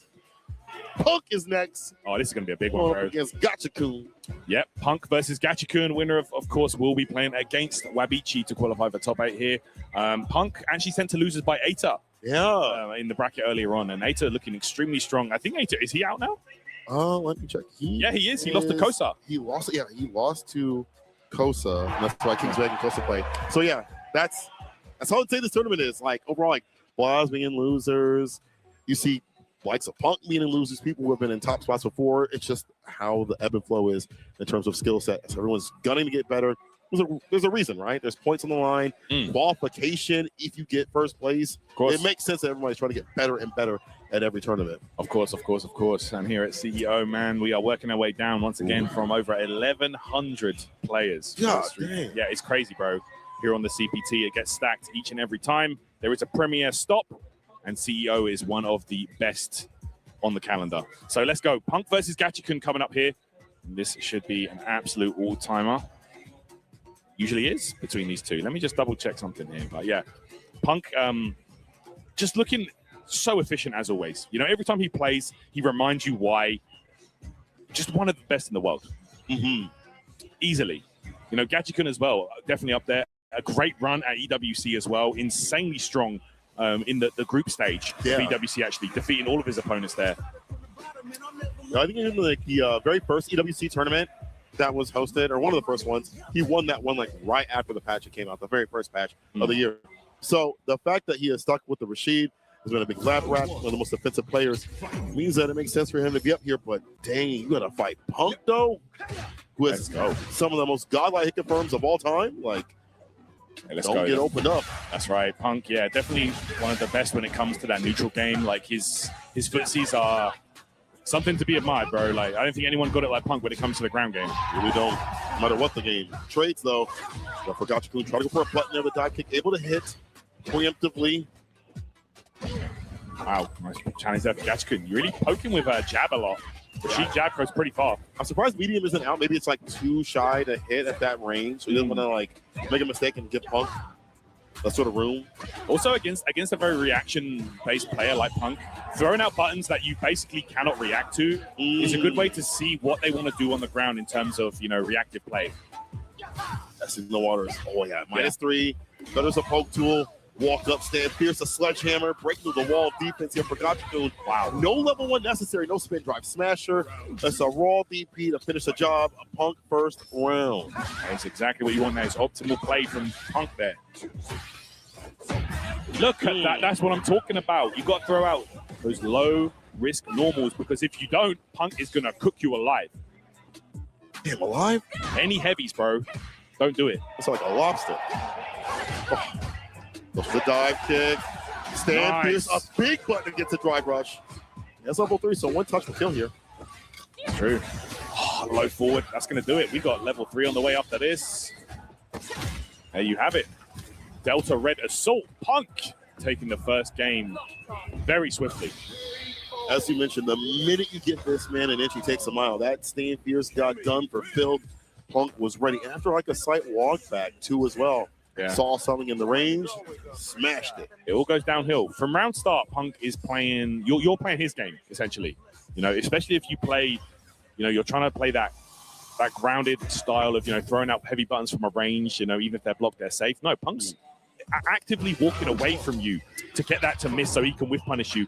We've seen it for years. He was doing this in Street Fighter 5. Yeah. He's the one who really brought that game plan to light, right? Yeah, that's right. Body reversal, letting that rip, have the enhancement, gaining some space. Fireballs are like the way to play in the foot-seeking department if you're not drive rushing this character. That's going to help maybe disrupt some of these buttons here from Punk. But the reward hasn't been big for Gachikun. He hasn't got, like, solid knockdowns. Now we do get one here. Yeah. Oh, my gosh, what a call out there from Gachikun. The slight delay there on the approach. Does bait out the successful cannon spike, and he gets the grounded combo as well. Gachikun with amazing execution and the finesse there with the throw to finish. Unfortunate time to DP because that's like close to the corner, more damage access for the character. Yeesh. Low forward confirmed there from Punk. Backdoor. Oh, delay. The buttons work out here for Punk for the counter hit. Oh, now he's finding a punish against that crouch fierce. Telling you, man, you can't let anything miss against Punk. And there's that back medium punch improved, of course, in this season. Punk getting a nice confirm off of that. Go forward again, trade after trade, but better for Punk in the proper range. Spin drive smasher, seals it off. Set point for Punk. He's hungry for that top 8. Yeah, he is indeed. Wants that game against Wabici to qualify for top 8. But you got to win one more round against this fella. And Gachikun's, yo, you want to talk about whiff punishes? Wow, don't do nothing. It's been a mixer all the way to the corner. And again, bro, how is it every time? That is so hard to do, by the way. With that much pressure on you, yeah, in this environment, crazy. But the DI right back at him. Already seen this before. Side switch off the spin knuckle. We'll delay a little bit too much there. Immediate buttons here for Gachikun, down and out. Hey, it's now Gachikun. Oh my gosh, yo, you want to talk about whip punishes? The dive kick getting blown up there. The slight movement, the little walk back there from Gachikun into the full punish for the KO. 1 game each. Let's see who is going out the tournament here and who advances. All even. Counter combo, close enough to get that crouching medium punch. Crouching with a kick as a rebuttal here. Knocked down with the eagle spike. And have blocked out with a meaty crouch. My man woke up with a button. Yeah. Woke up with the biggest button in the business. Brother, he knew. And he got a counter hit confirm off of it as well. Big reward. Oh, again. Yo, Cammy White. There you go. And that's going to be spin drive smasher level 1 for the K. Oh, Punk. Set point now. This guy is just all business, man. On the Candy White, Miss Privilege herself. Odie Hooligan, what do you mean? That's crazy, What do you mean? That's crazy. Okay. Oh, the low? All right, Gachikun. Yeah, I go for that meaty crouch, meaty punch. Plus strings on that. Oh, he interrupted the drive rush. Beautiful. Okay, a grab as well. Okay, another throw, Punk. Mounting up offense. Okay, Punk with the fly. Getting hit with the fireball, excuse me. That crouching the punch just too shy, too short. That's it. Punk should be able to complete this nice and easy. No drops here. Smash with the level 2. That should be it, right? I'm holding on. Oh, wait a minute. A little bit. Okay. A slight miscalculation for Punk on that level 2. Oh, no, this could be disastrous, Colo. No. DP, maybe? Big push goes. Light mixer. We Oh. trade. We hold tight. Bar's almost back. It's almost back. You get a DI. Oh, but he gets hit with a multi-media punch. Bro, that's enough damage. Yeah, that's enough damage. He's got level 1 on this, right? There it is. Machine kick. Wow. Oh, my God, by a pixel. Slight miscalculation from Punk, that level 2 not killing. And now you're going to have to go to a final round here against Gachikun. Oh, anti-air. Some OD on it. Make sure. Too right. You don't want Kami's dive kicks to interrupt it. Hell no. Okay. Low forward does connect, though. Towards the corner with the final arrow. Back medium, yo. The back brainless is back. The +1 scenario, hella much on hit. I don't know how much, though. Okay, it's the grab once again. Punk here, mount up offense in the corner. Gachikun could be in trouble. Oh, a whip punish. We side with the OD. Very smart stuff. Oh, the perfect parry there from Punk right back. Gachikun gets a confirm. Okay. Oh my gosh. Level 2 could be on the way, Kolar. There it is. Backdash. You have to respect it now. It's a defense like your Punk. Right reversal. It's still there. Able to parry. Reversal buttons. He weathered the storm. Oh! Walk up light. Oh, he had it. He had level 3. Bro, where's the level 3? One touch, though. Spin knuckle plus frames. Walk like Sam Pierce. Okay, you've got to be so careful right now. So tense, this situation. Well-spaced dive kick. The DI, he walks it out. He's back with bar. And the medium kick. Punk takes it with the proper poke at the proper range. Wow, moves bro. on over Gachikun. That was crazy, bro. To the wire. Man, that was rough. But there you go. Punk coming out on top. You can see right there the heart was beating. The pressure was on. But once again, Punk comes out on top. That was great play right there from both. Oh, what a sad dog. Yeah. Yo, have me stand it up. Get this chair off me. I don't need this. If I could stand, I would do it the entire time. I don't think they got the equipment for that or ain't set up for that. It don't matter, dog. That's how you know this action is hot. No doubt, man. And that right there, that's why we love this game, bro. Like, I love that high octane action. That could have gone either way at any given moment. But there you go. Punk comes out as the winner. And he's going to be playing against Wabichi. So, oh my God. All right. Let's calm it down a little bit and give some love to the sponsors above. Suzuki has been doing the most for the CPT at Capcom Cup 12. This past March, we witnessed the excitement reach its ultimate peak at the Ryugokukokuki-Con. Dedication of the players refining their game styles to the utmost limit perfectly aligns with Suzuki's spirit of craftsmanship, manufacturing the motorcycle by the relentless pleasure of riding the bikes. We've decided to strengthen the partnership with Capcom to further amplify our connection with this great community and aim the next level together. absolutely, guys. And we're having some amazing fun out here at CEO in Orlando, Florida. But if you want to take part in the Capcom Pro Tour, our premiere event coming very soon, don't forget UFA is on the way. And you can see right there, it's going to be going down in Paris, in France, September 11th to the 13th. Registration now open. You do not want to miss it, guys. UFA, one of the best tournaments of the year. Let me tell you, been going there for many years. Can vouch. It's goated. It's going to be a great one for sure. But that's not all. It's going to be going down in France because Evo is coming back to Nice, baby. And it's going to be taking place, of course, October the 9th to the 11th. And you can see on your screen right now when those registration dates end. So don't miss out. Prime registration ending on August the 28th and late registration ending on September the 14th. And make sure to be locked in right here on Capcom Fighters to catch all the action for those amazing events, guys. You do not want to miss it. Let me tell you, those events are chef's kiss. Perfect. Definitely want to pull up to every event, especially this one. And since you're not here, we're going to keep giving you more action through this Twitch channel. People, do not go anywhere. After this break, there'll be more Street Fighter action coming your way.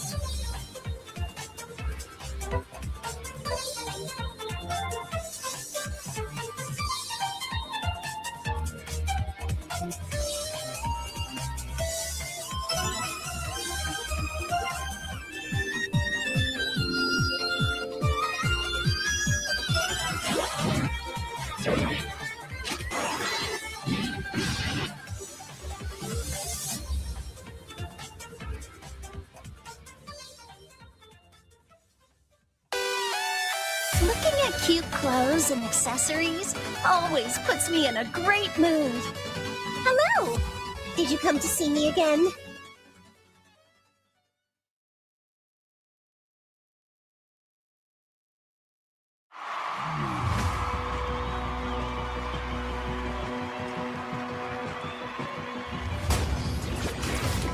Show me your strength. Against the Emperor.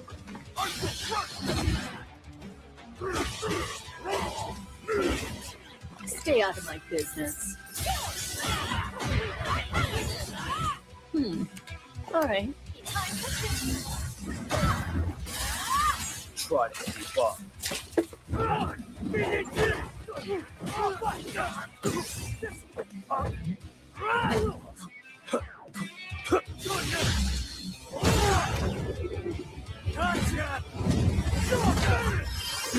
Greetings!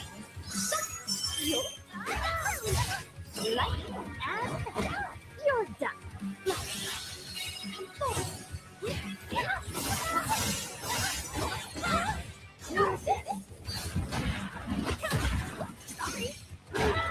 Accept defeat. Time to clock out every loose end! This one's over. Say goodnight, loser. I bestow my power on you. Simple.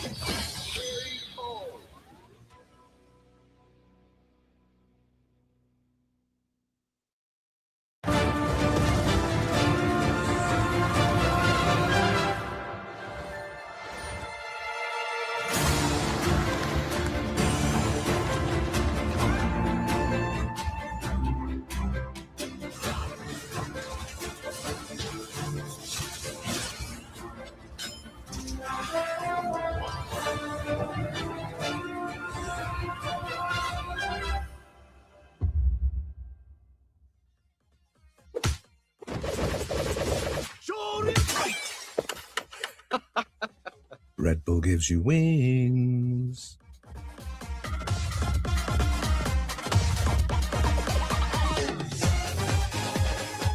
Five more matches remain before we solidify our top 8 over here at CEO 2026. And boy, we have some bangers for you. But before we do all that, we got to run those introductions. My name is St. Cole. I'm going with Tyrant Mike G. Hey, what you closing saying, it bro? out. You feel me? You already know, man. There's been some crazy matches so far, including that last one with Gachikan and Punk. Yeah, we had to take a little break after that one because it was getting kind of spicy out here, bro. But yeah, we got some more banger games coming up here to determine our losers side of the top 8. We're going to start off with 2 absolute monsters up there. Bro, Mickey versus Oil King. The games don't stop, bro. The good games keep on moving. Gourmet. Gourmet, yes. We are feasting right now, bro. We're hungry for it.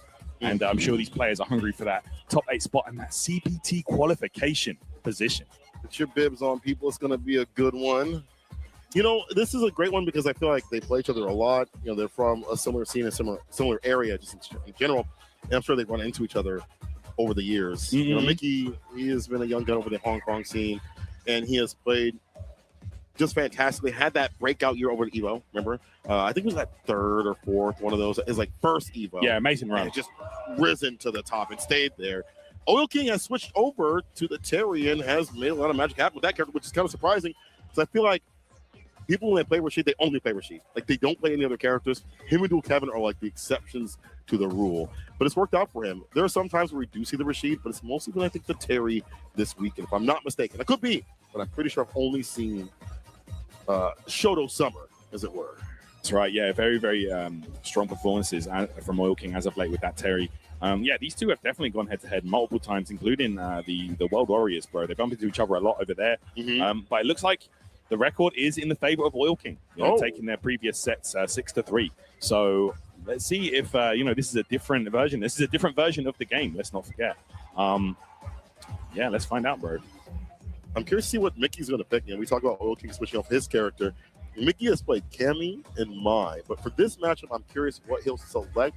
The Mai was looking fine just previously on the stream. I wonder if he'll stick with that or go with his original character, Cammy. Yeah, let's check it out, man. Let's go. It's going to be a fantastic set. Regardless, Oil King, of course, at this point, I would say a seasoned veteran of the Street Fighter circuit. Last winner of the EVO Japan Street Fighter 5 tournament. clean it up over there. He's done well in 6. Street Fighter League veteran as well. I forgot what team he's on, but he is at Street Fighter League. So is Mickey. So that's sick. Too right. Later on in the EU circuit, if I'm not mistaken. All right, let's get it cracking. Yo, the switch up though. Let me fix my face. I've seen the Terry. I have not seen the Viper. Oh, let's go. Oil King holding it down with C Viper. Okay, I see you. It's a character that I enjoy very much. I love to see it being played at high level. All right. Mickey, though, with this clean confirm. All business here with the Maishiranumi. Nice throw in the corner. And we know how good she is after that. Backs up with the heavy hitter stand fears. Chill, but nice sweep, though. Oh, return to party. All right. Roundhouse high jump cancel into the decoupler here. Oh, no, just mistimes the throw slightly. That's unfortunate. Overhead as well. Mickey's going to be able to close this out here, Kola. No level 1 necessary. Gets the job done with the target combo. Mickey, relentless. All right, let's see if Wilkin can make something happen right here with Viper. What? You swept the burn kicks? That's crazy. Looking like Street Fighter 4, the low profile. The sweep there. Okay. Nice counter throw as well. Mickey backdash into the throw as well. Nice from Wilkin. And here's the feint, just in case. Yeah. High jump cancel feint right there. Hey. Sequence. Oh. Yeah, Mickey's been going for like a lot of stamp theories up in the corner, so that jump out is perfect. Gets a recovery, gets a knockdown right there, spins. Pull us. Hey, see Viper's post-throw situation in the corner is so good. I like that dash up into the delay button there, just in case Mickey wanted to try anything funny. You hesitate, man. Don't want to get opened up by the burn kicks against like a throw or something like that. Walk back, crouching medium punch. Kagarino Mine stocks up 5 on it. That's right. Here we go. Nice air to air. Oh, actually misses the dive. That's unfortunate, but it's going to be punish counter low strong into a full combo with that new wall splat extension. Massive damage, bro. So 5 on it. Block, wait, decimate. Perfect here from Mickey. Wow. Now Oil King gonna have a breather here. Let's see if he switches over to Terry or he just needs a moment to have a breather here. Oh, he is going back in. Let's go. Locked in. Word. Okay. Mickey looks well informed in this matchup, using like sweep, and now Brave to anti-air use burn kicks. Yeah, really ready to anti-air the burn kicks. Anti-air again. The slight walk back to make sure. Wow, that time Oil King just does it immediately and wake up. High jump cancel, tried to stay airborne there, actually gets away with a throw. That worked out nicely for Oil King. Oh. Yeah, those low fierces canceling. Oh, again, Mickey's reactions not to be trifled with. Oh, man, reactions. Yeah. That time he blocks it out. Low to the ground, didn't want to risk it. Yeah, she can be plus in that scenario. There we go. Light Thunder Knuckle with the follow-up. Yep, once again, low, blocks it out. Perfect parry, though, here from Oil King. Gets the knockdown nice and close. Even on back rise, no surprise. My man is nice and close for that grip. Yeah, spending that extra drive gauge for the follow-up. Keeps himself plus, gets that round. Okay, these closer and lower burn kicks are helping out so that Mickey is like more hesitant to go for the anti-air. So he just waits for him to come down. What an adjustment. Yeah, you got to remember as well, you can bail out the opponent if they're specifically looking for burn kick. You can do high jump cancel light burn kick, and she basically stays in place. So it's the equivalent of like, you know, Cammy doing an early dive kick or something like that. Oh my gosh, you got caught out. Shimigami. Yeah. Nice DP ender there, big damage, and that's going to be a throw to the KO. Mickey moving into set point.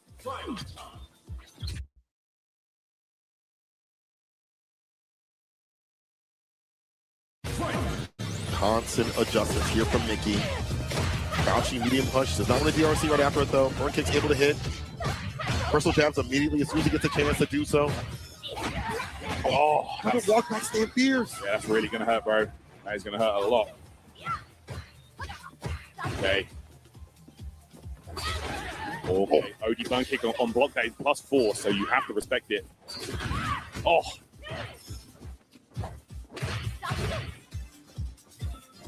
Hey. Ground game here, both players. Neither one really taking too much of a risk here, but there we go. The high jump in, gets the cross-up burn. Oh, back to turn the -3. Didn't even want to try to check that, Brand. It's too risky sometimes. Oh, what's this guy? Is the air-to-air? Oh. Burn out the throw here. Mickey.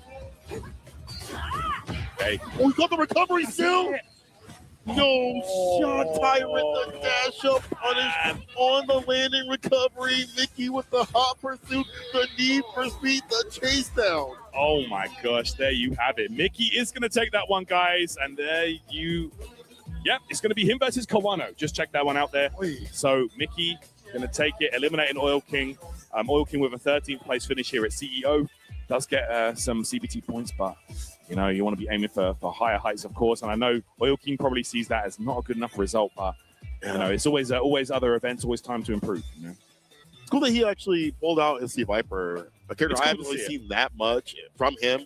Yeah, maybe I'm lacking in that regard, but you know, testing it through the waters of like a major event against someone that you played continuously, you can tell that Mickey was just so well labbed out in that matchup to sweep, to air, to back step, stand fierce, to burn kicks. He knew what to do against Viper.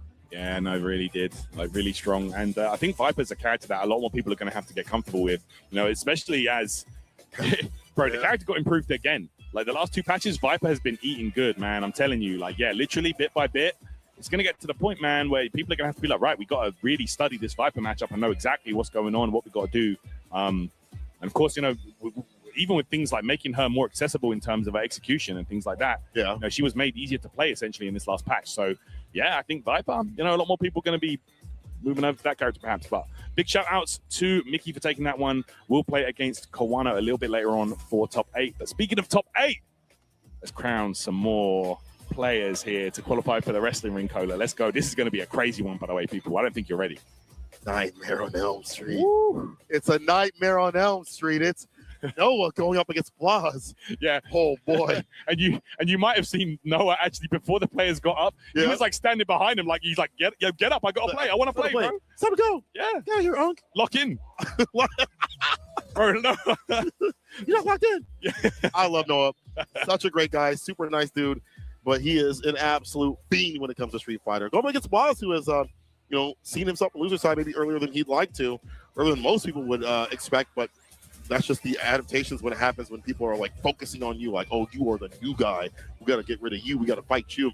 But I still think he's a very prominent that going to Ryu. You know, I haven't seen too much of the Sagat as much these days, but I think Ryu just fine pick. Shoto Brawl. It's Shoto Summer. Bro, I want the fall to come. Please help me. Can winter be now? Oh man, here we go. Off to a great start here. Man, you can see already, Blaz is just having to deal with this. Yeah, you can tell Noah's on it, man. He's really hungry for this one. He wants that top 8.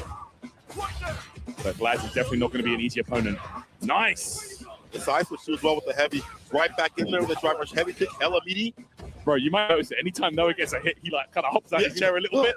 That's how, like, yeah. Bro, he's barely sitting on the seat right now. He's levitating. Every time he's hitting or gets hit, he is levitating off the seat. That's how, bro, I've never seen someone do the gamer stance with the stick on their lap. You know, usually that's with the pad. My guy's pulling it off with the arcade stick on the lap. That lion, dog. Yeah, that's how locked in he is, man. The jump back once again, gaining some ground. But Blaz is ready. Catches him with a crouching punch. Hey, it's not enough, though, to close it out. You got to remember, Luke's level 1 is actually super good at dealing with fireballs. So, you know, Blaz needs to be careful how he's throwing out these fireballs. That's going to catch, though. Shinku Hadouken. My eyes could not perceive that. Way too fast. Vengeance Hadouken right there. With the charge, man. Buffed up. Right kick, Mercy right after it. Nice little poke. Gets the chaser for the Oki. Oh. Some recovery of the parry, though. Almost out of drive gauge. Oh. That's the second time he's done the jump back, jump forward. Wow. With a button. Yeah, Blaz actually getting a punish counter on the landing frame with the fierce. Not easy to do. And there we go. Getting that clean hit. We're going for the level 3 here. To Memphis. That's right. And that bar back, too, as well. Nice lead. What? My man played 2 butts, snapped it with a crouching medium punch. Didn't finish the jump, though. Oh, lost out, though, from Blaz. Man, plus frames right there. Pressuring away. Look at the drive gauge getting depleted and deleted. Right now, Blaz on fire. Let's get the Drano. It's higher, level 1. No, he wanted super. He wanted Dragon Punch, not super, right? He wanted Shoryuken. Surely, right? I feel like that would have been a clean or anti-air. That jump Pierce. Yeah, sometimes when you're playing that ground game back and forth, you have to input a super. Yeah. From a back position, sometimes you will get super, unfortunately. Oh, perfect parry. He's seen that flash knuckle. He saw Tokido dealt with it. Drive reversal. Yeah, can't punish it because you were in parry stance, so punish that though. Drive rush jab. Let's go. Flash knuckle knockdown here. Noah looking right now, and there's that buff on the Sandblaster. Knocks down on counter hit. Very important. Oh, imperfect parry. That's right. Just hold it down. Ooh. Or knockdown. Hold this back throw. Drive rush anti. He's like, I'm gonna get these DPs off one way or another. Okay. Oh, damn. Yo, Noah immediately making the decision here with the level 2. But he is smashing those buttons right now. Oh, he's ready. Oh. Hold up. CA on the way. This is not going to be enough, but I think this is checkmate, Kola. Run it off, GG's. I'm pretty sure this is over. He can just drive rush in, right? Yeah, I think so. Drive rush. OD Fireball to start things off. Oh. DP for the anti-air, as you mentioned. Nothing you can really do in that scenario. Yeah. But hope and pray like it's Sunday. I know Noah. Yeah, Noah realized that there wasn't really much he could do in that situation. Took the risk with the jump. Maybe expecting another fireball, but Laz had other plans. Rushing with the fireballs. Down with the plasma. Perfect parry. Drive rush low. Just too shy. Finish it. Hachokeki does hit, though. Oh. Okay. Right now, Blaz. Throwing the fireball. Oh my gosh, look at that perfect parry over from Noah. Looking super aggressive in his stance. And for with the fireball to trade. Aim too low. He is so good about like landing with a button and catching Saki. Waz did catch him before. Backs up like it connects though. Drive rush, heavy kick. Yeah, he's adjusting immediately. He's like, okay, cool.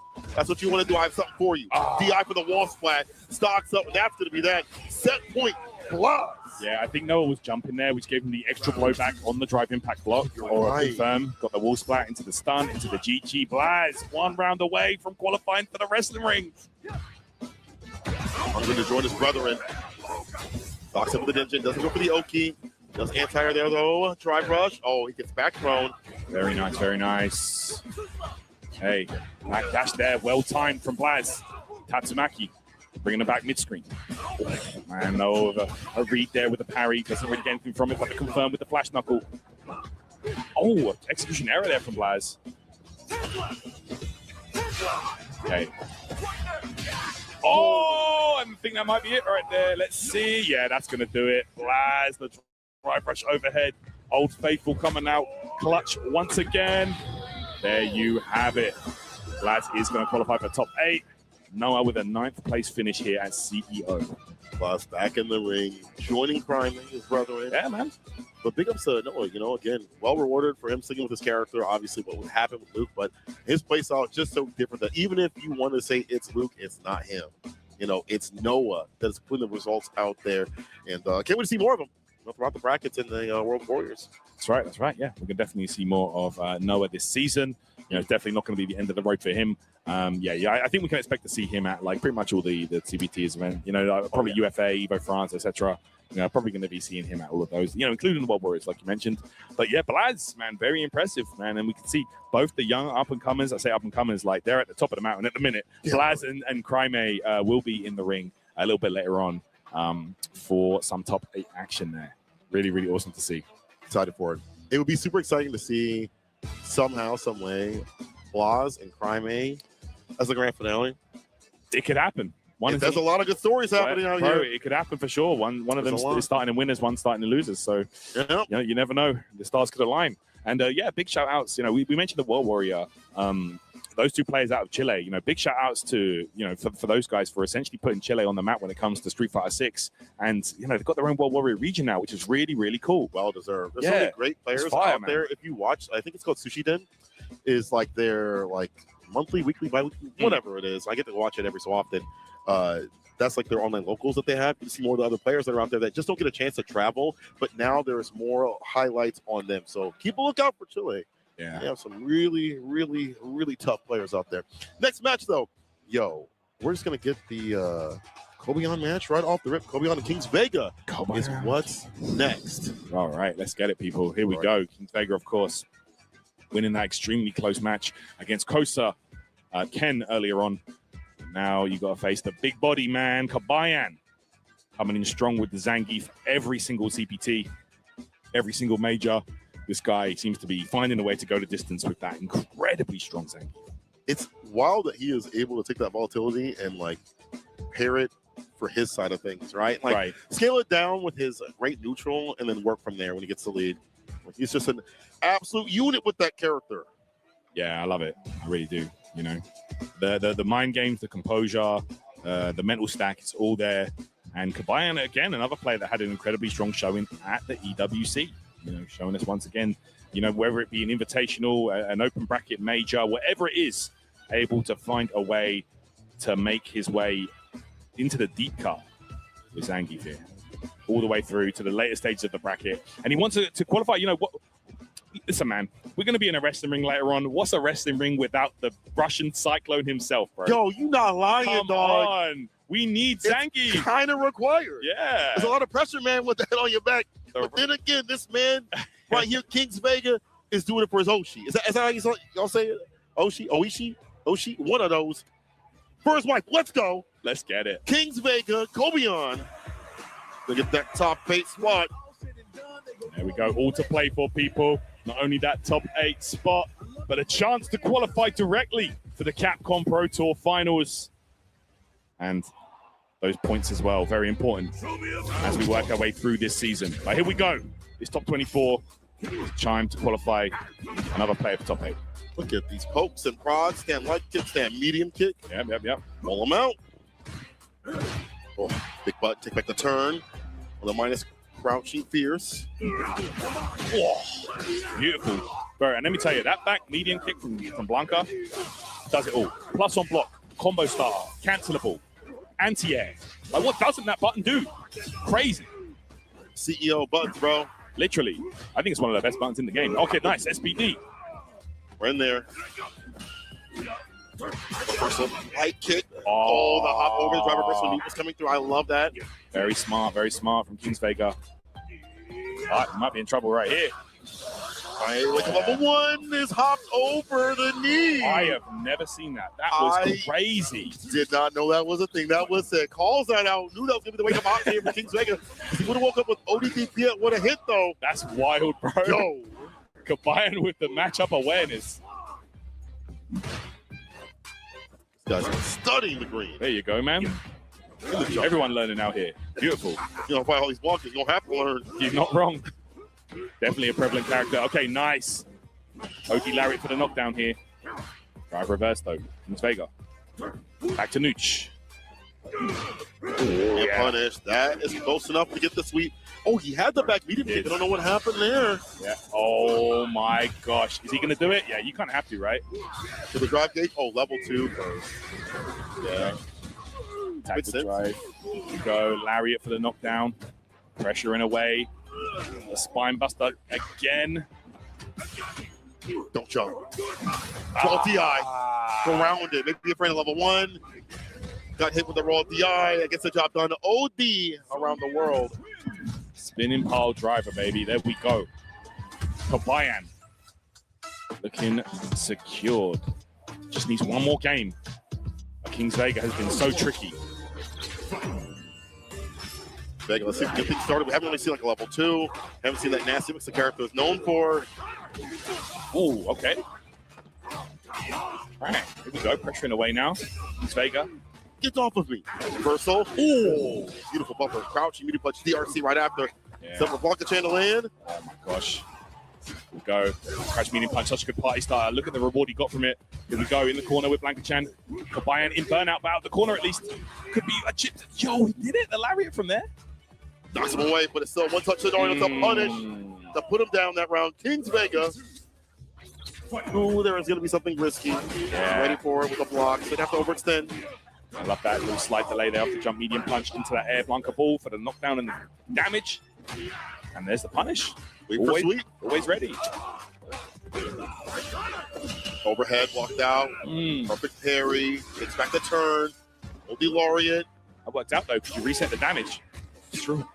Okay, Kings Vega here. Drive looking low, but, you know, it's so scary when you got this guy just hunting you down like that. Look at that, man. That button is crazy.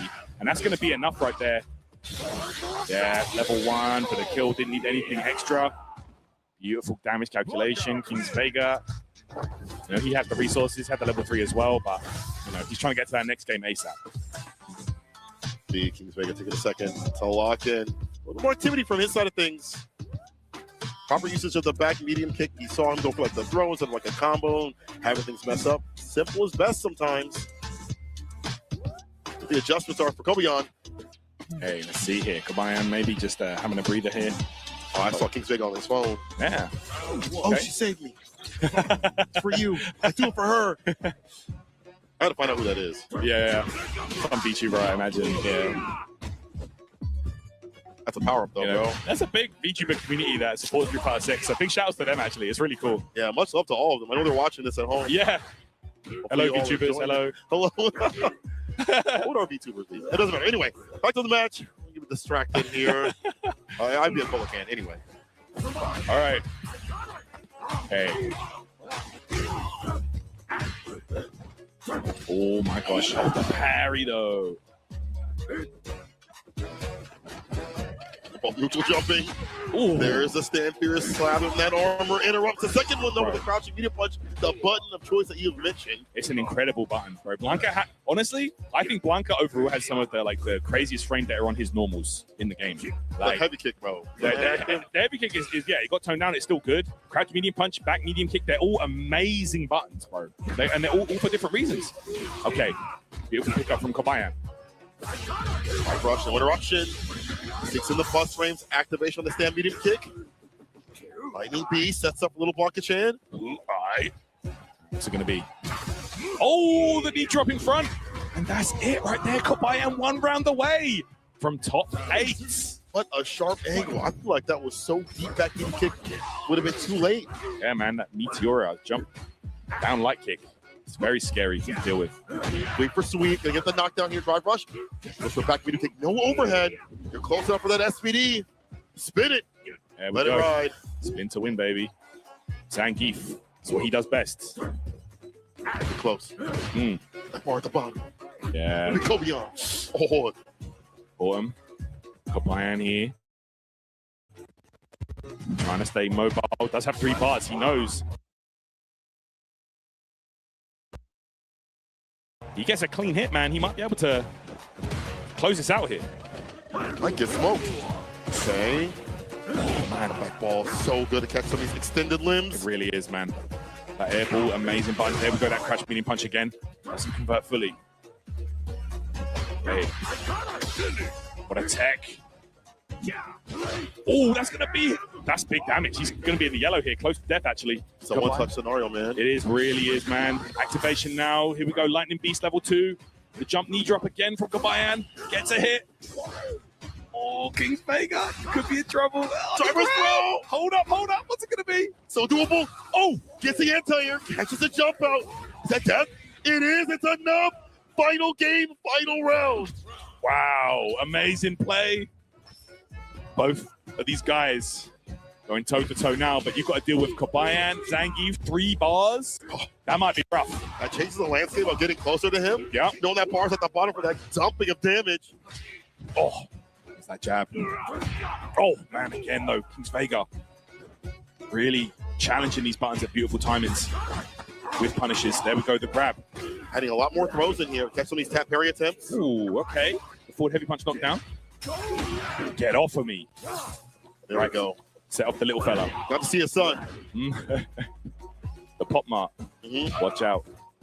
Oh, stand medium punch level 1 could be a threat. Oh! Back medium kick connects. Kobeon's in there. Slide Michael on SVD. Hold up. Oh, yeah. So tense right now. Kobayan just needs one situation. Oh, with the light kick. He got the hit confirm. Is that going to be enough? Yes, it's going to cash out into level 1. That should do it. Shout of Earth, and there you have it. Kings Vega qualifying for top 8 here at CEO. Kobayan will not be gracing the wrestling ring. Kings Vega will, though. Mad impressive there with the Blanca. Look how much it means to him. That's so cool. The elation. Yeah. The relief of stress dealing with that level 3. But in the ring will be Kings Vega in just a few hours. Wow. There you go. Slowly but surely working his way towards that top spot here. Oh, man, look at that. Tears of joy. Yeah, it means a lot to him for sure. Very well done. Very impressive, man. That guy is something to be about. I know honestly. his heart is pounding right now. Yeah, for sure. For sure. But, guys, we got 2 more players to qualify here for the top 8. This is going to be a nail-biter one here because we got Wabichi versus Punk. Punk, of course, having that toe-to-toe set with Gachikan. And coming up next, I don't think this is going to be any different, man. It's going to be a crazy one for sure. Like it's going to be by pixels. That's what I feel in my heart. Hey, man. Someone like Wabichi, bro, going to go out there swinging. Yeah, of course, of course. Let's see. Now, Punk, of course, no stranger to gracing that CEO ring for the top 8s. You know, he's been there multiple times. Let's see if Wabichi can join him up there in the history books. But it's going to be tough because Punk's this guy's ground game and the way that he just, you know, he approaches fighting games in general is very scientific. You know, like, you know, with his personality being so fiery and, you know, the way that he acts and stuff, respectfully, of course, you wouldn't expect him to play as calculated and as, you know, by the books. Right, yeah. You know what I mean? Fundamentally, so sound. I mean, he doesn't really jump that much. He dive kicks somewhat. I feel like he's introduced dive kicks way more often, like in the past couple of years, than he has his entire life. He doesn't really go for like hooligan moments like we saw previously that often compared to other Cammy players. Yes. He will do it way more many times than around. He's, as you mentioned, so fundamentally sound and so about his hit confirms. Really is, yeah. That is like the name of his game. Wabichi is a man that will spin bar to kill you. Whatever it takes, he'll throw the entire kitchen sink and convert that way. But then again, I feel like Punk has had so much practice against the Terry players in the U.S. You know, you feel like we've seen like him fight Riddles, him fight the litany of the Terry players. People have switched like Chris T and things like that. I'm sure that's been things that he's run into in ranked, and he plays damn near every single character. He also plays Terry on the side for fun. Yes, he to does. Understand how the character operates. Yes, he does play Terry. That's very correct. But yeah, let's see. Punk, of course, the player that essentially changed the way Street Fighter was played during the early years of Street Fighter V and forced the Japanese players to adapt to his playstyle. So let's see if he can do it here once again, qualify for another CPT top 8. Let's get it. Here we go, guys.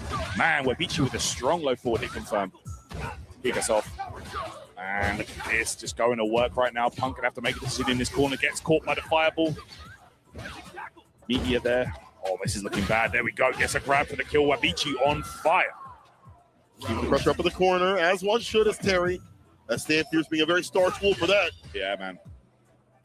Okay. Okay, look at this now. There we go. You can see, oh my gosh, that back knuckle beautifully through the power wave. Oh, the drop kick wasn't able to hit, though. Doesn't matter. Punk puts him squarely up in the corner. Doesn't matter. Oh, awesome. I like that. Let the drive rush rock, get to the other side, and go for the throw. Yeah. Push positions. Play on the punish there. Yeah, drive rush, quick burn is a thing that Wabichi likes to do. Unfortunately, was not able to hit the way he wanted to. Like the second part, get the follow-up. Yeah, of course, very risky now. We're in that burnout state. That could be tough for Wabichi here. Okay, is that going to be enough here? I think it is. Level 2? Level 3 wants to ensure the victory. Yeah, we got to cash out. Yeah, Punk going to get that dub. That round. Here we go. One apiece here. Kick us off. Good mentality. This is a top 8 qualifying match, bro. Good mentality. Cash in, cash out. Oh, so scary. All right, the grab though. Okay, Punk, the confidence once again. That's another key phrase I would use to, bro, look at that, man. By the books.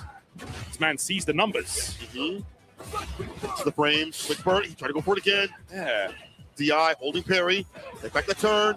Delay crouching media punch. Able to catch Punk though. Tries to tackle. Goes for the damage on frame kill. The crouching media kick besides that though. Just got that bar to back him up just in case. Oh my gosh, that was an expertly spaced dive kick. All right, another throw here from Punk coming out. There we go. What's it going to be? Oh, he did not bite. I thought he was. Yeah. It's a throw. Two off the drive rush overhead. Punk couldn't punish though. Yeah, he burns himself out. Oh, that's tough. Oh, no! And that's going to do it. A slight miscalculation. And Wabichi converts into the Rising Fang and Punk knows. Oh, man, that was just Oh, that's so unfortunate. Literally a pixel or two away from securing that. That's a heartbreaker right there. Man, that was his game. Yeah, that really was. Slipping away there for Punk, the first game. Will Beachy going to walk away with it, though? That's attack against ODDP. You do the DI, make a whip. Yeah, it's just a one hit, right? So, again? He calls out the second one? Who calls out a second one? Who picks up the phone on the second DP? Hey, Wabici now could be coasting into that top 8 here. 1 round away. Punk gonna have to turn this around. Fireball switching it up, trying to catch on these buttons. Punk trying to bring this back. Counter combos. Oh, yeah, realigning with the dodging. I like that. They can't reach.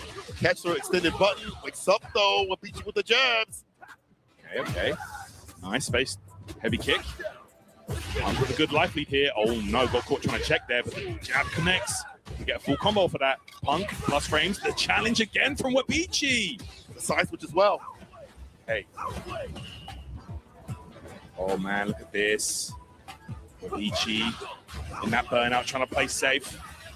Gets whiff punished though off the burn knuckle, and Punk should be able to close this out. No super bar needed, which means we're going into the final round. 3 super bars apiece.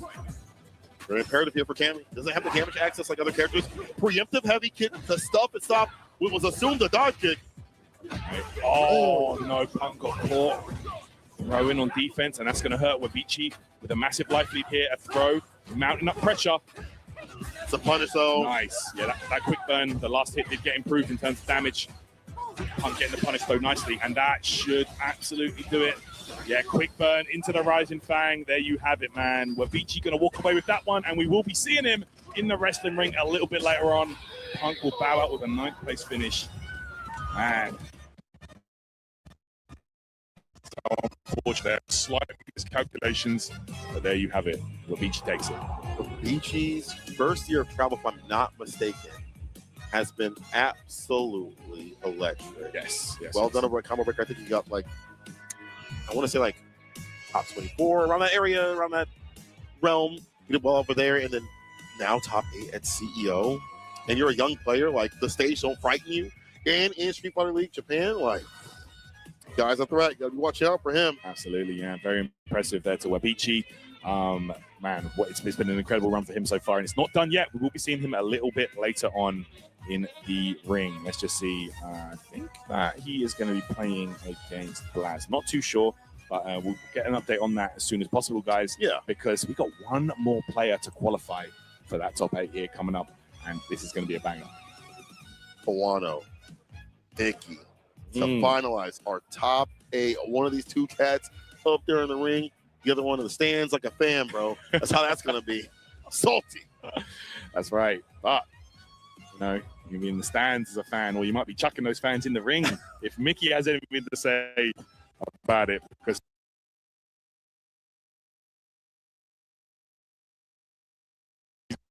going to be bringing that mic to the table, of course. Kawano going back to Luke, though. Man, having a great run this CEO with the improved character there. You know, great watching stuff. him just immediately adjust to the character and say, I've seen what's happened in the patch notes. I want to go back to Luke, back to season 1. Yeah. It's great for him. I saw his performance over at Street Fighter League, the preseason. He was looking really good. He had a bout with Minute RD, defeated him in the mirror match. Like, he played Blanca first, then the Luke second. And I think it also kind of emboldened Minute to be like, hey, man, that Luke kind of looking nasty this season. It might be time to pick him up, too, as well. You know what? Could be, that inspiration. Yeah, it could be a cup to have for sure. Yeah, I hear that. It's really cool to see that. You know, we saw Chris Wong as well, bringing Luke back out this event as well. Had a great run, finishing here in top 24. Hopefully we see some more of him in the future.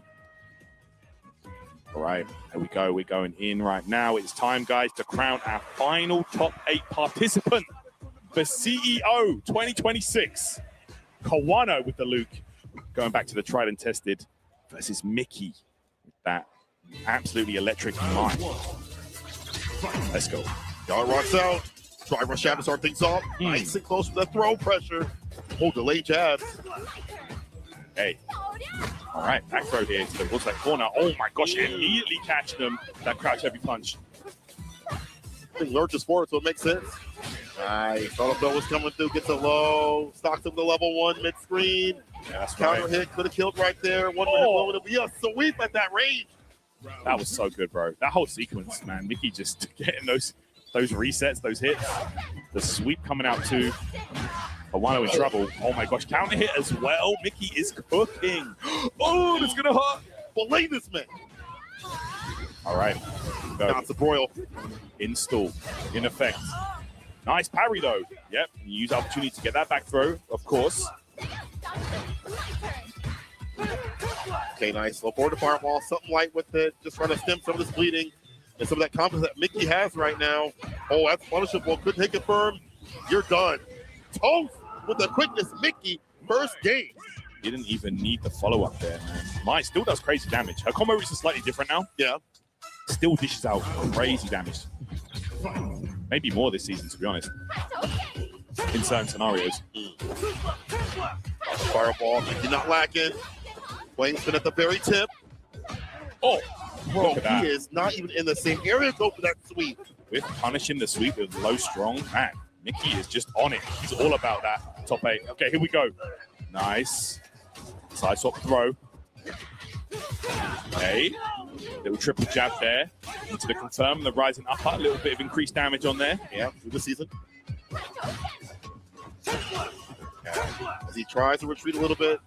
Layers on with the fireballs. Keep the drive gauge up. Don't lose too much ground in between the string. The stand fierce. Oh, yeah, level 2. Ends the round. Mickey set point. Man, here we go, guys. 1 round away from qualifying for top 8 here for Mickey.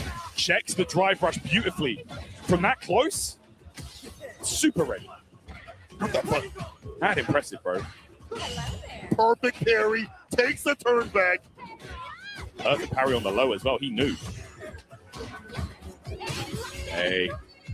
Fierce drive rush into the grab here. Kawano could be in trouble. Wake up level 2. Gets the hit. All right. Beast mode, of course. Improved damage on that. Improved frame data, but full screen, it's not really going to make too much of a difference. All right. Uh-oh. Center button. I like that neutral jump. Like a dive kick. Catching the stand fierce. Ends it with a rising upper. Yeah, so much range on that. Okay. Oh, nice. Over parry here. Kawano showing he is ready. And you can't throw out that medium as easily anymore. Kawano should be able to close this one out. All right, dispense level 1. Didn't want to risk it not killing with others with a different route. I respect it. Spend the bar. Make it back. Careful, safe and solid. Tournament combo. Exactly. Tournament combos. Yeah, that's it. That's what you need, especially in this position, man. When a top 8 qualification's on the line, no playing around. Staring in front of your dang face. Mm-hmm. Okay, counter combo off the jab. I like that starter lurching forward, catching the butts. Try to go for the throw. Blown up, though. Mai. Yeah, and we all know this is where she gets going. Mai could be so scary. Beautiful, perfect parry into that fan. Spent 3 of the 5 stocks already. Okay, that's all gone right now. And we're getting it right back, though, Cola. Look at that. Restock. Put 5 on it. Cha-ching. Oh, my gosh. The pressure to walk up. No, the stand fierce. He hops out. He is throwing every bit that he's got. All the fans. The tech of the throw. Desperation here for Kawano. It's a 1 touch. It's a 1 tap. What's it going to be? The reversal jab. Saves the day for a little bit longer. The driver's heavy kick to put some more damage on the deck. The level 3 yet. Oh, hasn't got it yet. But now, look, there's the throw. Kawano does have it. It's in burnout. But this is so dangerous because the chip could be a situation. And the drive rush takes it. Mickey in top 8. Mickey with the consistency over at Evo top spots. This cat has been cooking over at EWC. And now, top 8 at CEO 2026. His career has only just begun, but boy, is he on fire. Wow, so impressive each and every time we see him. Mickey, this guy is just a beast right there. Mickey! Go, baby! Good stuff. Sorry. But I'm not sorry. I've been watching him play for a long time. I've been watching over at the Evo. Yeah, boy. Yo, he may be shy, but he a killer, dog. He a killer. We're all fans at the end of the day as well as, holding it down here on the mic. So, yeah, it's great to see that, bro. Mickey in top 8. That's fire. Really good stuff. And let's just check that bracket real quick. I think we do have it set. Yes, we do. Thank you, production. You can see the winners semifinals, guys. Kills You versus Tokido and Boost Lee versus Crimate. Down in losers, Wabichi versus Blas and Mickey versus Kings Vega. very varied when it comes to the characters, the players, names you expect, and names that are kind of new. Wabichi shouts out to him. Big top 8 out here. Kings Vega back into another top 8 position we saw, I think, over at UFA a couple years ago. But of course, Kills You, Tokido. Those are names we've known for a while. Crymate this time in winner side and not in loser side. Blaz and Crymate switch in terms of where they were at last year. It's gonna be heat. Oh my gosh, bro. And of course, like you said, the two Chilean youngsters are in the bracket together. You know, we could potentially see them meet in that top 8. Wouldn't that be exciting to see? But there you have it, guys. Look at that. Like you said, I feel like this is a perfect blend of old and new when it comes to Street Fighter, bro. This is going to be so exciting, man. Bro, I can't wait for this top 8, bro. I'm trying to see me some of that top 8 in that wrestling ring. And I want to know what the entrances are going to be. Oh, yo. I got to talk to Mickey and be like, hey, man, you're going to have something cool. But before we get to any of that, I'm going to talk about how you can become a Capcom Cup champion. World Warrior continues into the second half of the season. 25 regions, 26 qualified players for Capcom Cup 13. Why don't you head on over to the schedule tab of the Capcom Pro Tour website to find your region and sign up. Yep, and you might be the next Blaz, the next Crymate. You never know. It's really, really cool to see all those regions represented, bro. That is a beautiful lineup, and that is a beautiful image right there. Amazing stuff. But, guys, in case you didn't realize, Street Fighter is definitely the name of the game right here. And Storm Collectibles, big designer and production company from Hong Kong, which makes high-quality, officially licensed collectible action figures and specializes in fighting games. They bring classic and iconic gaming characters back to life, also keeping up to date on blockbuster games like the Street Fighter series from Capcom. Storm Collectibles' product quality is at the standard meant for the true collectors, with high likeness to the finest details from the head sculpt to the body, articulation, and accessories. So check out Street Fighter characters figures on their website. Scan the QR code, people. They're looking pretty fire, I can't lie. Absolutely. Just as fire as this action has been, dog, we have our top 8 solidified. It's going to be a little bit later on, 7 p.m. EST. So tune in there. We'll have a few hours to really convene and figure out what they're going to do for their entrances. I'm going to have to go talk to Mickey and make sure it's on fire, because my man probably just going to walk out and like, oh, this way, man. No. You got to come up with some heat, dog. You got to come up with some heat. Yeah. I want to see it. But with that, guys, I think we are done right here. So once again, bro, always a pleasure to hold it down with you on the mic. And yeah, just a pleasure to be working back on here, the CBT, man. So many exciting matches to cover, and it just keeps on moving. Of course, top 8 will be going down 7 p.m. local time. So make sure you mark it in your calendars, set an alarm, and yeah, we'll be seeing you back for some top 8 Street Fighter 6 live here from Orlando, Florida for CEO 2026. See you then, guys.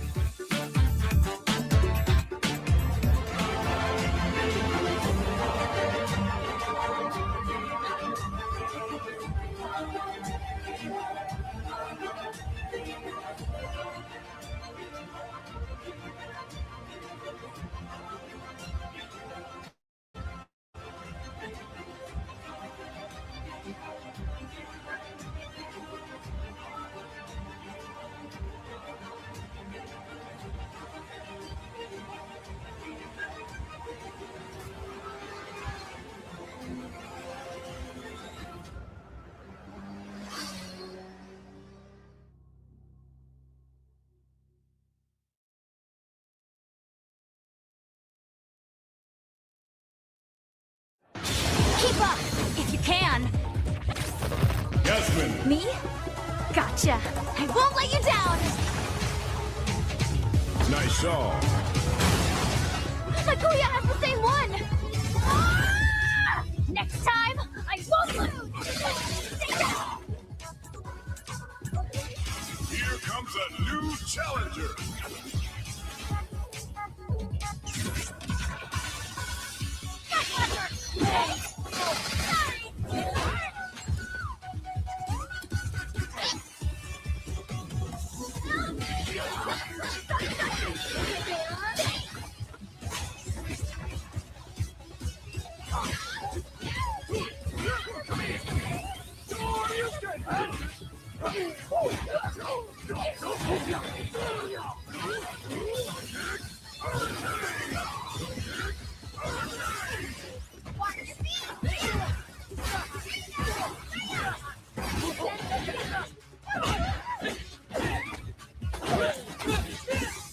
My God, I'll never give up. Ever. wins.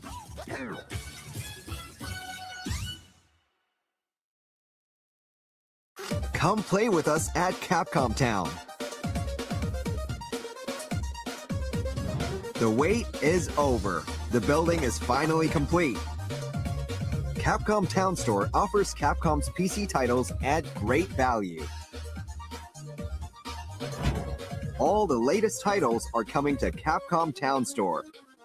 Resident Evil Requiem, Monster Hunter Stories 3 Twisted Reflection, Mega Man Star Force Legacy Collection. Pragmata PC versions of newly released titles are also available on Capcom Town Store. Other Capcom titles like Monster Hunter Wilds will also be available at irresistible prices. A special discount code is available to celebrate the launch. Don't miss your chance to receive a 10% discount on selected titles. Create your Capcom ID today and enjoy Capcom Town Store to the fullest. Capcom's finest classics like Mega Man and Street Fighter II The World Warrior are playable on mobile as well. Join us at Capcom Town today.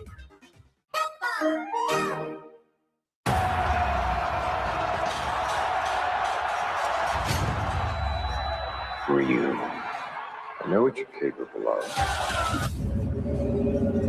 Show me. Let's go!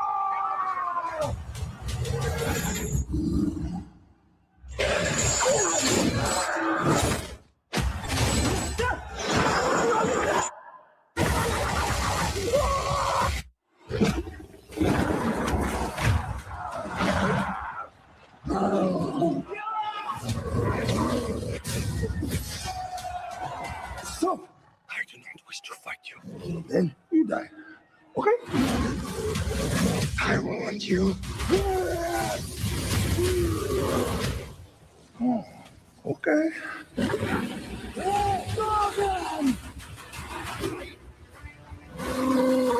Perfect.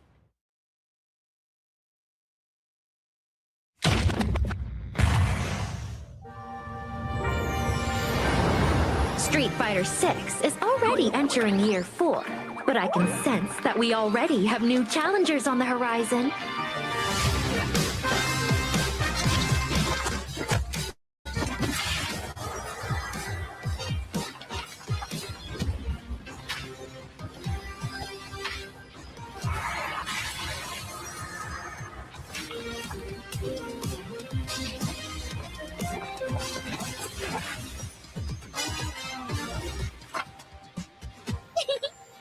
Fascinating.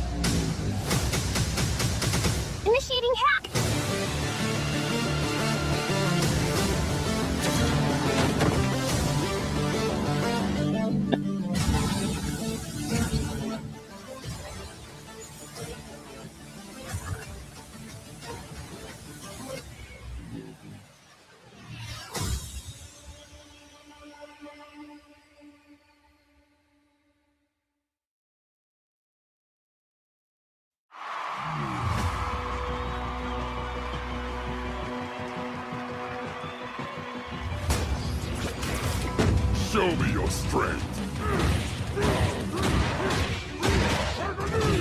Against the Emperor.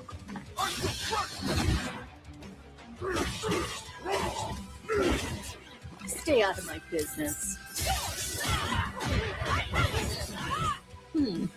All right. Try to keep up.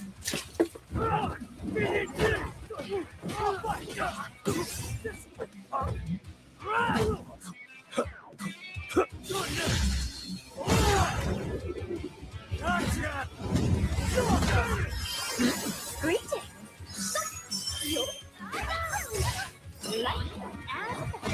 You're done.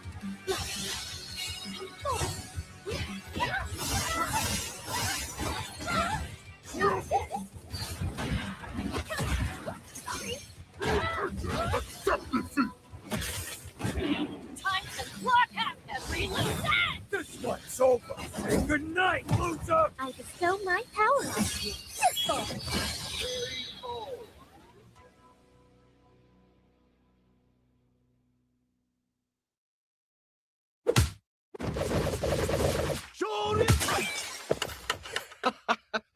Red Bull gives you wings.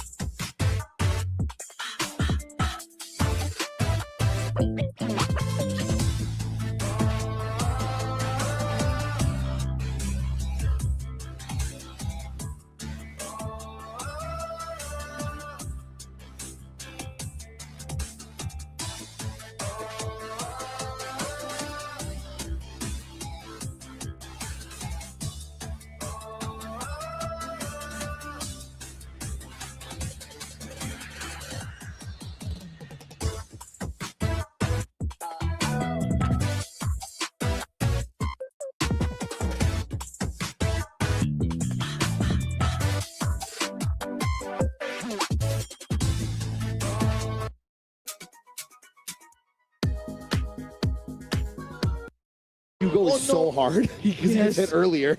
All right, Wax, he's got to back up here. He needs a little bit of meter. And the Laureate catches him on the jump. Yup. And Sylvester cannot believe he takes it 2-0. Is it going to kill? A. No. Not enough. Almost. Got to be careful here. Oh, there you go. There you go. Kick to dive.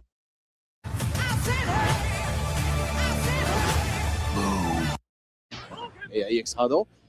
Yeah, and Frankie, that decision was dash throw. Then. Wow. Right, what a quick round, Mustaine. And then we got a reset. We're going on a reset. Tony Naga's being like, oh, thank you. Yes, we did it. Yeah. All right. And you said this is what he wanted. Yes, this is what he wanted. He came for this. He came for this. Yep. Yes. And he's hungry. All right. Here we go. I can't. Potential. All right. Looks like they're gathering them on the stage. It looks like because we're fighting in players. It's like herding cats. Yeah. Right. Brackets over. People.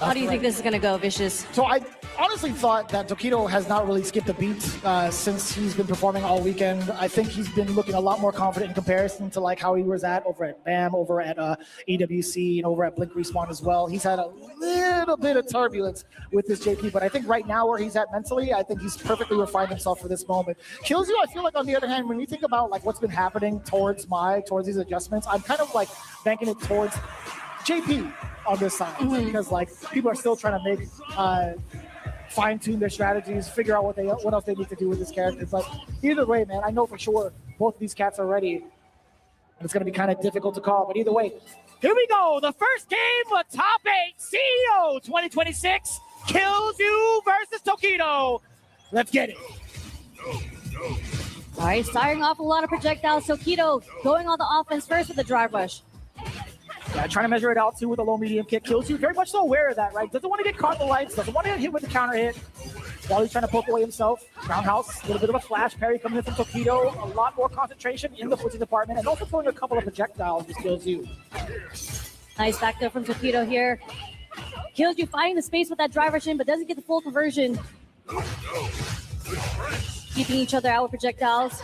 A little bit difficult too. Tokido's trying to harass him with those projectiles. He did have the liberty to do so because of his drive gates. Kills You also now trying to initiate. Drive rush forward. Does get the forward throw. Dashing up to close the space a little bit. Tokido not going to fall susceptible to the parries. But the jump in. Interesting choice. Kills You now getting a lockdown. Another throw. Counter hit. Don't press those buttons. The backdash. Yeah, punish counter as well. Beautiful backdash from Tokido. Teleporting in here. Oh no! Too close on the throw. Kills You punishing. Just going to take the first round in the first game. Kills You takes the lead. You're too close, bud. Not good enough. She said not good enough. JP? JP, step it up, Tokido. I don't know about all that. On the contrary. But excellent defensive calls there from Kills You even after the departure teleport. The flash parry again from Tokido. This time Kills You much more in close range. Wait a minute. There might have been some tech behind that, but unfortunately did not work out for Kills You with the drive impact. Tokido able to put Kills You full screen again. Thankfully enough, it wasn't too dire, right? He didn't take too much damage. It wasn't too much damage to the drive gates, but this Lavushka might change it up a little bit. The damage now slowly accumulating. Yeah, you get the drive impact combo. A lot of damage to the drive gate and the health. Tokido, just about medium-sized range.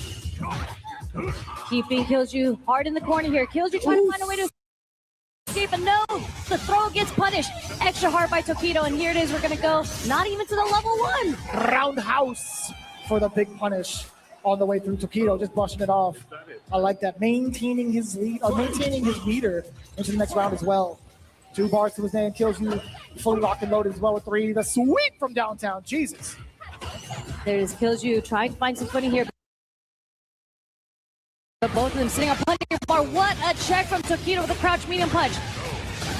Very much so aware of the drive rush opportunities here against Kills You. Covering the jump and still gets the juggle. That was godlike. There it is. We're going to get the pickup off the spike as well. Not quite. Back throw. Ooh, testing the ranges. Tokido giving a little bit of a warning shot with a couple of those mediums. Kills You trying to find an opening with that heavy punch right there. That was meaty as hell, Cherry. Okay, there's the OD fans. There it is. It's a punish counter on the parry attempt. Stay down. Throw number 2. Throw number 3.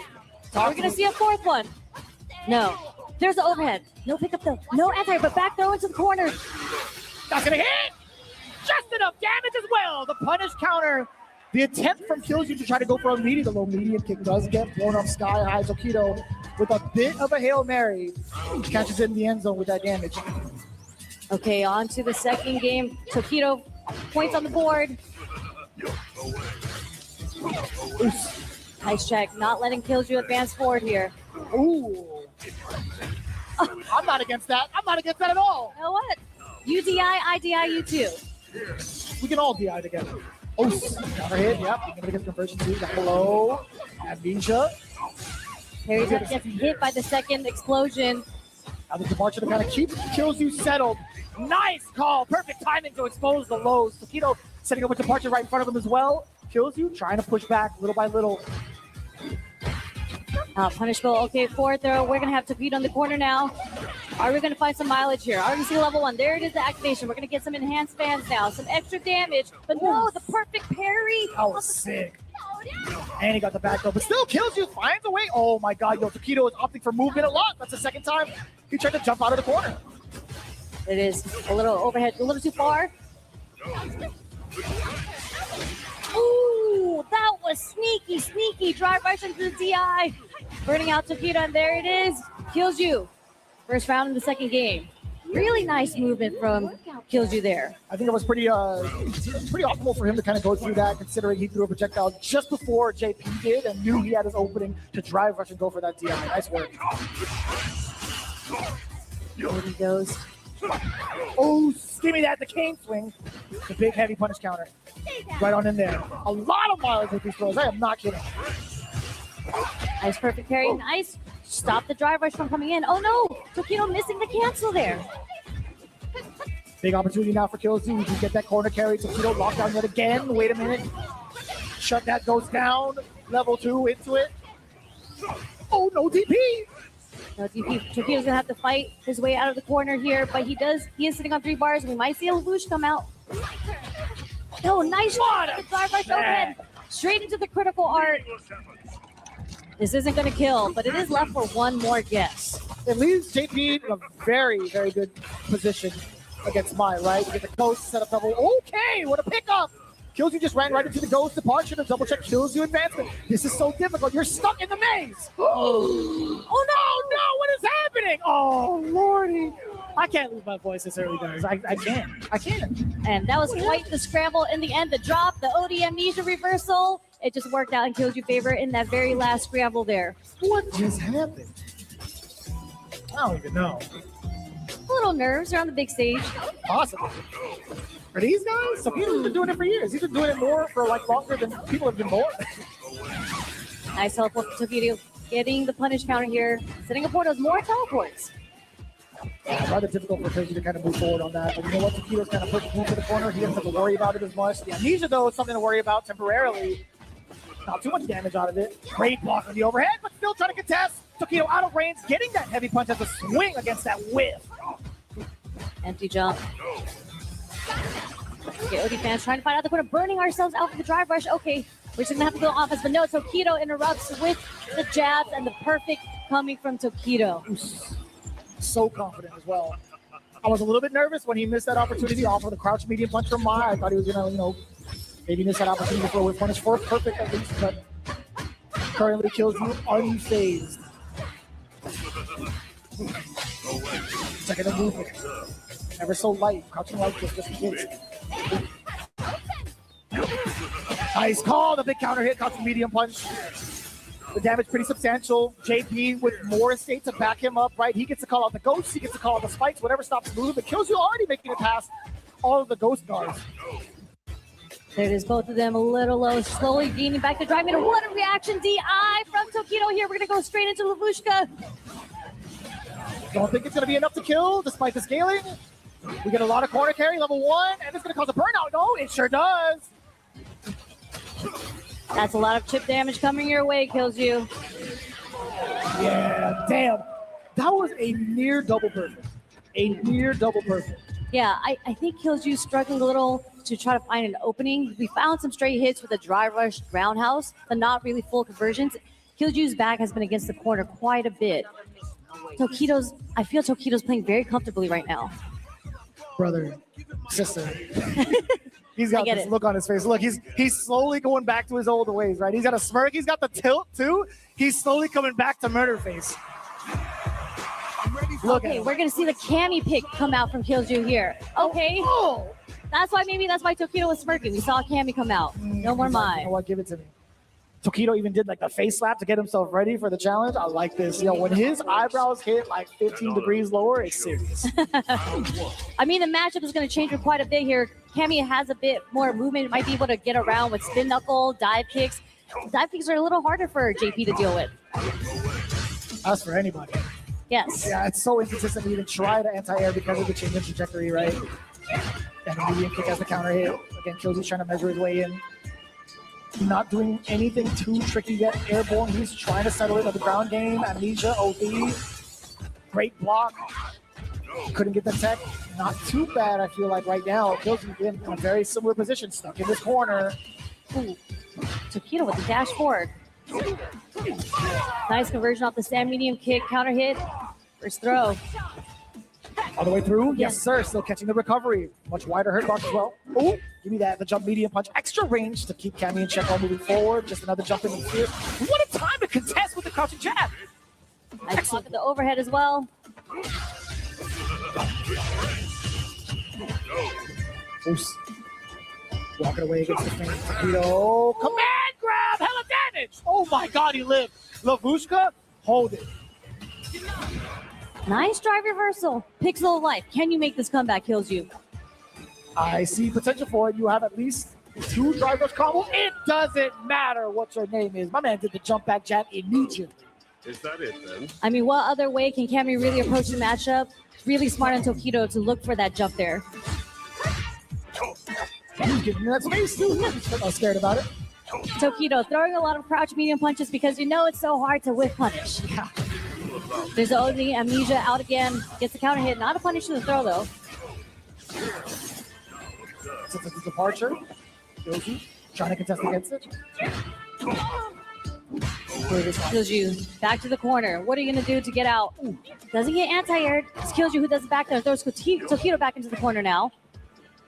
He flashed the parry just a little bit too, thinking Tokido was going to swing with maybe a heavy normal, maybe a crouching medium punch perhaps, but Kills you now in control for the first time in a hot minute. Amnesia yet again.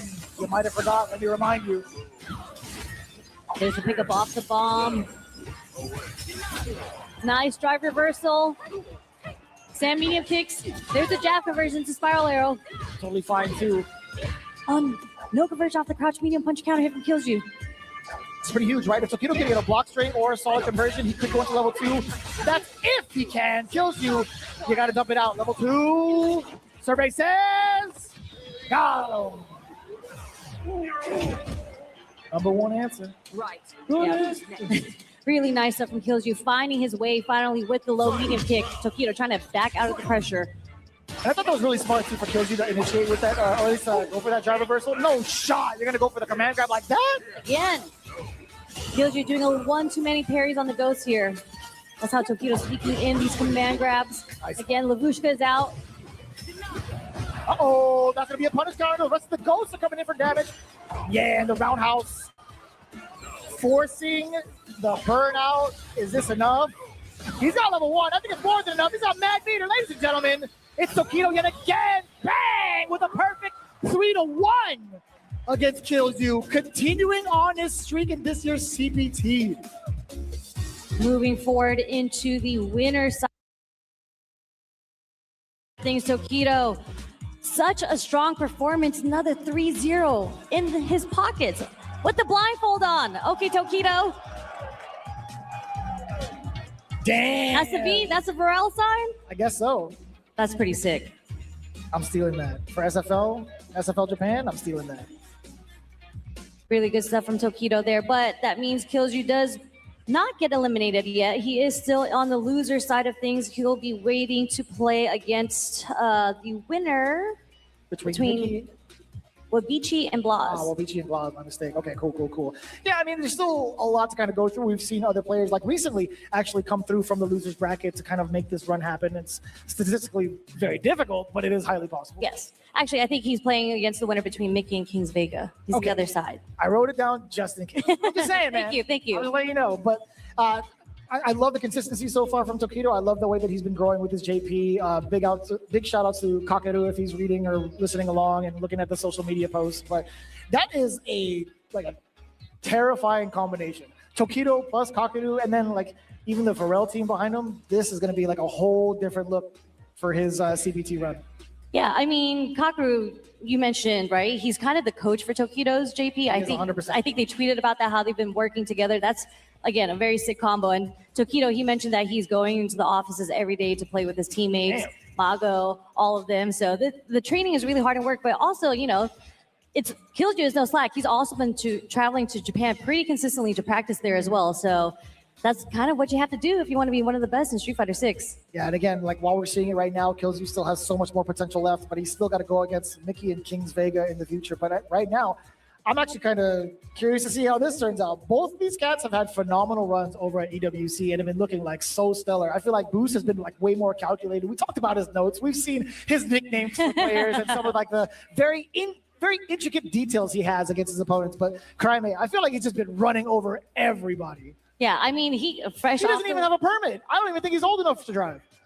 I mean, we'll get a chance to see them, and we'll get to talk to them after St. Cola brings them into the ring. This man is off the juice. Bring me Boost Lee!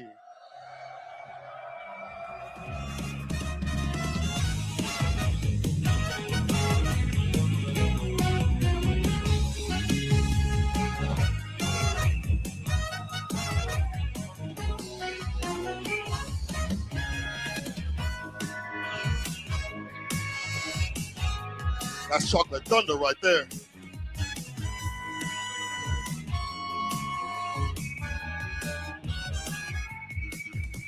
And his opponent, one of Chile's strongest, one of the strongest in the world. Give me Crimea!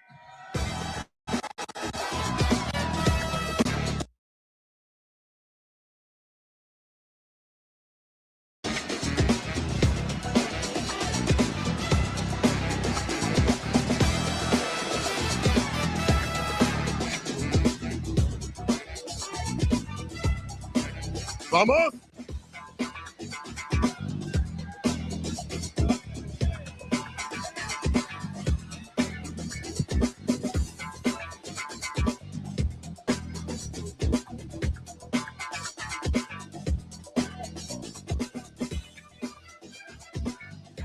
Nothing more dangerous than a competitive player with zero responsibilities. My man can't even drive yet. I found out he was 15. Sherry pulled up the info.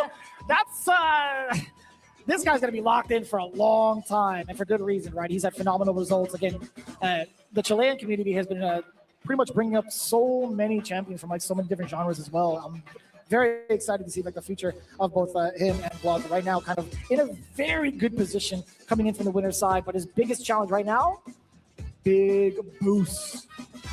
Big Boost himself. He is also running pretty hot. He's gotten 7th at Blink earlier this year, 4th at BAM, was also at EWC with the 5th place finish, the one that Crimea himself won. So both of these players, again, phenomenal skill behind both of them. Boost. He's been looking kind of robotic. Like even in the top 24, he fought off against Kawano. He made him look like he's never played Luke before. 2-0. not even disrespect to Kawano, right? Like just Bruce Lee just made him look so different. And I don't know how he does it. The way he breaks down the games. He's actually done like a couple of pieces of content with Paladin as well, where they would like analyze games together. Shout outs to Paladin, by the way, also top 24, mad impressive. I don't know where he got that Drewski towel from, but you know, it is what it is. It looked pretty cool, looked pretty funny, but he's, again, really top-end talent. So them combined, being able to study everything, it's going to be very interesting. And also brings up a valid point, right? He's got a lot of trading partners that play Shotos, primarily Ryu. Yeah, this is definitely going to be a battle of the Shotos, right? We're going to see Terry on the side of Boost, and then we're going to see Ryu on the side of Crimea. But I do think it's really cool. This is like a 50-50 to me. I really can't predict who's going to win this set because they both have their own type of play styles. Boost is very, I'd say, kind of unorthodox. Like, we know Terry, we know how Terry likes to play. He is a Shoto, right? But Boost, like you mentioned, he has his own notes on players, and it forces him to do these really weird interactions that you typically don't see. And since this is a first to 3, I think we're going to see a lot of tested theories that you typically wouldn't see in a first to 2 scenario. No doubt. I mean, being able to think outside the box and kind of like dissect some of the habits that certain players have is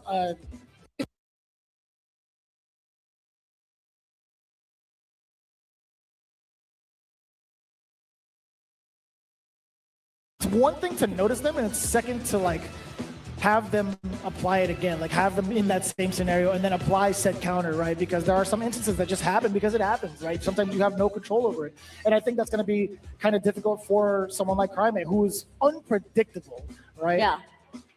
I mean, Crimea, he's a very, very solid player, but I haven't really seen him shaken up. Maybe he was actually here as CEO last year as well. And maybe when he was 14, he was a little more nervous than he is now at the age of 15.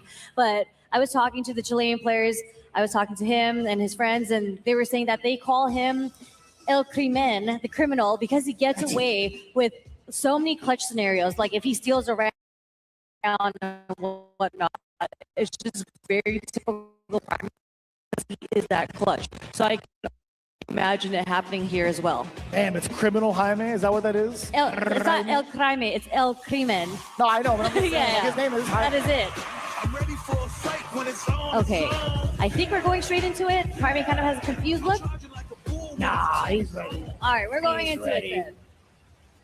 Here we go. Second game from the winner's side. Winner of this moves on into winners finals, facing off against Tokido. This is a pretty big challenge. Boostly versus Crime. Okay, feeling each other out a little bit. Yeah, a little bit of a slow introduction, right? We're kind of checking to see what ranges someone's going to commit to. You know what? That's crazy because Boostly definitely throwing that Nova just to see if Crime would possibly whiff and not move forward. But that low forward just at the tip of getting that punish counter. We get the tension charge off of the knockdown from Crime. We go back to the neutral. Crime finding so much mileage off that low medium kick, an early drive rush overhead. Taking Boostly all the way to the corner here. Early OD reversal does get blocked by Crime and a simple throw to take the first round in the first game. Pretty good call out. He had nothing to lose regardless. Pretty hefty life lead on top of that. I can see Boost banking on that. Boost. Couple of power waves. Another reintroduction to the fireball game. And the OD trying to close the gap as well, but Crime, he is just looking like a fortress right now. Yeah. Here's the burn knuckle again. Crime not letting Boostly getting any sort of momentum started here. Boost, give me that roundhouse to the chest. Burn knuckle as well. Yo, shave away the drive gates. A little bit of a micro step. Damn, look at that heavy right in the grill. We didn't want to go to level 3 here, but we spent the drive rush to burn ourselves out. We're going to find it here off of the lights. He's so Crime applying so much pressure. Straight into level 3 damage. God, he was walking him down. Micro step, medium. Micro step, crouch short to check the walk back into the level 3. It's so difficult to even try to flinch against him. He's hounded every person down. Every single opponent he's faced off against on the stream in the previous days, he's had that same type of intimidation. You cannot micro step back against Crime. I mean, it's just so scary, especially when he's locked with that level 3 in his back pocket. How do you escape his pressure, right? And we see Boost. Yeah, you can't really. We saw Boost get clipped many times on the low medium kick already. So he's getting clipped for the movement that he's trying to make. Prime is not letting him escape. So Boost is going to have to find a different timing. Maybe he's going to have to find a way to throw out his own low medium kick. We haven't seen that too often to get the counter hit on Prime. It's so difficult too. I think I appreciate Ryu's fireball a little bit more so in this matchup. Like if Boost were to try to close the gap, that's going to be a big deterrent, right? The fireball game. But Crime is also, even if Terry kind of inched forward, he would kind of back up just a little bit, but still also be a threat either with Fierce, either with his low forward, and then he measures that with the standing light kick first, right?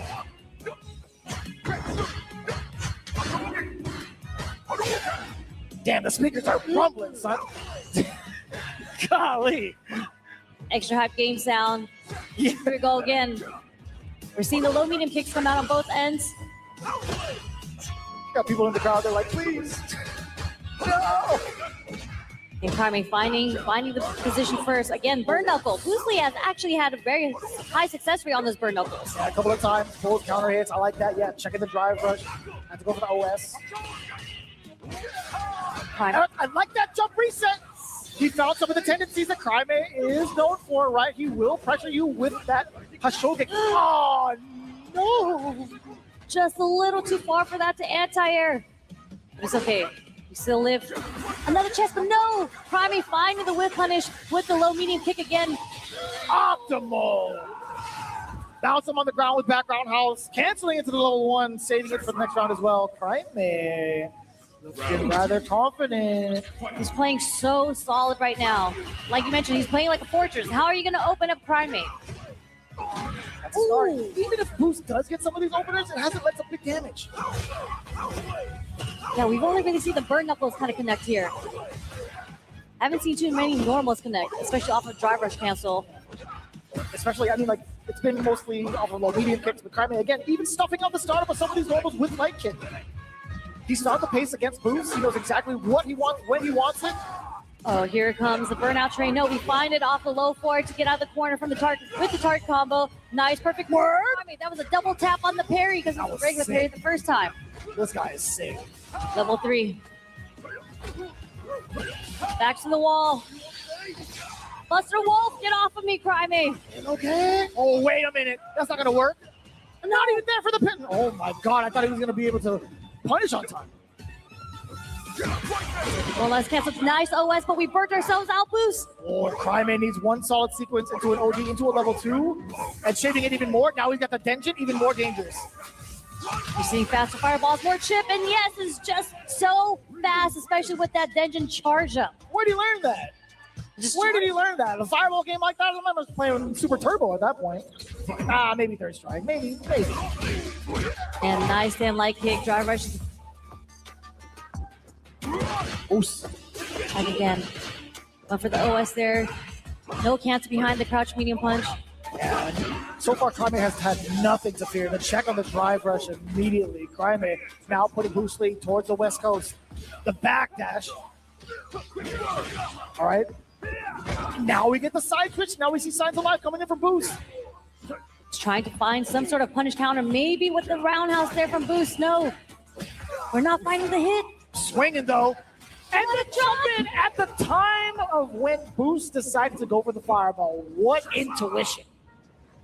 Killer instinct for sure. And I mean, is this about to be a 3-0 on the side of Prime? I want to see more games, though. Between these two, I really want to see more games. Boost is focusing on something different. He's not finding the whip punishes because Prime is throwing out these buttons. Nice, perfect parry on the donkey kick. There we go. First time we see Crime in the corner, pressuring at least to this degree. Perfect parry. It was so temporary. Ooh, send a side switch. Yes. Nice interruption for Boost. Perfect time to weave past the normals that Crime presented. Her knuckle, no, thwarted. Nope, do it again anyway. Forward throw. Give me that.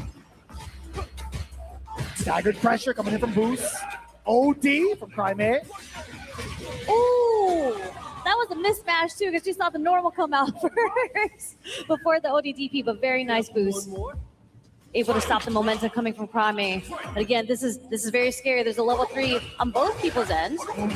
But right now, Prime is sitting at match point. He's going to be much more dangerous in comparison, right? Boost again. So consistently calling out some of these burn knuckles with fireball. Give me that. Oh, he's playing with fire, Sherry. He's throwing out so many whip forwards. Oh, the donkey kick. Give me that. Donkey kick.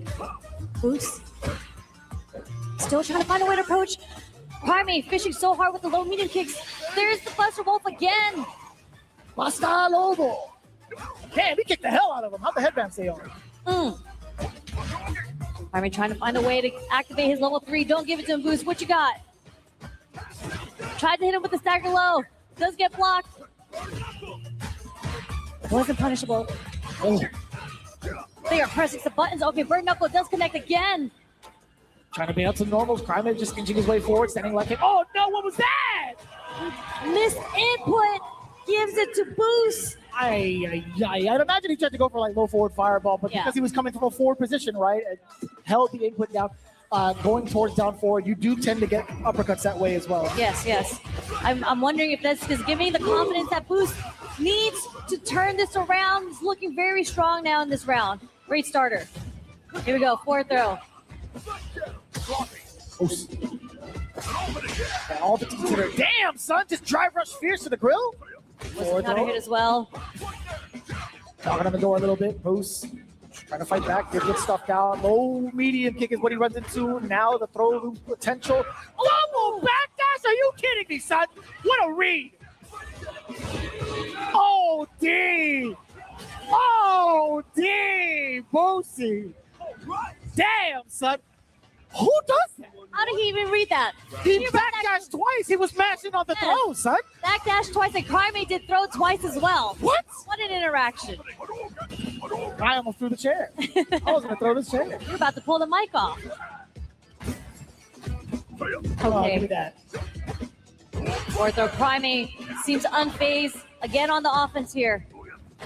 Slam him down. Give me another one. And another one. Nice interruption. Or Knuckles to get out of the corner. Taking the forward throw. Boost. Driving on in. The Fierce has not really stopped Cryme from moving around either. Okay. One more strike is all Boost needs. That's why Cryme is taking the throw. Ooh, great block on the overhead and also great stop on the drive thrust. Burnt out Cryme. No way! Cryme looking around, he had a little smile on his face. He's like, all right, you got it. That was cool. That was cheeky. I mean, that was really, really good because I actually don't know if Primate, if he did the CA, would it have beaten Terry CA? I don't know the numbers like going. Yeah, Boost was going for the chip no matter what. So tying it up 2-2. I'm glad that he went directly for the critical art, but I have not seen that interaction to see what happens, even if Ryu acted second. Now, typically, we're so used to like the second super coming through because of the chance to activate their invincibility, right?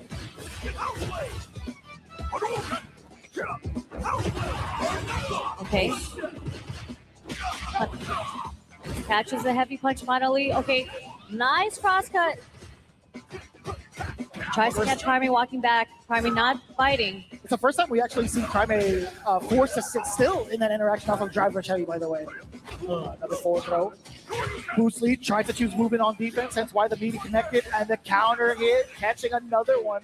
Go Boost. You're in danger. Match point yet again for Cryme.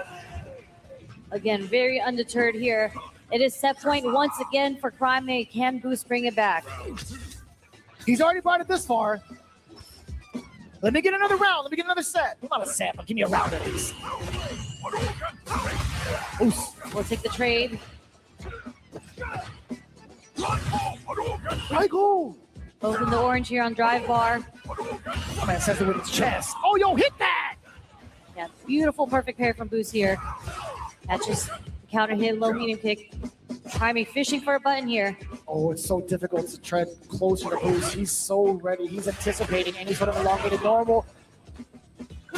The drive rush opener leads to this throw exactly where he wants it. Oh, as well, the punish counter DI against the fireball.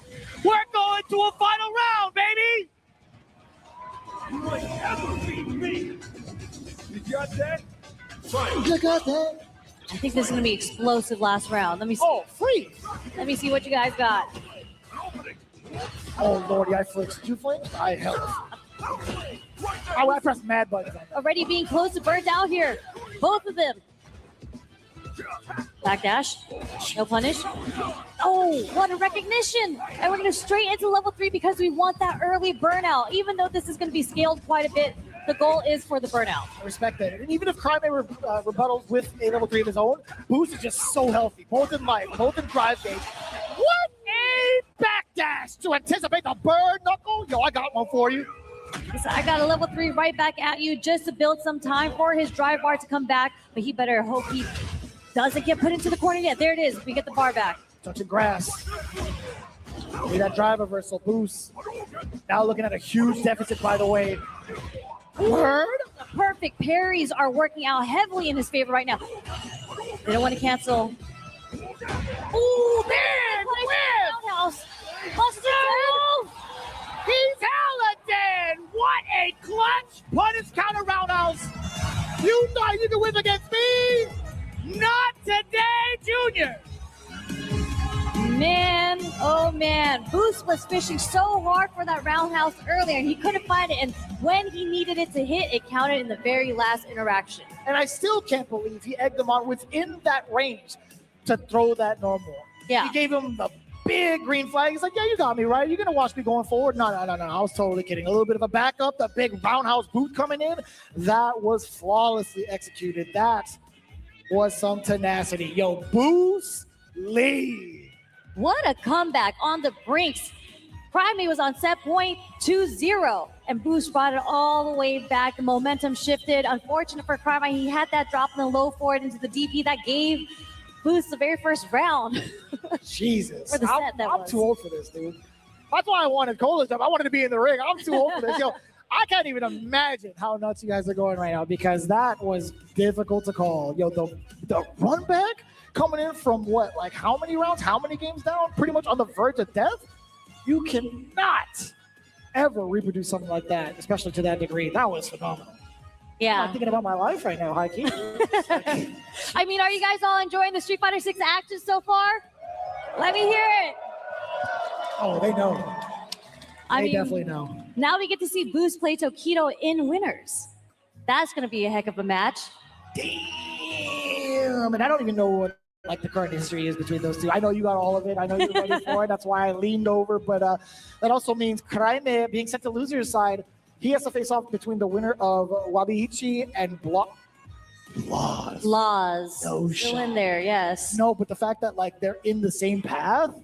It might have to be a home country kill at that point. No, that's rough. Well, we're about to find out. Let's take a look at who we have coming in from the loser's side. Seikola, take it away, brother. Ain't no mouse in this house. Introducing Mickey!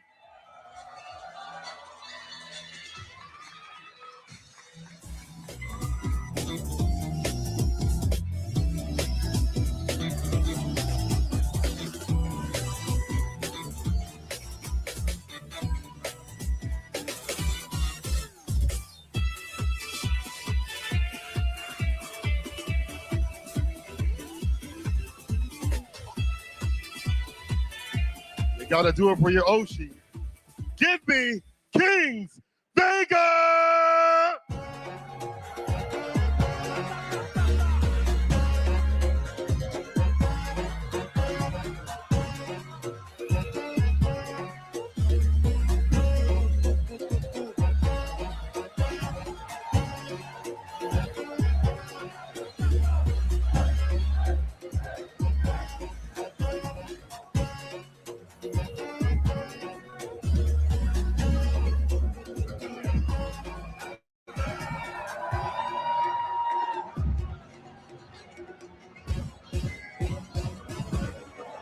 Let me get a shirt too. Commentators, I hope you're ready for this action. Back over to you.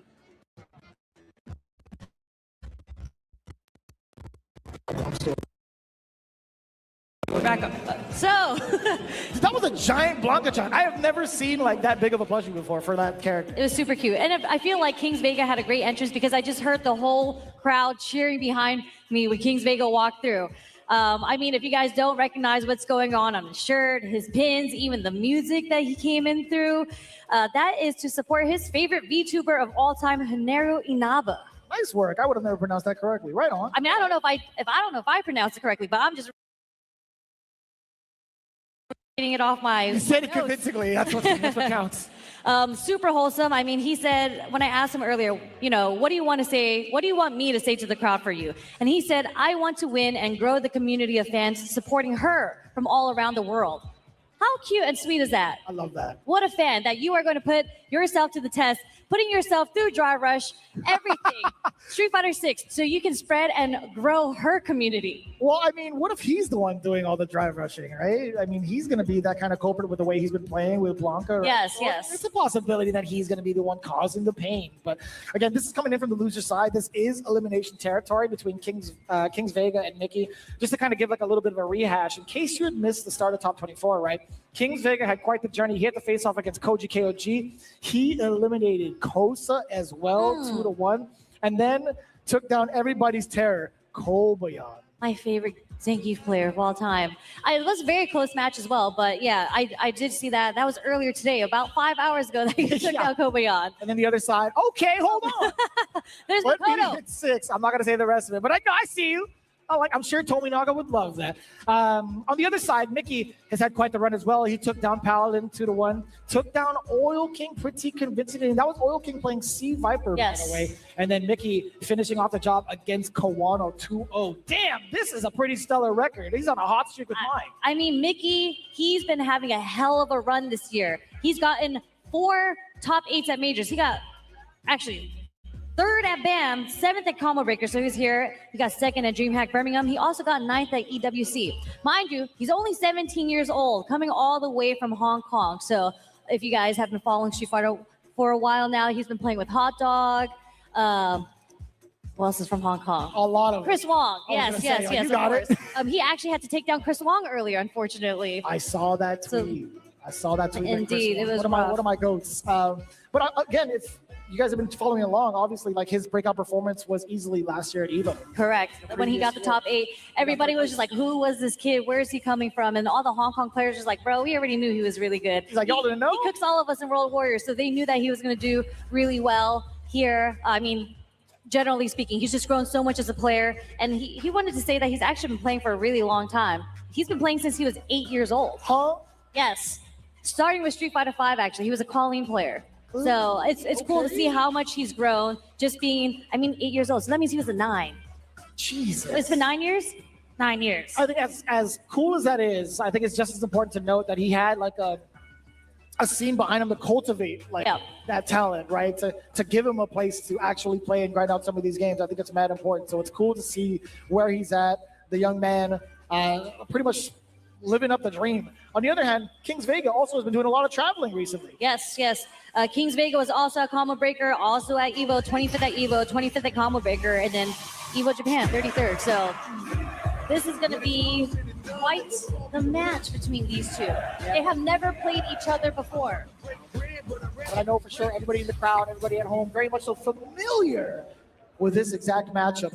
Someone we've seen plenty of times, Blanca, only in a handful of really talented individuals. But right now, here on the loser side, we're about to experience it again. Mickey versus Kings Vega. So we got kind of a slow start. I think every set so far we've seen kind of a slow start. The players are definitely feeling each other out, seeing how they want to play the neutral. A little bit scary too. Kings Vega kind of backing away in case the fans come out again, but that's going to be, yes, the green light to go. Exactly why he went for the drive rush. Does it again, a little bit of a trade-off. Nothing too big from the side of Kings Vega just yet because of that exchange. So Mickey, he's going to take full advantage of that. And Mickey kind of backdashing, building that space for the perfect spacing to do the anti-air there. Nice hop out the corner, but Mickey's so ready with the counter hit jabs. A little bit too close to even try to check that drive gauge. Right, knows for a quick normal coming out of Kings Vega. Both pretty much slowly building back their drive gauge. Kings Vega, what are you going to do? Oh my God, you'll punch the hell out of it. Kind of low. Kings Vega working on a level 2 already, but no, drive rush gets hit by the stand heavy punch. Slide. Ooh, a little too far for that throw to work. Mickey has some good movement going on right now. Keep moving. And he's also making excellent calls against Kings Vega. Throughout the entirety of that round, he's also kind of like dominated the space in the neutral, right? He's kind of been in awkward spaces where some of Blanca's normals whip. And speaking of whip normals, we'll definitely take that. That was a delay, no? That was delayed crouch short on that drive rush? That was indeed. And we're going to see the activation here with the level 2. Again, Mickey not allowing Kings Vega to dash through, but nice perfect parry on the meaty. Able to get some damage off onto Mickey, getting some use of the level 2 here. Oh, Blanca Chan is live. Little fella. Got the batteries on it. Let me see. Hold on. He's charging. No longer in Lightning Beast, by the way. There we go. And it actually hit. What was the counter hit against it? Give me that rainbow ball. The Demahe on that. Blanca Chan is so cute, but so grimy. So deadly. Little fella, huh? That's the boy. Give me that. Continuation off of the OD Blanca ball. Don't get the forward throw. Drive rush on in there. The overhead connects. Right in the cabeza. Looking for the perfect pair here. Oos. Nice offense from Kings Vega here. Keeping it tight. And another lightning piece already. Hold up. Mickey's got to say something about it. Mickey waiting again. Checks the drive rush and stand heavy punch. Mickey trying to find a way to burn Kings Vega out right now. Whoa, man! Why did that happen like that? He went into the stands. He went into like the prowler stands and then popped up and still got the hit? He did the little hop, went to the air, was able to cancel into the air ball. Okay. Jesus. What an approach. You definitely don't see that interaction very often. No, I was very surprised at that. The fact that he was ready for that angle. Kings Vega, I see. What looked like a much more confident start from Mickey ended up with a fantastic finish coming in from Kings Vega. 2 for 2 on these raw slides as well. There it is, the crouch medium punch, so strong coming on the side of Blanca. Forward throw. Will we see another? Nope. And medium punch. Yeah, not too much big damage to it. King Vega is really kind of like picking and choosing when he wants to draw normals. Some of these counter hits don't even lead to a lot, except for this moment. I might have jinxed it. I put a little sprinkle of commentator's curse on it. Hold up. Let's see if Mickey's able to find some damage here. It's not too much luck, but King's Vega about to get the level 2. Might not, doesn't even need to spend it. Oh, the mix! Wait a second. Uh-oh. Watch yourself. Ooh, the stinky toe, huh? Let's give a little bit of the stanky leg. The stanky big toe. Disgusting. Them Jones is long. Look at that. I know. Move up. I don't even know how. That's why he can't wear shoes. Why does he do that? No idea. Again, straight into Lightning Beast, finding the hit with the Sam medium punch as well. Mickey's gonna be all the way in this corner. This might lead to very early damage. And what? The patience on King's Vega. Oh my God, little fella's doing most of the damage right now. Mickey trying to grab something. He's grabbing air. Oops. Finally find the whip punch and straight into level 1 here. Can Mickey find a way to get some damage? No, King's Vega. The wake up Odie up all. No, a little too late with the anti-air there. And an empty jump of all things. Yes. Nice call. Deep silently from the side of King's Vega. Mickey kind of readjusting, recalibrating. I don't know if he'd actually pull out a different character for this exact moment. I don't know if he's been thinking about Cammy for this instance. Yeah, could be. I mean, so the Cammy was his breakout performance at EVO, right? But he's kind of switched off fully into Mai. He's played Cammy a couple times throughout the tournament, but I'd say 80% of the time he is playing Mai. And I don't think this is particularly a great matchup for Cammy as well. So I might want to stick with the Mai. He just might need a mental break to break the momentum that King's Vega has right now, because he is definitely starting to run away with it. And it's been difficult to call what King's Vega wants to do on defense, especially on wake up as well. We haven't really seen anything like used from OD. We haven't seen like OD up ball. We haven't seen like jump back air ball as often. And Mai can cover that. We've seen Louismon actually cover that tech against Men RD over at Street Fighter League US. But Mickey has not even been given the chance to apply like too much pressure. Not even like throw loops. Yeah, that's or even just like multiple throws, I should say. On song. Yeah, Mickey hasn't really been able to open him up, especially with a heavy button. We've seen some mediums come out, maybe one, and then a lot of light attacks, really not finding a way to hit him with the stand heavy punch. Not even the drive rush overhead. Maybe we'll see a little bit more of that. To be fair, both of them have been blocking a lot of the overheads quite well. Give me that, dude. Elongated normal. That is mad far, mad active. Give me that too. OD uppercut. Mickey not shy about it. You thought you can grab? Nah, son. Here we go. Mickey slowly in pursuit. Air ball coming on in. Mickey still within the range. Also getting that block. Counter hit now. Can't get it on light. A nice drive reversal. Finding the lows. What do you do about this now? King's Vega not too far away from that deficit. He's got one bar. Damn. Woo. Almost pick up. No, nice tech. What a delayed anti-air. It did work this time. Put the brakes on it just in case. King's Vega wanted to wake up, but then he no. We whip punish with the fans. Nice low medium kick, trying to interrupt King's Vega's pressure. That was wild. King's Vega immediately went into like a drive rush after that initial normal that kind of came out prior to the low medium kick. Any hit or activation or any hit that he would get, he would definitely go into level 2. But Mickey being able to initiate level 1 on deck without being handed. Yo, stop that out of here! The drive rush getting thwarted by the fans. Oh, how are you ready for that? Damn, that was bust ass. That was a perfect. That was the fastest round we've had thus far in top 8. Whatever break Mickey took there, it is working out for him because he made every correct offensive decision in that last round. 3 for 3. Been an anticipation for what King's Vega wake up options were. Yeah. And a down pat. I mean, Mickey's been able to find hits interrupting drive rushes, but he wasn't able to convert off of them in the first 2 games. He definitely started converting off of them in the very last game. Do get the first throw coming in from King's Vega. Oh, God. Just hopping backwards. I can hear Yipes in the background making the Blanca noises right now. I was going to try to do it. I stopped myself. Yo, give me that back medium kick. Connecting into the OD Blanca ball. We do get that side switch as well. Stuffing the heavy punch again. King's Vega finds so much success in walk up throw to stop the drive rush overhead with the wake up jabs. Fell for the Brody.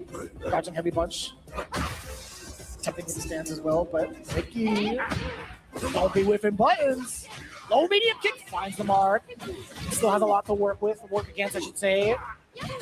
Damn, son, where are these counter hits coming from? Wait, did he mean to burn himself out there? Oh no, what a ring! No shot. Beautiful back jump. Knew that Kings Vega, because Mickey was burnt out, would most likely do a drive reversal as a defensive option on Wake Up. And he hit him with the mouse tool. Mickey is always so ready all the time. Well, here we go. Okay, Lightning Beast is out. Let me get little fella, call him out. Oh. I like that, him pushing out Blanca. He's not going to be able to get any more of that Lightning Beast out. No longer in threat of Blanca-chan either. He's swinging with the fans. Okay, Rangers. Forward throw, give me that too. Delayed, didn't get the punish. Okay, we're swinging. We're pressing some buttons out. Back throw. Kings Vega on the. What a jump in. Jeez. Off of the stance, by the way, he was ready for it. He was already in that stance, went for the command jump afterwards, and just perfectly timed punish. What anticipation. Kings Vega, look at that match point now. He's got Lightning Beast loaded. If he wants to, he can go for a sequence that gets him level 3 as well, but instead, we're getting activation off of a normal, catches a low medium kick just within range. Back-to-back air ball. Little fella coming out again. Nice ODTP. Nice perfect parry. Okay. Straight into the level 1 here. We're pretty much even. Oh, pilot block, but no punish. A lot of movement going on here. There's a crouch medium punch from Blanca. The infamous crouch medium punch. Dodge this wave. Didn't get the punish counter. Hold on. What a delayed DP. Oh, the back roundhouse. I think Kings Vega tried to move, right? Oh my God, I still can't believe he went through with that level 3. He still managed to catch Kings Vega off guard. Are we seeing another big run back? I mean, I'm loving this. I'm loving where you think you're backed or against the rope, but these are the top players here. You're giving them a first to 3. You're giving them some time to adjust and to think about how they want to approach this matchup player differently. And we're seeing it happen in real time here. One of the things I do want to highlight is Kings Vega has not really gotten anything like super big out of Lightning Beast off like after the initial hit, right? He'll get like a low forward or he'll get like a normal activation low forward into whatever sequence. But afterwards, the mix hasn't been like as potent. Mickey hasn't taken too much damage from that super, so it's been rather difficult for him to get that opening. I mean, let it go too early. Yeah, I mean, Mickey's defensive reads are working right now. They have caught him every single round, a lot of rounds so far. There it is, 4th throw. We do have a level 1. We might be able to see it come out. Oh, no, tried to shimmy, but a little too close. Gets back throw. Exactly it. And also trying to walk out of that space. No, sir. Mickey clipping with a low medium kick. A little delay on the crouching line, and now it's Mickey turning the tables. That is match point. He's got 2 bars to himself. This could be a little bit problematic for Kings Vega. I mean, if we finish the storyline, if we're following it, Kings Vega should be taking this round so we can at least go down to the last round. But let's see. We're building up another level 2 for the Lightning Beast here, which I'm very sure we're going to see.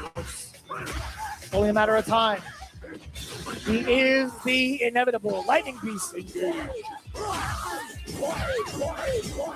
There it is. Will Mickey get hit by this mix-up? Oh, 4th throw. I like that against the DI. Little fella coming on in. Nope. Oh, word back roundhouse. Gonna throw it out like that. Kings Vega at a different angle. Oh, the uppercut. That could have been for game. That could have been for round. Excuse me. Okay, back to the neutral here. Charge fans. We're gonna drive rush in. Kings Vega take the 4th throw. What a check interruption. Ooh, no. And just as predicted, we are going down to the final round, final match of this set. Who is going to go home tonight? Oh, don't put it like that, dude. It's a loser match. I forgot already. I was so invested, I forgot where we were at. Oh, my Lord. The double knee bomb counter hit. Hold up. What a hard read on that perfect parry on the meaty here. Lightning Beast is out. Mickey, what are you going to do to fight for your tournament life right now? What is this wake up? What is the decision here? Oh, the blade up ball. Wait a minute. No shot. Oh, yes, shot. Yes, shot? Yes, shot. Okay. Not a burnout yet, but what is this next sequence? Because it means everything that's about to play out. There it is. We see the burnout. He has no meter. And he got a 4th. Oh, that's huge. Drive rush. He tried to move out of the way, Sherry. That's it! You're dead! That was it! What a smart play from Mickey. He gambled everything out perfectly in his favor. That next sequence, burning out King's Vega, made it a checkmate play for Mickey. And just like what we saw in Winners, what a comeback from Mickey. What an adjustment. Down back. He was totally ready too for the sequence of lightning beats. As soon as that up ball came out and he knew that the Blanca-chan was no longer going to be a threat, he knew that Blanca was still going to be in recovery. He's like, oh, this is my time. I think that was King's Vega's big error, right? Going for that up ball, mistiming it, and getting hit with that initial level 3. That was, man, it's like the stars aligned for Mickey in that exact moment. Yeah, I mean, it was the hardest of read because you talked about how King's Vega couldn't really, he would get the hit from Lightning Beast, first sequence, gets the damage off, but it was so hard for him to get the second sequence going off on Mickey. And it was that delayed level 3 that took it home for Mickey. Jesus. I don't even know if I have the stamina for this. I'm already gassed. I'll tell you what. You guys can take over. You guys are pretty energetic thus far. But just to kind of keep you guys updated, Mickey is now going to be facing off against Kills You over on the loser's side. That's going to be kind of wild to see. It's potentially going to be the Maya Mirror match, right? I think so. Actually, I don't think they like Maya Mirror. That's what I'm saying. Yes. But like, they have no choice because both of them have Cammy secondaries, right? Well, Kills You also has a jury. Yeah, that's true. That's true. I mean, it's been a while since we had the jury. Yeah, but who knows? I mean, there's been so many Mai's out there. You have to have kind of so many different pocket characters. We might see a Cammy versus Mai with either of the players. So I'm super excited to see how that match is going to go. But we do have what? Like, we have one more losers match left, and it's going to be between Laws versus Blas and Wabiichi. You got it. Exactly that. You'll be scrolling through all of it. You're ready. I like that. So, as we talked about it, our final matchup into the losers before we get into the next round. These two players coming up on deck. Let's bring it over to St. Cola. I need the rising star of Burrell, Wabiichi!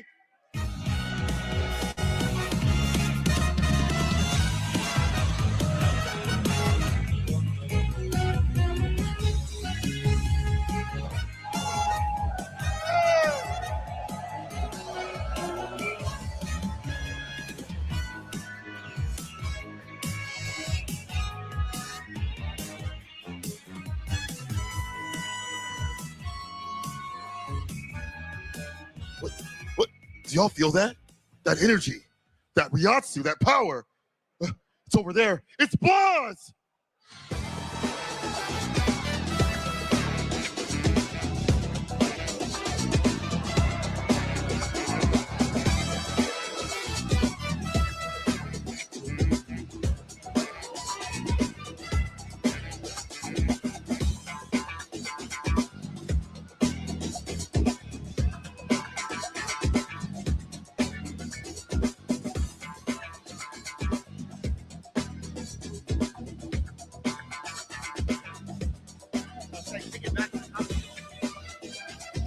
All right, y'all.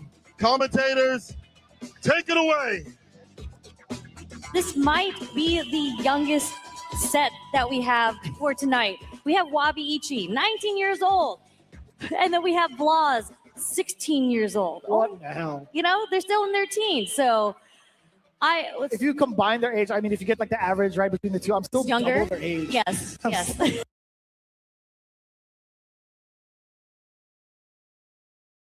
What? But this is really cool. I obviously can't really speak to Wabiichi, so I asked him if he had anything for me to say on the mics while I was introducing him. And the only thing he had to say to me was that he is a Tachikawa fanboy. Who is it?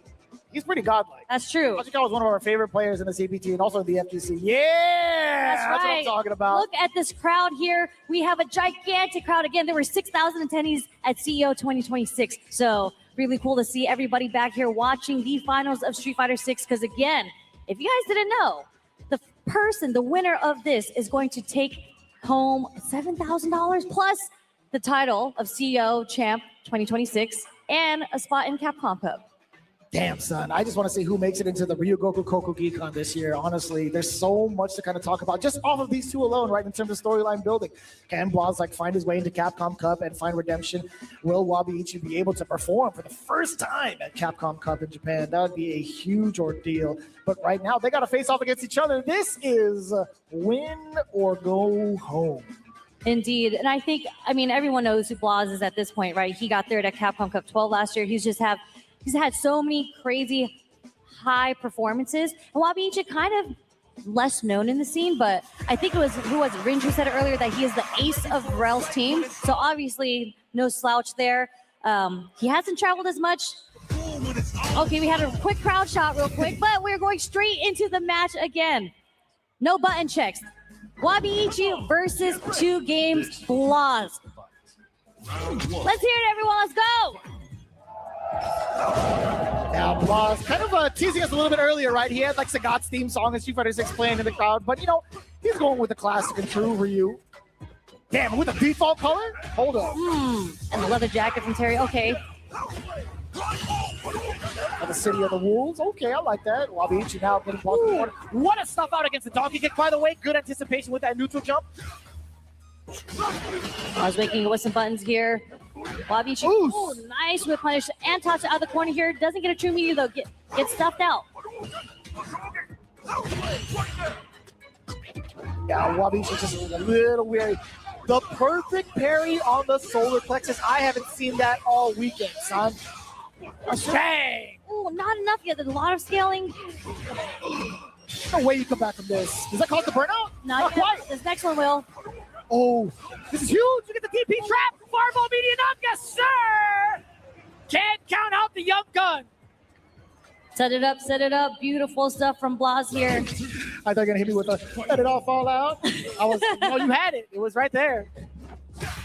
Really good stuff from Blaz, making that comeback. Perfect parry. Pound hit. Lots of damage here early, Buster Wolf. Basta Lobo. Getting the damage early. Okay. Blaz with the wake up ODDP just to get the pressure off of him. Back in the mid screen. That was sick. It wasn't a punish counter. It wasn't a counter hit either. Correct. Just a raw hit. OD, rising tackle.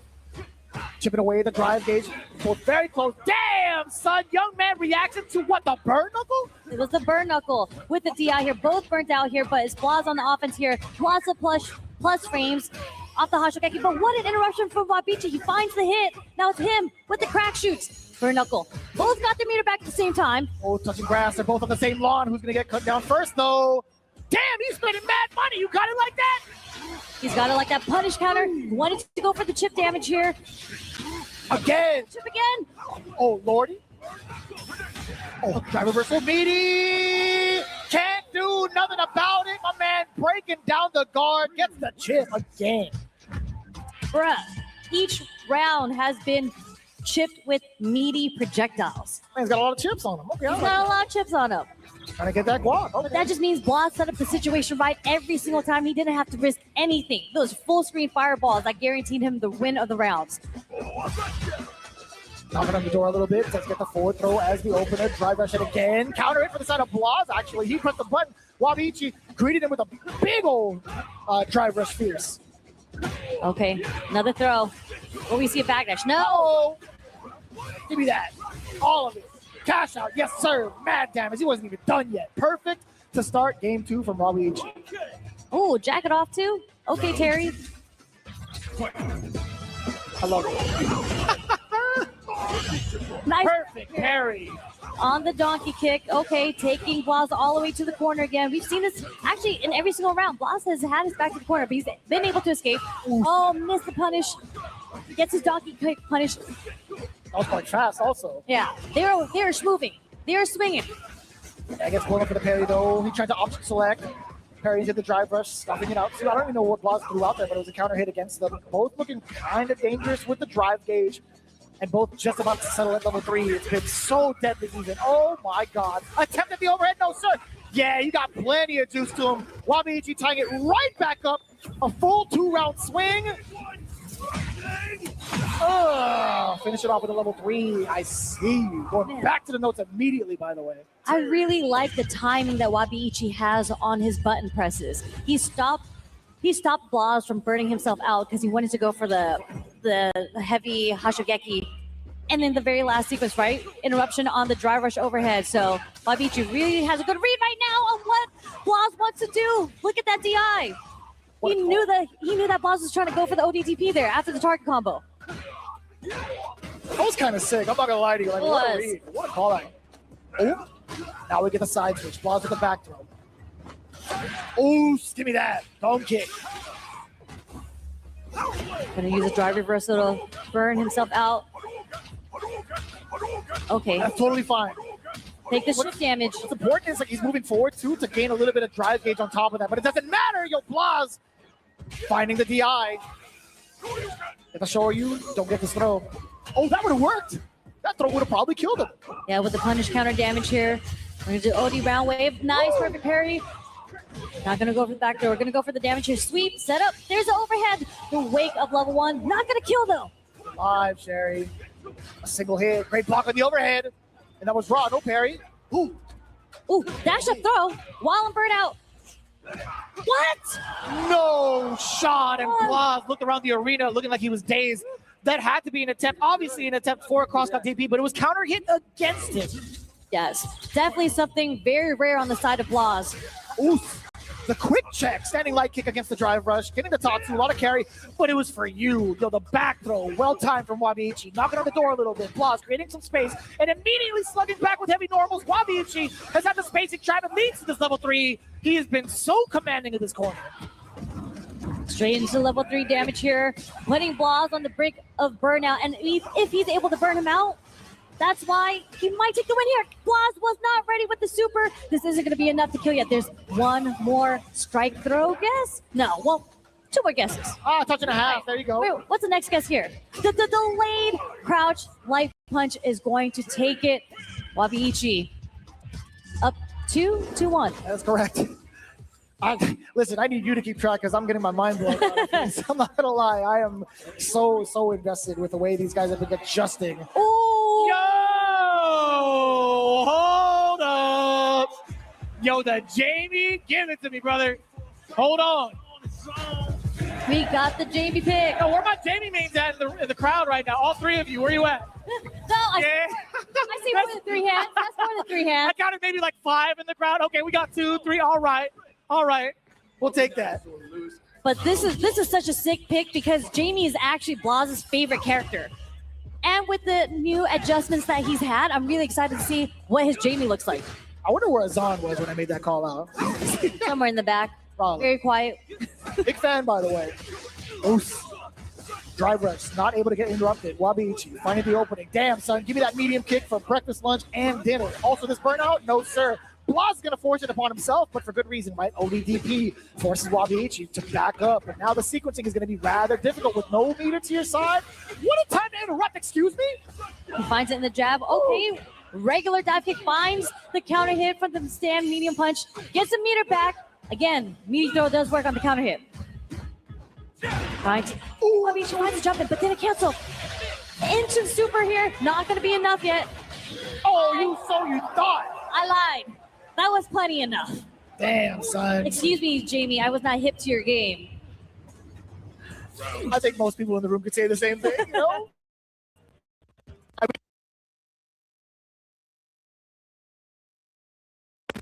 don't want to be down to level 1 to actually do out the damage, but Wabiichi didn't give a damn about it. Quick burn, knockdown.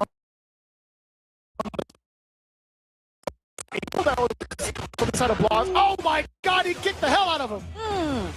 On the brink of burnout again. Wake up, low, medium kick, drive rush, burning himself out, spending the bar here because he wants to burn out Wabiichi as well. So now we're fighting with no bar. Blas even close to getting the level 1. Buster Wolf.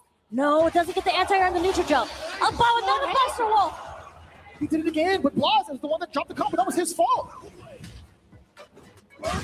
We're not going to catch them out the air. We're going to get chipped out here. Very nice, meaty round wave. Yeah, I'm not too sure what had happened for the set of Blas, right? Just a little bit of a drop. He went for the standing heavy punch punish counter. Yeah, didn't get the punish counter. Oh, he did, but he just dropped the combo afterwards. He 100% got the punish counter off of that. This was after a block super, right? Medium kick. Yeah. That was a buffer. You already know. Drink number 2. There and we he's go. getting doubles. Bakai. That's a cool frame kill. A third drink. Oh, the bartender cut him off. He said, you're getting a little too buck wild in here. There's a drive reverse from Blas. Yeah, the crowd's feeling it. 4 drinks. Yeah, man. People say that Jamie with 4 drinks is probably the best character in the game. And look at that damage. Really nice stuff from Blas, making it 2-2 with his Jamie. I feel like Blas said if he's going to go out of this tournament, he's going to go out with his favorite character of all time. Okay. Damn, of all time? I mean, wait. Hold on. Let me I did pump the brakes ask. a little bit. Let me pump the brakes. He's coming in from what, like Street Fighter 5? Going into Street Fighter 6. Like, he made his, like... Yeah, Street Fighter 5, yes. He made his name for his community, or in his community within, like, Street Fighter 5, and he's done so quite well in Street Fighter 6, obviously. But damn, Jamie is his favorite of all time? I mean, he's only been playing for 5 years, so... That's pretty cool. It's the 3rd year of Street Fighter 6. Not a bad choice. This is the kid that was terrorizing everybody in Street Fighter 5 online, by the way. And look at him now, tying it up against Wabi-Ichi. Both kind of drive rushing at each other. Stand medium kick for both. Trading there. Nice whip punish from Wabi-Ichi. Tell me that wasn't sick. That was beautiful. I was going to say, tell me what that wasn't sick. I love right whip now. punishes. Okay. Actually gets back thrown there. Maybe a little too close. Nice block on the drive reversal there. A little too slow. Also, what a sick sequence. Oh, the jump reset. Good call out against the standing medium kick. The palms just whiff it. What a juggle. Okay, catches him out of the air. Doesn't get the pickup from the sweep, but it's okay. No punch there. Nice air to air from the air. Catching him. Trying to neutral jump into the level 1. Blas is so sick right now. Uh-oh, that doesn't work out for you. Not at all by any means. My man was just finishing his drink. And just like that, Blas makes his set point for him. That's crazy, man. Wabi-Ichi's got to fight back right now. Nice perfect parry on the OD palms. And a lot of corner carry. That he still caught the... He caught the backdash. I believe he did a backdash That's there. correct. Yeah, I believe that. Oh, he committed to the Rekkas. Okay. Thought Blas was going to try to check his drive rush. Blas did not take the bait there. We're doing some roundhouses. Yeah, from both ends. Some heavy kicks. Now we're back to the medium kicks. Perfect parry still against the drive rush light, huh? Really nice perfect parry. Forward throw here. Damn, how was he ready for that tech? Nice drive reversal. Roundhouse to roundhouse connections. Actually, no connections. There we go. Finally finding the mark. On the third drink, you saw the OD command grab come out. Tried to be a little sneaky with that. Ooh, medium kick. You got hella damage on board. After the Bakai, level 3. Wait a minute, hold on. It's not the critical art version, but he does get the pop-up. Wait a minute. You got it. Nice and easy with the Bakai finisher after the SA3. Level 3, excuse me. Blas eliminates Wabi-Ichi. You know what that means? What's that mean? He has to fight against Jaime. We're going to have a Chilean versus a Chilean in the next set of losers. Look at the flag. Look at the crowd. Yeah, I know you guys love that. Big What is that? representation for the Latin American community. My man he got some chains on him. I saw a little bit of the blink too. I don't know who you are, but yo, you swagging out. I like that. But what a turnaround too. It was the Ryu that had done it pretty much all weekend long. It was the Jamie that he's had shown off before, even in World Warrior. He's shown that off against Cryme in the grand finals for the Zangief. I'm so glad that he was able to take advantage of it on this stage and also in this part of the game with those adjustments. Yeah, for sure. I mean, it was the Ryu. The Ryu was putting in work. He kind of gave him the alley-oop, and it allowed Jamie to close out the set and for him to advance forward through losers. Dude, it's getting a little hot. I don't even know why I'm wearing this hat right now. Like, I'm sweating. I'm like, you get sweat under that? Yes, I get sweat under there. What do you mean, man? I'm not like, you know what? I'm not even going to get into it. Jesus. Let's take a look at the top 8 so far, shall we? We've established a couple of winners going through it. You see the winners finals.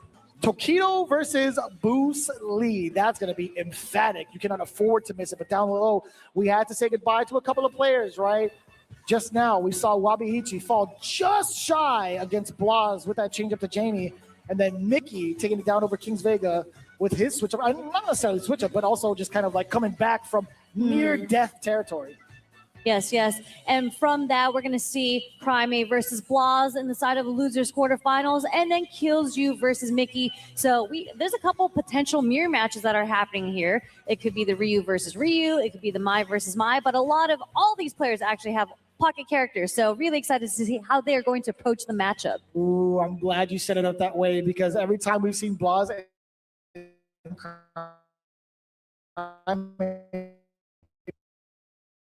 fight off against each other, they're only hits just to kind of like trick one or the other. But I'm kind of curious if they'll actually commit to the mirror. I don't think they're gonna play the mirror. Same with Kills You and Mickey. Like it's so. I don't think they're gonna play the mirror. It's like Mai versus Mai. It's like, no, we're gonna go Cammy versus Cammy. It's like, come on, man. Kind of difficult to call. But either way, you guys have been tuning in to the Capcom Pro Tour here at CEO 2026. But it's not without thanking our partners who have been a big supporter of the Capcom Pro Tour. That's right, I'm talking about Suzuki. They were there at Capcom 12 this past March. They've witnessed the excitement reach its ultimate peak at the Ryogoku Koku Geekon. The dedication of the players refining their game styles to the utmost limit perfectly aligns with Suzuki's spirit of craftsmanship, manufacturing the motorcycle by the relentless pleasure of riding the bikes.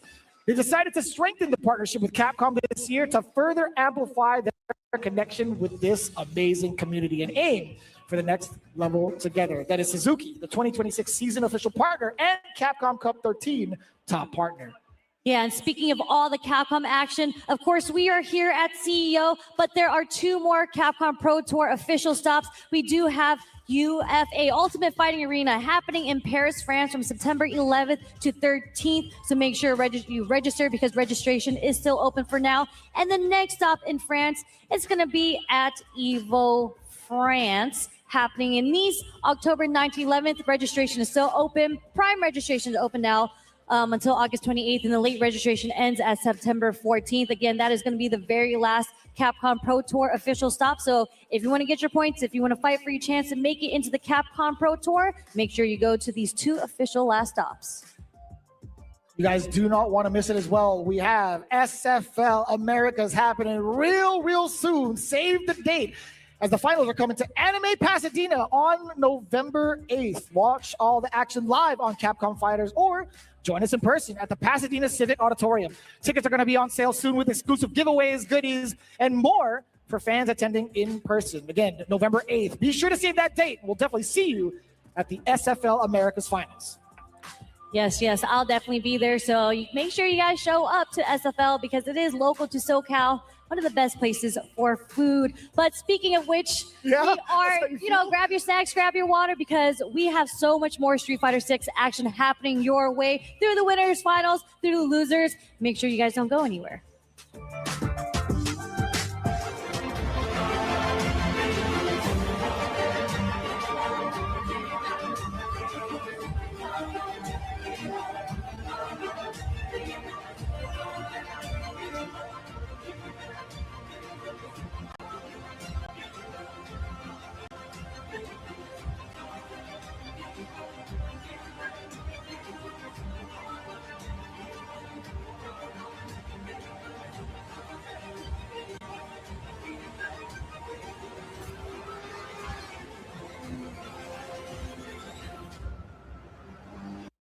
It's got to be confirmed. Yes, sir. The My Mirror match coming up right now. All the My cosplayers stand up. Wait a second. Wait, hold on. No, wait a minute. The smirk on Kills You face. Yo, come on, son. My bad. Wait, no. Wait, we have Cammy on both sides. No way. Can we get a blind pick? Hi, Key. Yo. Maybe that's what they were talking about earlier. Maybe they were trying to enforce a blind pick. Who knows? But they're button checking at the moment. But we might see a Cammy mirror match. Hold Give on. it to me. They're laughing. They're smirking. Yo, Mickey's like, go ahead. Yo. He said, you go first. Let's go. Changing it up. Okay, we're going to see the Cammy mirror match here. This is the character that put Mickey on the board. Pretty much. Community. On the map. There we go. That's the word. It's okay. I don't even use a map myself. I'm geographically challenged as an American. Don't worry about that. No mercy for you. And here we go. Losers quarterfinals. Kills You from France versus Mickey from Hong Kong. Let's get it. Damn. Done. That actually caught. What now? That was a forced knockdown too. Yeah, right out of the air with the roundhouse. Forward throw. Again, Cammy is such a difficult character to anti-air against, but both of these players are really good at anti-airing. I want to see how they approach aerially. Well, the thing is about the cannon spike too is that it's designed specifically to kind of catch those types of angles. Even if Cammy does go for the dive kick, the cannon spike comes at such an interesting angle and is active for so long that it does snipe it out. It's just a matter of timing, right? And speaking of timing, look at that. The normal again, interrupting the startup with a dive kick against Mickey. Killju has been absolutely ready for the airborne approach, and now this burnout is going to be so much more difficult to handle, or so I thought. Killju gave away the pressure with a misplaced spiral arrow. But just like that, he's able to bring it back. Didn't want enough meter, and we're going to do the level 1 that is going to beat the hooligan. Mickey slowly getting the bar back. Doesn't have it quite yet though. Ooh, tried to go for the shimmy, but Mickey responding with the crouch jabs. Did you tech? Because I definitely tech. I 100% tech on that. They're moving so fast, I don't even know what I would be doing right now. Didn't get the crouch medium punch off the crouch jab, but Mickey, pixel life. Makes sense, kills you up with the DI there. Oh, but he's so close up burnout, it doesn't matter. Standing medium kick as the punish counter, catching the light normal against, Killju was the one that did it against Mickey. Yes, one of the god buttons in this game, Cammy stand medium kick. Really, really great poke, especially if it's for the very last hit. Makes a lot of sense. Now the opening gambit awarded to Killju. Damage, corner control. Nice stuff, Killju throwing in the heavy punch there. Mickey walking right into it. 60% health for Mickey here. No anti-air. Again, very difficult. Very anti-air Cammy. There we go, forward throw. Can we do it again? No, he was enticing Mickey to do so as well. Walked right up to him, backed away immediately. Really nice walk launch from Mickey here. Find an escape, but does get hit. Not being airtight with the frames kills you. Finding the counter hit. Crouch jab in between, dumping it all his meter into the level 3 to take the first game against Mickey here in the Cammy mirror match, but the perfect at that. Yo, Killju, that was all part of the plan, huh?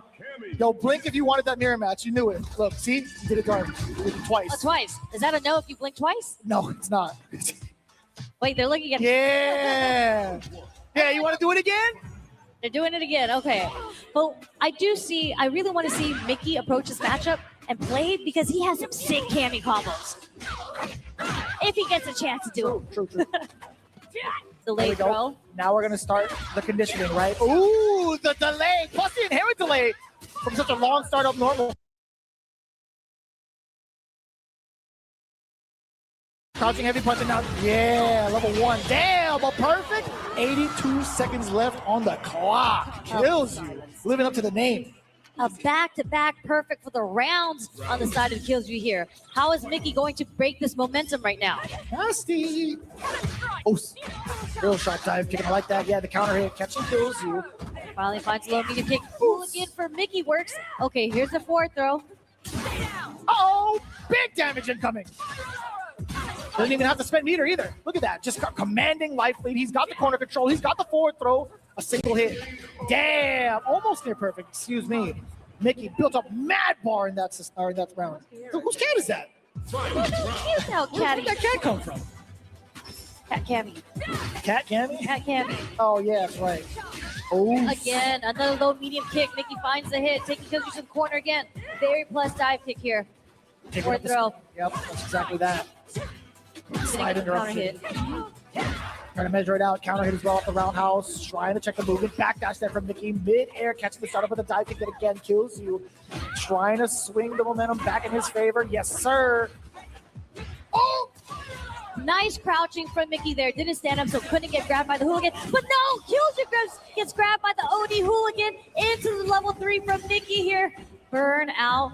Is this last kick enough? Not enough. Ooh. Drive, rush on in, OD dive kick. I feel like I would have also avoided the level 3, so that was actually kind of smart. Yeah, I think the level 3 probably would have traveled right behind due to the invincibility frames of the ODPP there. If he was blocking, he would have got chipped. So really good stuff on Mickey there. Yeah, they looked at each other again, by the way, right before they hit that restart. I think they're having a lot of fun playing Cammy. Ooh.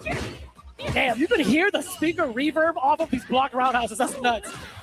I thought I was like hallucinating a little bit. I'm like, yo, where's this coming from? This is crazy. The base is going. Wake up DI. I mean, Killju is very close to the corner here. Has one bar. Is he willing to spend it? No, just a regular jump out is enough for Killju to skip the corner. Oof. Want to chase down 2 against the movement, the defensive movement. The defensive choices have been blown up so far against Killju. And a strike a little too far for the throw to hit there, Killju. Getting the punch, but the delayed low medium kick, dump all the drive bar, straight into the DP is enough for Mickey to take this first round in the third game. Sweep the leg. Check the walk back. Mickey on the round here in game 3. Got out again, causing the forced knockdown.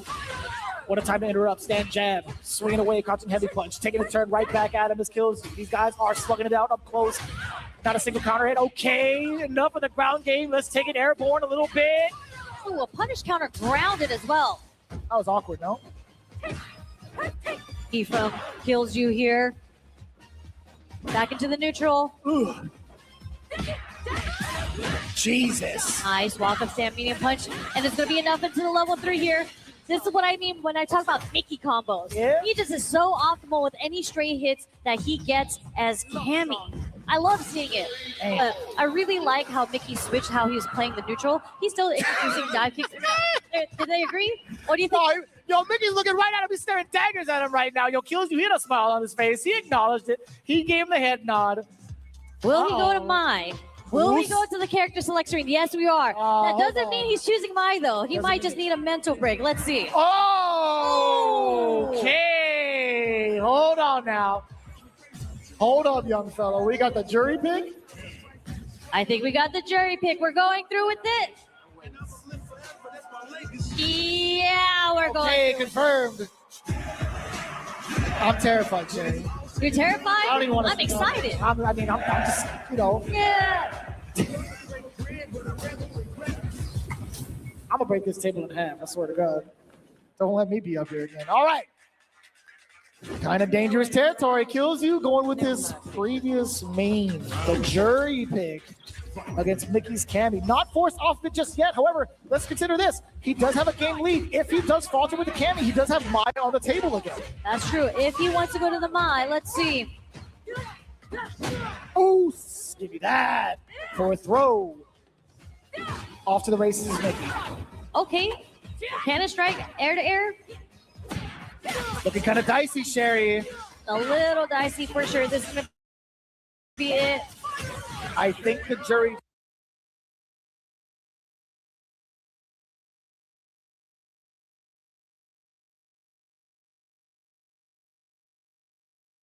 just has just a little bit of dust on it, right? Well, he just didn't really have a chance. It was just the defensive option. So we didn't really see anything from the jury pick yet. So I want to see some drive rushes.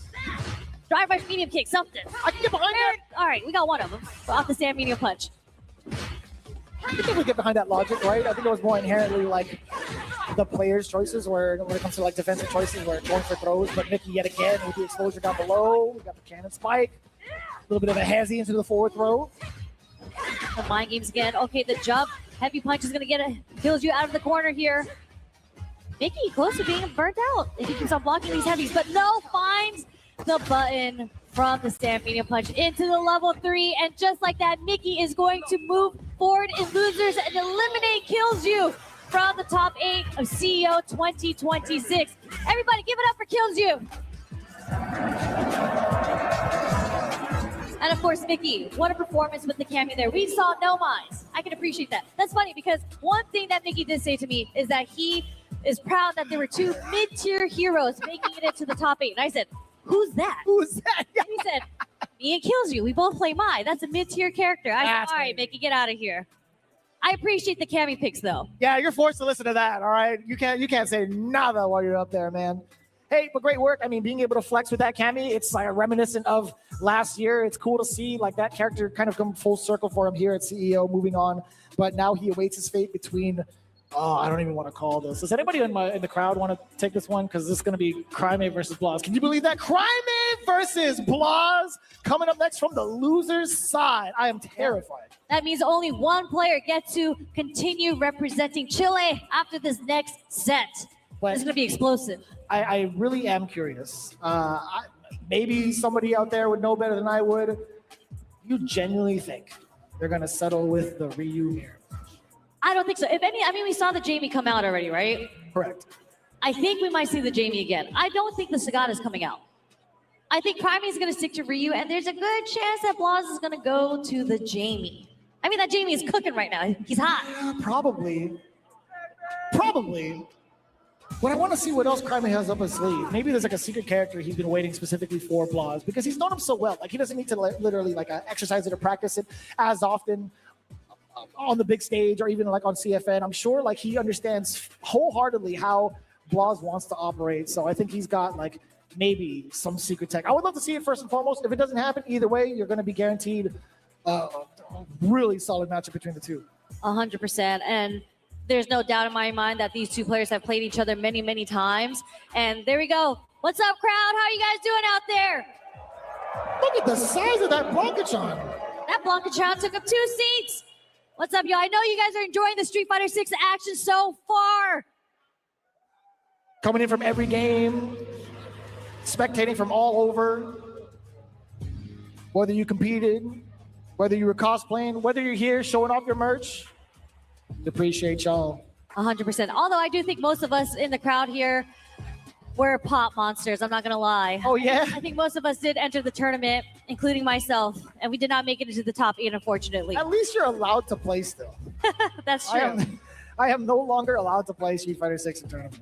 I can only play locals, and that's cool. That's cool too. Like Support your locals, but look. Whoa, hold on. Wait, no. They're doing a button check. Hey. Yeah, they're doing a button check, right? If I saw an Aki, I would have actually lost. I don't even know who would be playing Aki. Would it be Crime or is it Blas? I think it would. Wait, that's right. Crime also has an M. Bison that we saw earlier. True. Because he was playing against Yas. He did not want to play the mirror match and went with the M. Bison. But we are going to see the Sagat pick come out on the side of Blas. Yeah. Oh, that looks comfortable. Which one? The one with the fit. I don't even know how to explain it. Very comfortable out there. But we are going to see Ryu on Crime, and we're going to see Gentleman suited up Sagat on the side of Blas here. Damn, the tie lapel. Okay. Yo, my man, where'd you get them shoes? It's a Crime. They already pushed across the corner. We do get Muay Thai action off of the target combo. Yes. Ooh, no conversion off of that one. And great interrupt, actually. That was a really great interception against the low step kick. Again, crouching medium punch, finding a lot of the hits. Crime, okay, Blas answering right back with an OD Tiger upper. Yeah, Blas was saying, I have enough of this momentum. Stop all that. There's the ODDP, so we're back into the neutral here. A lot of stand light kicks. Tiger knee. Medium punch. You see Crime, he's starting to walk back here. Yeah, not too big of a threat, right? I think within that range, you're not fearing low medium kick. It's not cancelable. So I think he's willing to take those odds. Oh, boy. Do not neutral jump like that again. That high step kick was so close. Tiger knee punish counter.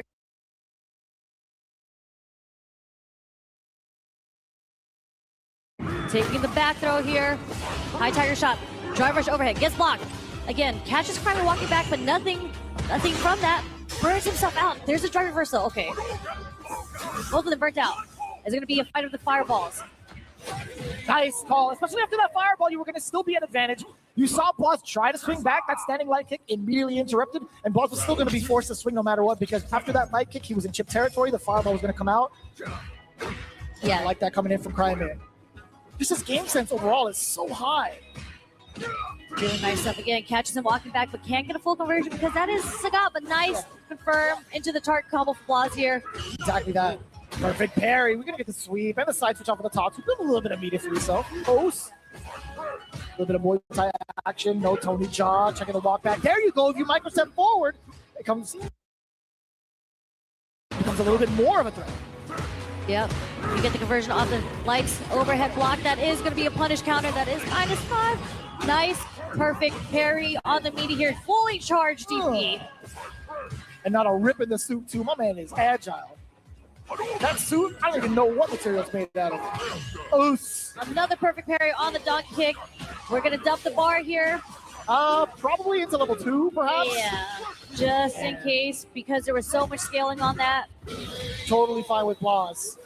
He wasn't even done with the combo yet. Even if it didn't kill, he still has an extension back heavy punch if need be. You're going to be building a little bit of bar after that as well. So I like the decisions coming in from Blas, maintaining 1 bar. But Cryme, he's fully loaded. He's got 3 bars to himself to walk back again. Willing to take some meager damage off of the crouching medium kick. Not in fear of walking back in this matchup. What a whiff punish. Yeah, really nice bait from Cryme also, whipping the button, forcing Blas to crouch medium punch, getting the sweet counter. But it's Blas in the corner here. It doesn't get the perfect parry on the donkey. Like you saw earlier, nice into the toss conversion. You change that Ryu got there. More Oki for you, especially in the corner. No, he's gonna block. Yeah, he's gonna get the parry here straight into the level 3. That's all he needed to take the first game. Cryme versus Blas. Damn. Giving himself extra time to flex. Fierce into the level 3. My man was already dead. He was like beyond the life bar. Why not? It's an easy cancel. Right into it. Game number 2. Yep, we're gonna be sticking with the Sagat here. Ooh, right over the low medium kick too. Crush it. Oh. Tried to find it again. I guess crouch medium punch is not the answer to whip punish. Ryu's crouch medium punch. Opening backdash just to see if Blas is gonna take the bait. He didn't. Blas trying to find some connection with some of his medium buttons. That's why he goes for the tiger knee. That was trying to find his way out of the corner. So smart to go for the parry first and drive reversal right after. Ooh, knocking on the door. That was a punish counter. That was the delayed crouch punch that punished the tiger nexus. Again, Blas burnt out here. Are you going to spend the bar? Is the DI coming? Nah, we don't even need that. Find the punish counter connection, crouch medium punch, low forward to the donkey kick. He has been orchestrating his offense so well. Blas has been 2-stepping to the wrong beat the entire time in the corner, right? He has not found a way to keep Cryme within range, but a little bit of an error. What was that? Crouching heavy punch from that side of Cryme. Blas. He thought it was a cross-up. We all did too, to be honest. Cryme stayed on the same side on that jump in. A little bit too close to get that throw. Blas is going to take the bait. He didn't. Blas trying to find some connection with some of his medium buttons. That's why he goes for the tiger knee. That was trying actually to find his way out of the corner. So smart to go for the parry first and drive reversal right after. Ooh, knocking on the door. That was a punish counter. That was the delayed crouch punch that punished the tiger nexus. Again, Blas burnt out here. Are you going to spend the bar? Is the DI coming? Nah, we don't even need that. Find the punish counter connection, crouch medium punch, low forward to the donkey kick. He has been orchestrating his offense so well. Blas has been 2-stepping to the wrong beat the entire time in the corner, right? He has not found a way to keep Cryme within range, but a little bit of an error. What was that? Crouching heavy punch from that side of Cryme. Blas. He thought it was a cross-up. We all did too, to be honest. Cryme stayed on the same side on that jump in. A little bit too close to get that throw. A little awkward of an exchange. Blas trying to harass. No, he backed away from it. He was anticipating something. Yeah, I mean, Cryme's defense is shining right now. Blas, I don't know, maybe try to walk forward, walk straight into the stand heavy punch, giving Cryme, again, the chance to dump all his meter into another level 3 to get the second game against Blas. Are we going to see a 3-0, or are we going to see Blas potentially switch to another character? Go to character select. Give me the Jamie. Are we going to see a Jamie? Give me the mirror match. Mirror match. The crowd is chanting Jamie. They want to see the Jamie. A little spurt comes out for Blas. Cryme also smirking. Wait a minute. The crowd is chanting. And wait a minute. It's everybody's favorite B-boy. It's the Jamie. Where the Jamie fans at? Hold on. I saw you, girl. Go ahead and get your grub on. Go ahead and get your grub on. And here we have it. We are going to see the Jamie come out versus Cryme's Ryu. Is Blas's Jamie going to bring it back 3-0 to keep him in CEO 2026? God, what a sick character, man. So cool. Let's take a look what the introduction is, right? Cryme is trying to measure himself out with that standing light kick. Blas doing a lot of damage to the drive gauge thus far. Drive rest to punish. We do get the knock up as well into the sweep. We get the drink. Level 2 drink. You got it after the throw. So much pressure being held. Bakai, you get the dash up as well. Or no, even walk up. Ah, that was the dive kick. We all know it. Instant air light. Had to be a dive kick. Speaking of which, we find the OD dive kick. Haven't found the way out yet, though. But we're looking for the burnout. Blas uses it in.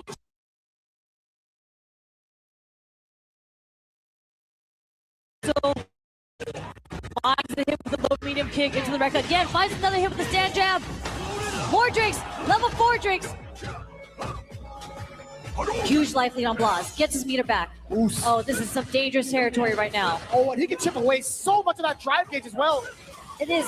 Look at that damage.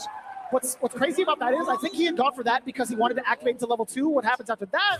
He still keeps Crime in a block string. He still gets to drain more of the drive gauge, and I think he'll still be at advantage by the time it's out for the burnout. Yeah, I mean, like the OD Rekka's got an adjustment where they're plus now on Blas. So, not punishable. Really smart stuff from Blas. As we move on to this next imperfect parry on the OD palms. A little bit of a mishap, right? Oh, damn, son! Dude, wake up Hashogeki. That was a counter hit as well.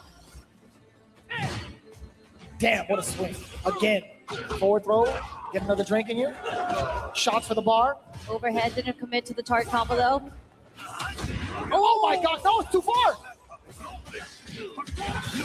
Straight into level 3, yep. Burning out Blas and taking a huge life lead at this point, giving Crimey a chance to build some super meter back too for the next round if he's able to take this one. This is still pretty doable.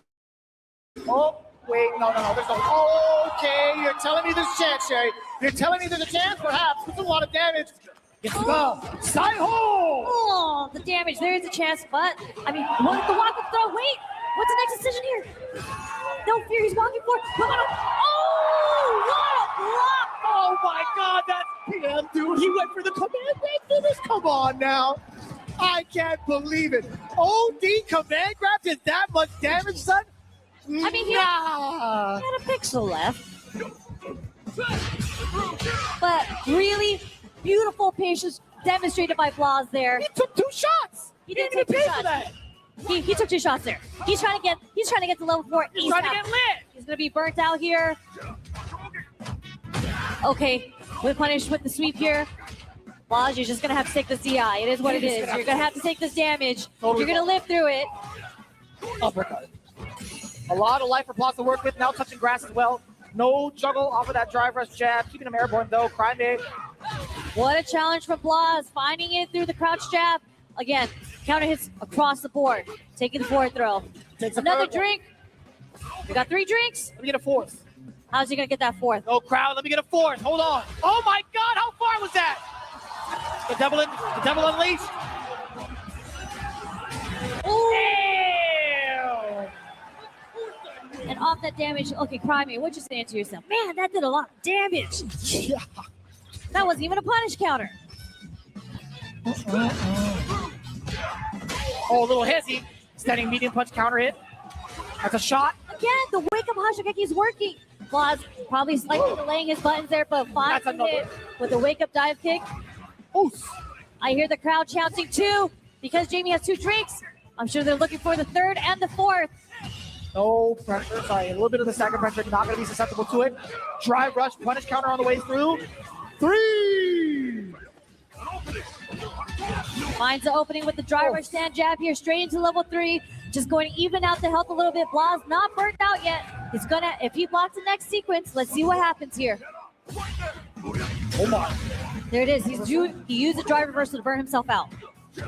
But you know what? He has level 1. It's not completely out yet. Now he has level 2. He's trying to find a hit with the heavy kick, and he finds the jump in. It is going to take it even 2-2 with the Jamie. We're going to the last game, Vicious. That's exactly what I'm talking about, baby. Getting the switch up, finding the confidence, and also making an excellent read to tie it up. Oh, wait a minute. Forcing the character select, or are we just chilling? Are we just vibing? We're hanging out. We got to figure out what needs to be done. The Ryu has been in check against the Jamie thus far. A little bit of a smirk against each other. Crimey needs to dig deep. He needs to figure out what I need to do to stop this man from dancing all over my face.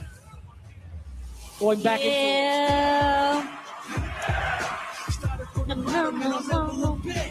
Yeah.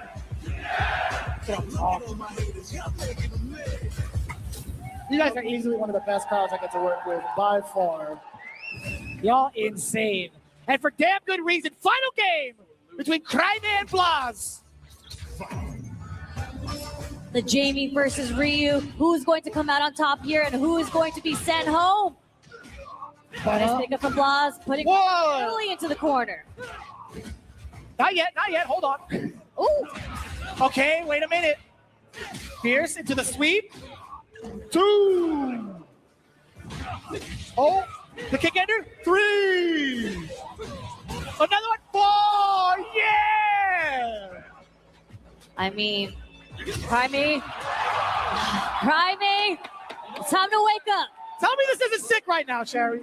This is very sick, but I want to see it go down to the very last round of this set. Please, let me see what you got, Crimey. How are you going to switch this up? A little bit difficult right now to kind of contemplate. We got 1 on the board. Oh, there's the OD dive. He does catch Crimey walking forward here. 2 drinks.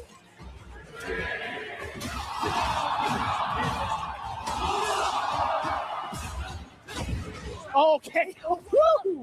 We're so anxious. We are so quiet on the mics right now. But just the raw Rekkas, and we're going to go into the level 3.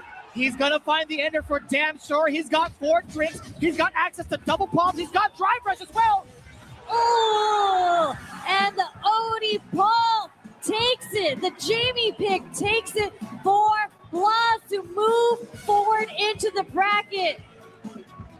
Damn. Hey, Blas, I hope you know, man, you owe that one to the crowd. Everybody would force that pick against you. You know, sometimes the crowd is right. Blas going to be moving on.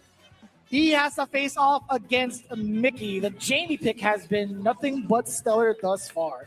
But everybody give it up for Crimey! What a wonderful show. Again, was just here last year at CEO 2025 and still here, top 8 CEO 2026. What a performance from the kid.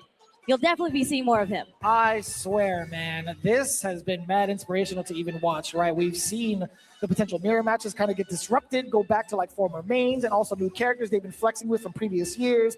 This has been quite the showing. Like on paper, looking at the top 8, I was talking to Sherry about it. I was like, all right, we got 2 Ryus, we got 2 Mai's, etc. Even like 2 Terrys as well. But it's been quite the shakeup, like even off of round 1. So it's been completely unexpected. Even the crowd behind us is getting lit. Every single shot that was taken, they were counting it down, and I love it. But that just means right now, again, you're anticipating Blas versus Mickey. We don't know what the character selection is going to be like, but that's also half the fun. On the other side, Tokido versus Bruce Lee for the winners finals. Damn, this is going to be crazy. I'm just looking around. You know, I'm vibing out. These guys have been electric. Yeah, I mean, the crowd is hype. Street Fighter 6 action is great. I love seeing, I keep talking about it, the adaptation in real time. Just getting to see how these players adapt. Every single time they go to the character select screen, it's just something just snaps in them. Whatever they're thinking in there for the like 2 minutes that they're in there has worked out well for all of them. Ooh. Sorry, I'm just so excited to see. Everybody calm down. Hey guys, everybody calm down. You know, Taquitos up there now. Bruce Lee is up there.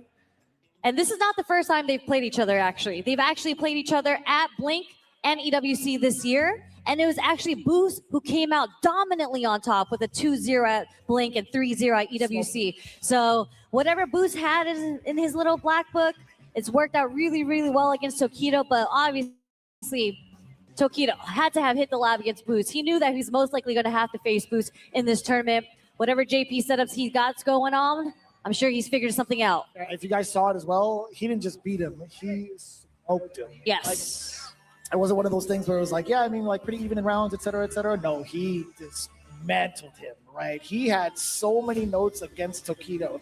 But like all things, right? Tokido takes some of these big L's in stride. He knows exactly what needs to be done in terms of making these adaptations. That's what makes it even more exciting as we tell the story. Like Tokido has had plenty of time to resurface from that EWC beatdown he received. Actually, even further than that, beyond. I want to know what happens now with a newly refined JP. Not even just from an adjustment standpoint, just because, I mean, like him being a part of Team Varel, having Kakadu as a coach, something we're going to harp on a lot because it's pretty important to note. He's been evolving so much, but you also talk about the supercomputer that is Bruce Lee, right? In terms of like his evolution, I feel like it's just been more than on par with Tokido. So we'll see what fine tunes and what adjustments have been made between the two up until this point.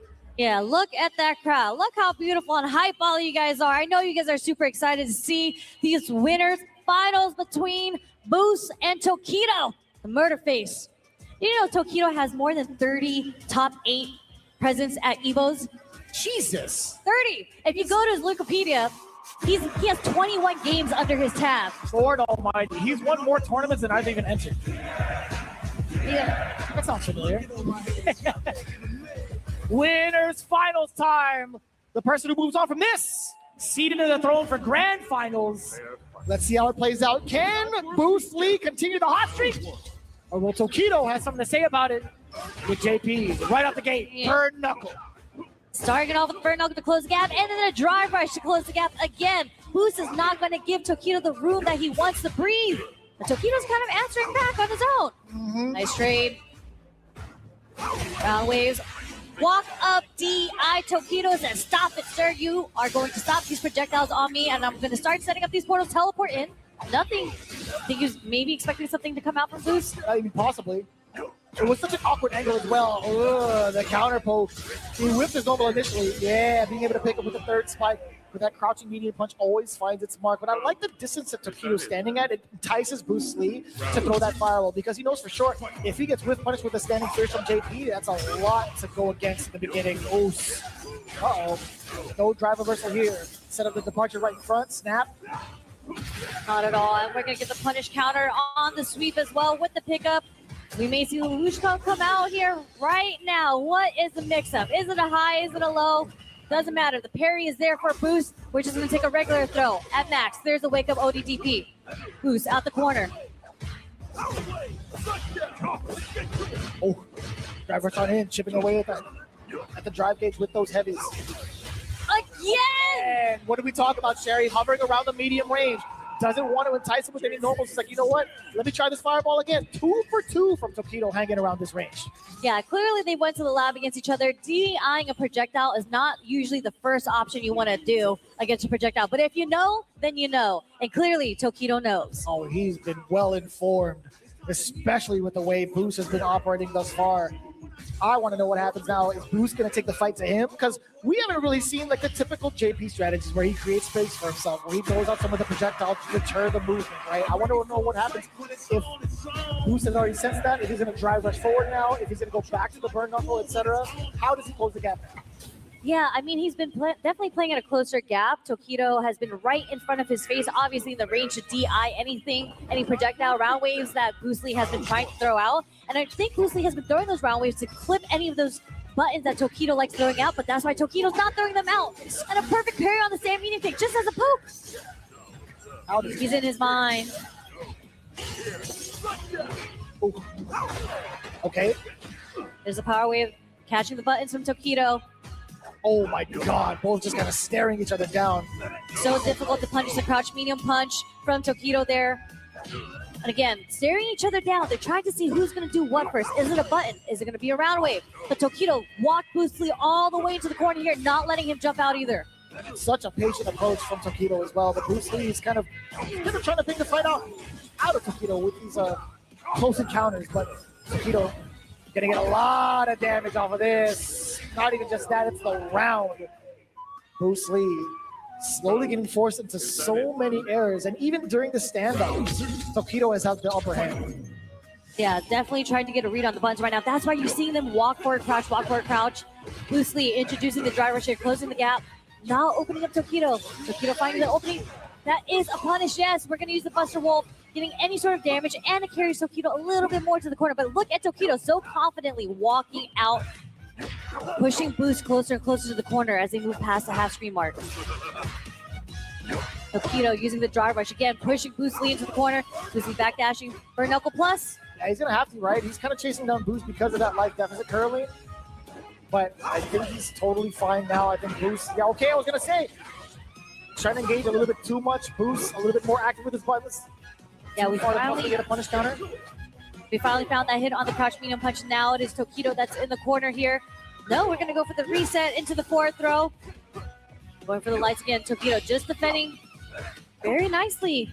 The Boost with a nice life lead. Oh, that is excellent. He called it the startup of the fireball. More than enough damage in the tank. Rising tackle Boost is on the board.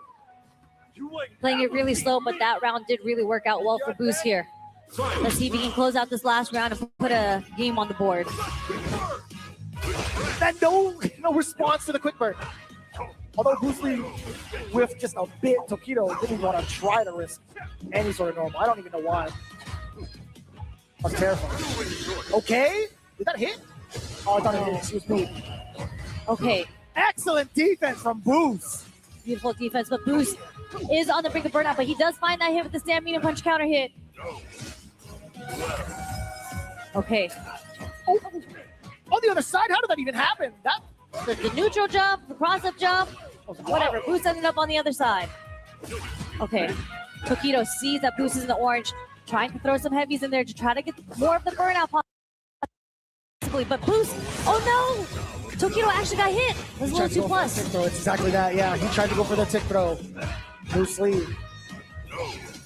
Back into the space, away from the fireballs. Burn Knuckle, he backdash, he couldn't get a punish, a little bit too short. Goes out. What a delayed drive rush overhead straight into the level here. And we're going to even it out 1-1. Second hit of the overhead hit. That's so late. Yeah, I mean, the quick burn, he hit him with the first one. I mean, it was a full on string. Nothing to really worry about. Boost just kind of going through the motions, trying to readjust and go according towards Tokido's timing. It's been very difficult to call to at the very end, or the very beginning, I should say, just because of how much of a standstill there was between the two characters. He was trying to stalk him down. Going back to the character select screen a lot earlier than we've seen in the other matches, just right after the second game. You know, slowly thinking this out. How does he want to approach this? I feel like Boost has been finding his way, using more drive rushes in the neutral, just so Tokido doesn't get the opportunity to throw out crouch medium punch as a whiff punish, or even the DI against ground wave. It's rather difficult to, yeah, I can see that. But I feel like also he sensed a little bit of reluctancy towards Tokido checking these drive rushes lately. Again, just like that too. Kind of got it for free with that fierce, but Tokido not even fazed by it. Yeah, drive rush back though for Tokido, at least building some space here, using the ghost. Full screen. OD portals, and we're going to see the teleport through just to close the gap again. A lot more activity coming in from Tokido, but the drive rush, okay, a little bit of delay on the heavy punch. Did catch Tokido, just roundhouse. A little bit delayed. Yeah. Archer in front, Boost Lee treading softly.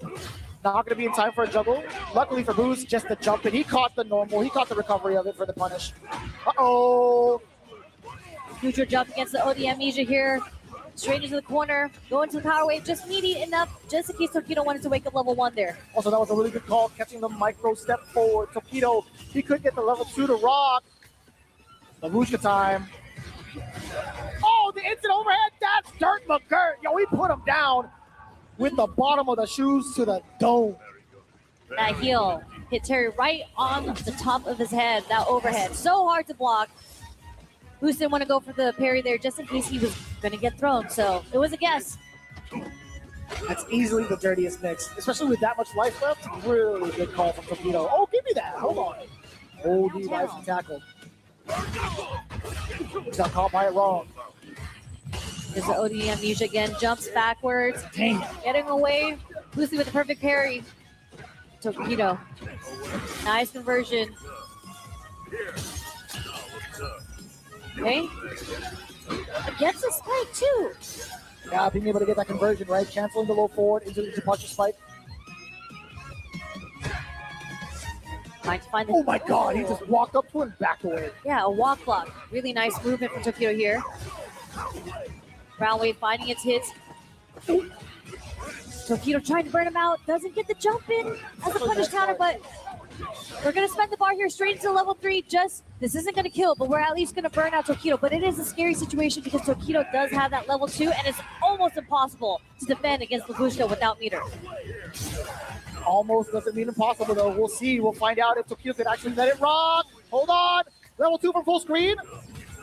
Departure. Teleport on in there. What the? What side was that? Oh, he's touching glass. He recovered. Wait a minute. Can Tokido recover as well? Can Boost even get the chip? He cannot. Pull the green. Hold your breath. Hold your breath. Pixel of life. Full screen against JP. OD Power Wave right behind it. Single hit left. Too close. What in the world just happened? Yo, you know what's crazy about that exact instance?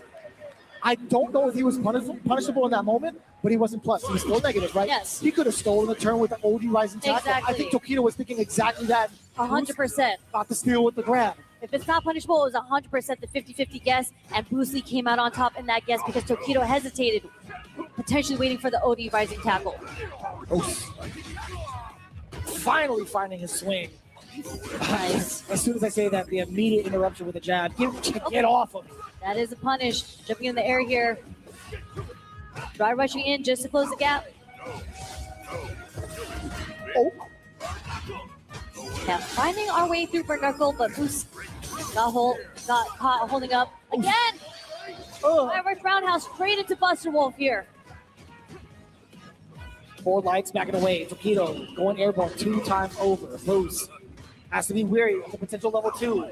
That Labusha could come by with that block string. It could be his time right now. Tokido catching a couple of walkbacks, shaving the life just little by little. Tokido can't go into OD Fireball into level 2. He doesn't want to put himself in a burnout with that. No, but he's maybe trying to find it off target combo. Okay, we're buffering.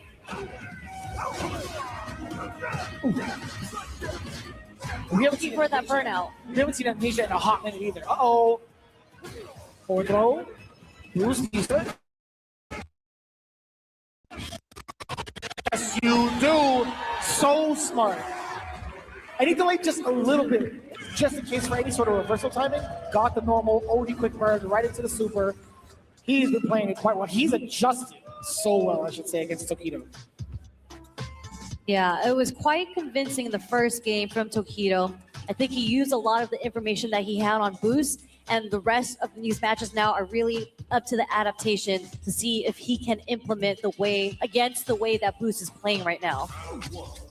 So initially, I thought maybe Bruce Lee would be the kind of aggressor that we thought, like kind of like walking into space and throwing some of these low medium kicks, which has happened like towards the end of it, but I don't know he's going to go to it again. I'm surprised that sweep connected, to be honest. I was like, what? Just caught him walking up. Ooh. There's the burn knuckles that Boost has found so much success in. That burn knuckle is the boogeyman, dude. Who's coming up from under your bed? Oh my God, and so was that one! From downtown, that dry rush overhead. En la cabeza. Again. Ooh, Basta Lobo! Counter hit conversion. Plus hella. Off the medium kick. Take that jacket off, Terry. There we go. Off the perfect. Yeah, all right. I'm just saying, Boost is 1 round away from making it into the grand finals here, CEO. Will Tokido bring it back? It's kind of tough, man. Boost, he's been making the reads quite well against Tokido. He's been backing him up into this West Coast. Yeah. For a while. It is looking really rough for Tokido here. The light's just slightly missing out of that sequence as well. Boost has found the range he likes playing in, and he walks for it actually into Tokido's buttons. But target combo is so smart because it moves him forward away from the portal. Doesn't have to worry about the spike. A nice pick of Tokido there on the air-to-air. I like that. Creates so much space for himself. Does go for the departure. Boost pretty much ready for that. And then right back at him. The parry against the drive rush. Pick up again. We got level 3 on deck. Do we need it? No, he doesn't want to spend it. That's tough. Boost could actually come back. Okay, never mind. He'll take that trade. 10 times out of 10 he will, for sure. Kind of terrifying. I'm glad Tokido did not let off the gas, especially when it's at the departure. Boost actually could have made a comeback with the amount of drive gains and close to level 3. Babushka territory. Oh, that was sick. That was kind of sick. He blocked instant overhead, but got caught by the third ghost. The low there, it was almost well defended against, but it's okay. We still have, he didn't lose too much life from that Lavushka there, so who's still looking really healthy. Tokido trying to find the straight hit here. There might be a drive rush coming in soon. Got plus on the burn knuckle. Drive rush in. Oh, how did he get hit with the crouching medium punch? Was that Tokido trying to back away? Did you get a throw? Trying to backdash, excuse me, or even jump. Oh, speaking of jumps, barely looking the mark. You're not getting out with that free jump. Hold on. Bruce Lee was ready for it. Tokido trying to find a way to defend, even with the up backs. The backdashes into the corner, does get jumped in, and Boost is going to dump all his meter here, using the power geyser. Level 2 into the level 1 to take himself into the grand finals here as at CEO 2026, Bruce Lee. Moving forward over Varel's Tokido. Damn, son.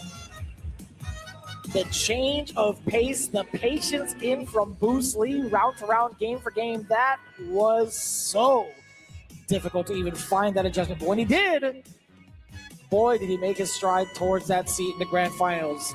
Excellent adjustments. Yeah, I mean, we didn't really see too many jump-ins come in from the side of Boost, so a lot of it was played on the ground, again, until that very last interaction. I feel like with what we've seen in the top 8 so far, it has really been something that you introduced so late into the set that has worked for the win, whether it be a jump-in or even the drive rush overhead. Yeah, man, it's actually kind of wild to see like how much Tokido was on like the receiving end, trying to counter out a lot of what Boost was delivering, but the corner pressure is just a little bit too much. If you don't have that state to kind of back yourself up to kind of force a whiff or even get your counter pokes going, you see some of the flaws that JP has. And I felt like Amnesia hasn't really been a factor outside of the first couple of games. That's right. We actually didn't see too many Amnesias come out from the side of Tokido. We saw a lot of Lavushkas. I don't know if they actually did too much utility. I'd say we got some damage off of it, but I don't think any of them really played a significant play. There was almost that one game where Tokido almost made the comeback because Boost was burnt down. He introduced Lavushka, but he lived through it with the pick zone. We saw how Boost back from that. I can't believe he actually blocked the instant overhead and took minimal damage because it was just like the third and fourth ghost. But we've seen like the potential damage that you get from landing that overhead quite early into that combo. But either way, man, Tokido still has another chance at life. Let's take a look at the bracket and where we are so far. Just in case you had missed it, Boost had just taken down Tokido 3-1, continuing on his win streak against them from previous interactions throughout the CPT and then including EWC. But that just means Tokido, he's waiting it out in losers finals. He's going to be facing off against the winner of Blas and Mickey. Yeah, what a representation in this top 4 here. We have the U.S. from Boost. We have Japan from Varel's Tokido. We have Chile from 2Game Blas. And we have Hong Kong from Falcons Kwamba Mickey. This is going to be a super exciting top 4. For those of you tuning along, again, we appreciate you guys have been chilling and vibing with us all weekend long. Yo, Orlando, Florida, you guys have been lit. Yo, make some noise for yourselves one more time before we move on. And also, got to give a big shout out to everybody supporting this CPT, including... I mean, let's talk about all the Street Fighter 6 action we have around the world. I just talked about 4 different countries that are in the top 4 here, right? But we have 25 regions in the World Warrior, 26 qualified players for Capcom Cup 13 as we continue into the second half of the season. So head on over to the schedule tab of the Capcom Pro Tour website to find your region and sign up. We get so many killers out of that, but also so many killers on your screen right now. Is get ready for Street Fighter the movie coming in October 16th. And obviously, you've been loving yourself some Street Fighter. Heck, us on the table, we love Street Fighter. And guess what?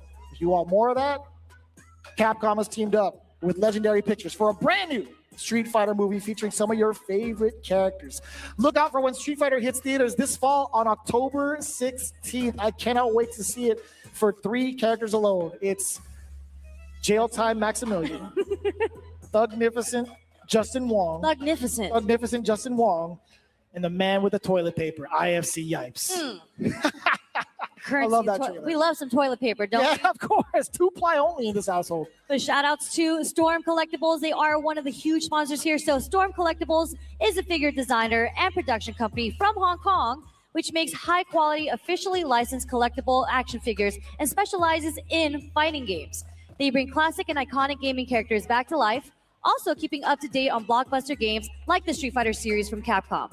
Storm Collectibles product quality is at the standard meant for the true collectors with high likeness to the finest details from the head sculpt to the body, articulation, and accessories.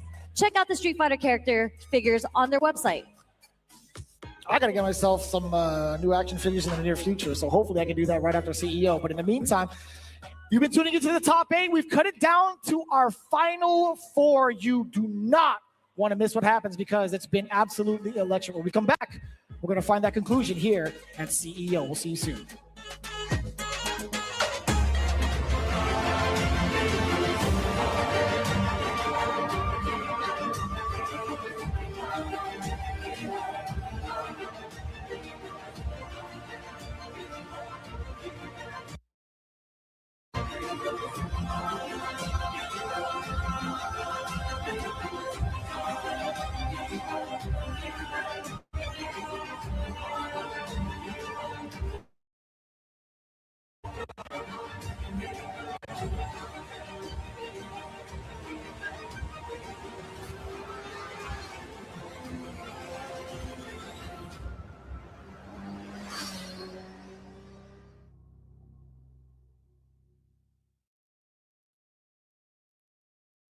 Come play with us at Capcom Town.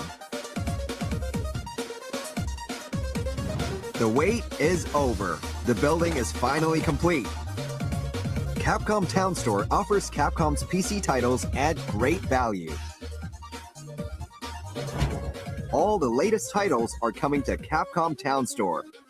Resident Evil Requiem, Monster Hunter Stories 3 Twisted Reflection, Mega Man Star Force Legacy Collection. Pragmata PC versions of newly released titles are also available on Capcom Town Store. Other Capcom titles like Monster Hunter Wilds will also be available at irresistible prices. A special discount code is available to celebrate the launch. Don't miss your chance to receive a 10% discount on select titles.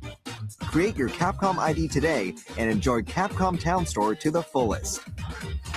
Capcom's finest classics like Mega Man and Street Fighter II The World Warrior are playable on mobile as well. Join us at Capcom Town today.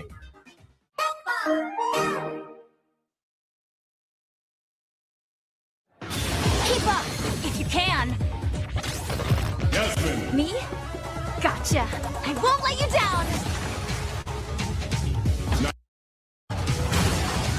Takuya has the same one.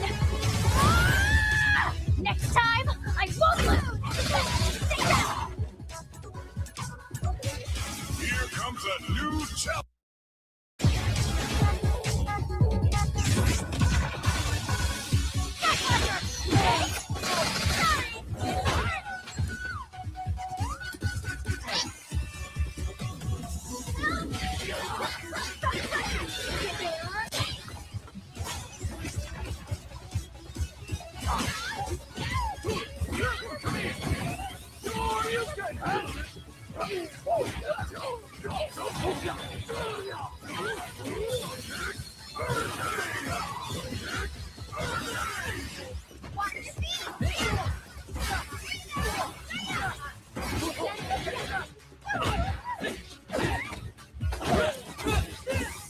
My time.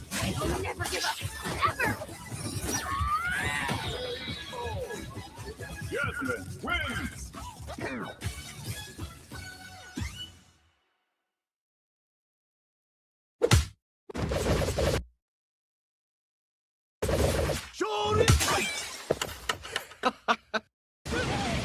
Oh, man. Like that, huh? That comes out so fast. How you just walk into it. We've seen so many people lose rounds already because they just walk right into it. And he's got the sickest line. You rock the boat, prepare to get washed. What a line. That's kind of bars. Hold on, Jamie. Knocking on the door a little bit, too. Claws already up to an emphatic start. Does have 2 bars. But you know it. Interrupting the fans. The crowd's got us on the drink count here. Nice up back from Blas to stay away from the pressure from Mickey right after the stand jab. Odie palms. Delayed. Getting the counter hit here, activating into level 1. Mickey having access to a lot of damage here. What an interruption. After getting hit, we're still pressing the jab. That's another drink. Right after the uppercut, you have free reign to get a drink as well. Overhead block successfully. Not going to be able to get that. 2 drinks versus 1 fan. The wake up OD dive kick straight into the level 1 here. Finding the 3rd drink. Got it.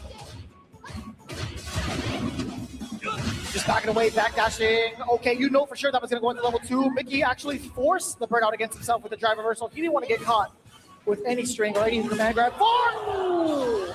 Blas tried to sneak in that 4th drink. Mickey said absolutely not with the forward movement. And to the stand heavy punch straight into the level 1. Really nice stuff from Mickey there. Damn, Jamie's card got declined on the open tab. And where is it? You've been drinking way too much, sir. You gotta slow it down a little bit. Mickey, nice defense here. Oos. We committed? I like that. It's a frame trap. It's a frame trap. It is. Highly punishable on block, but yeah, it's a careful. I like that. Taking some drinks, roll the dice. That's how we play this game. Wow, and the stand heavy punch. Getting the startup of the roundhouse from Blas here. Getting the enhanced fans. Oos, give me that. 4 stocks. A lot of control coming in from Mickey now. Uh-oh, level 3. Oh, it's a parry. Mickey absolutely ready for it. Damn, sheer destruction. I don't know if that discourages Blas because, again, he started off rather strong. He got that perfect. He felt like he was in control in the second round. Fell short just a little bit. Okay, right into the... Yeah, I mean, maybe the Jamie kicks in after he loses 2 games. Maybe he just needs that as stocks, to power up. But let's see. Good defense so far. He walked up 3 times over with the medium punch. Yes. Blaz. Burning out Mickey here. Dive kick. Mickey's going to have to take the CI. This is free damage here for Blaz here. Oh, I like that just in time to get another set of shots. 4 shots, no damage. Oh, and Mickey tried to move. Don't get command grabbed. Don't get command grabbed. What'd I say? You didn't hear you, Vicious. You gotta say it a little louder next time. Don't get command grabbed. That was for Smug, by the way. Shout out to Smuggles. That's the boy. Okay. Walk your mind to the fan, and we're gonna get the conversion here straight into level 1 again. 5 stocks on the side of my 4th throw. Another one, too. That was another one. Applause. Try reversal. Way off the mark on that one. Mickey, absolutely ready. We do get that wall splat. A little bit of a change up this season. Oh, no. That was mad far. Mickey, totally fine without outcome. He got the perfect. He got 2 bars. Just right back to the My channel. I mean, that setup was sick. It was a frame kill, and he was still too far for the throw. Didn't even have to backdash or anything. Really, really gimmicky stuff for Mickey there. That works out. Okay. Oof, that was mad far. Right into the roundhouse, straight into level 3 here. Not burned out yet, but next sequence will be. Actually, he can spend it in DI because we have the follow-up. The drive impact. Sorry, the drive rush. There's the drive impact combo. Nice count. Oh, nice backdash away from pressure. That is punishable. And we're going to see it straight into level 3 as well. It's not going to kill. She's floating like a butterfly. Stinging like a bee. With the pitch zone left. On his last leg, you heard the parry, you heard the flash, but it was grab again. The culprits. Yo, Mickey has been relying on these grabs a good amount in this set so far. Blaz has not made the correct decisions against it, and it's rather difficult. And that's why we're bringing out the big bald fella. We got Sagat back in the ring. Definitely. I'm surprised he didn't go with Sagat the first time because we've seen how well he's played the matchup with Sagat versus Mai. It's the first time we really saw him. We saw the tech where Blaz understood the spacing of when Mai wanted to throw out fans, and he would do the stand jab into the roundhouse as a punish counter. I first saw that from Blaz, and he's just always keeping Shao highs by with Sagat. So very surprised he didn't choose Sagat, but nonetheless, we're here at Sagat, and maybe it's Sagat who's going to turn this around for Blaz here. He's trying to whip out the fan favorite a little bit early, but now it's down to serious business with the suit to match. Mickey, however, does not give a damn who's on the screen. Wait a minute, he might now. This back throw could change the pace. Did you get the Nexus with a rebuttal? After that, Mickey swing it right back into the corner. Blaz, OD uppercut. Damn, son, that was far. The trade-off, yeah, you can still get the crouching medium punch link because of that trade. High knees. Perfect parry. Doesn't get the punish, though. Okay, locked in. Nice tech. Defending. Give me that DP. Out of the air. Hella damage. Or sorry, hella grinding out the drive gauge. And I like that. Yeah, going for the throw, building up meter for yourself as much as possible. Excellent call out. Yo, Blaz. How long do you intend to lie there? How long do you intend to lie? I've never seen a lot of these animations play out, but man, how long do you intend to lie there, Sagat asks. Quit snoozing. Dodging heavy punch. A lot of damage to the drive gauge. The micro step does get checked with the back throw. Mickey does find the mark a little bit. Nothing too dire, nothing too big. Nice check. We saw Blaz do that a couple times. Drive rush into Tiger Nexus just in case Mickey wanted to stop the drive rush. No counter hit, no punish counter. That's plus. That's why Mickey busts out.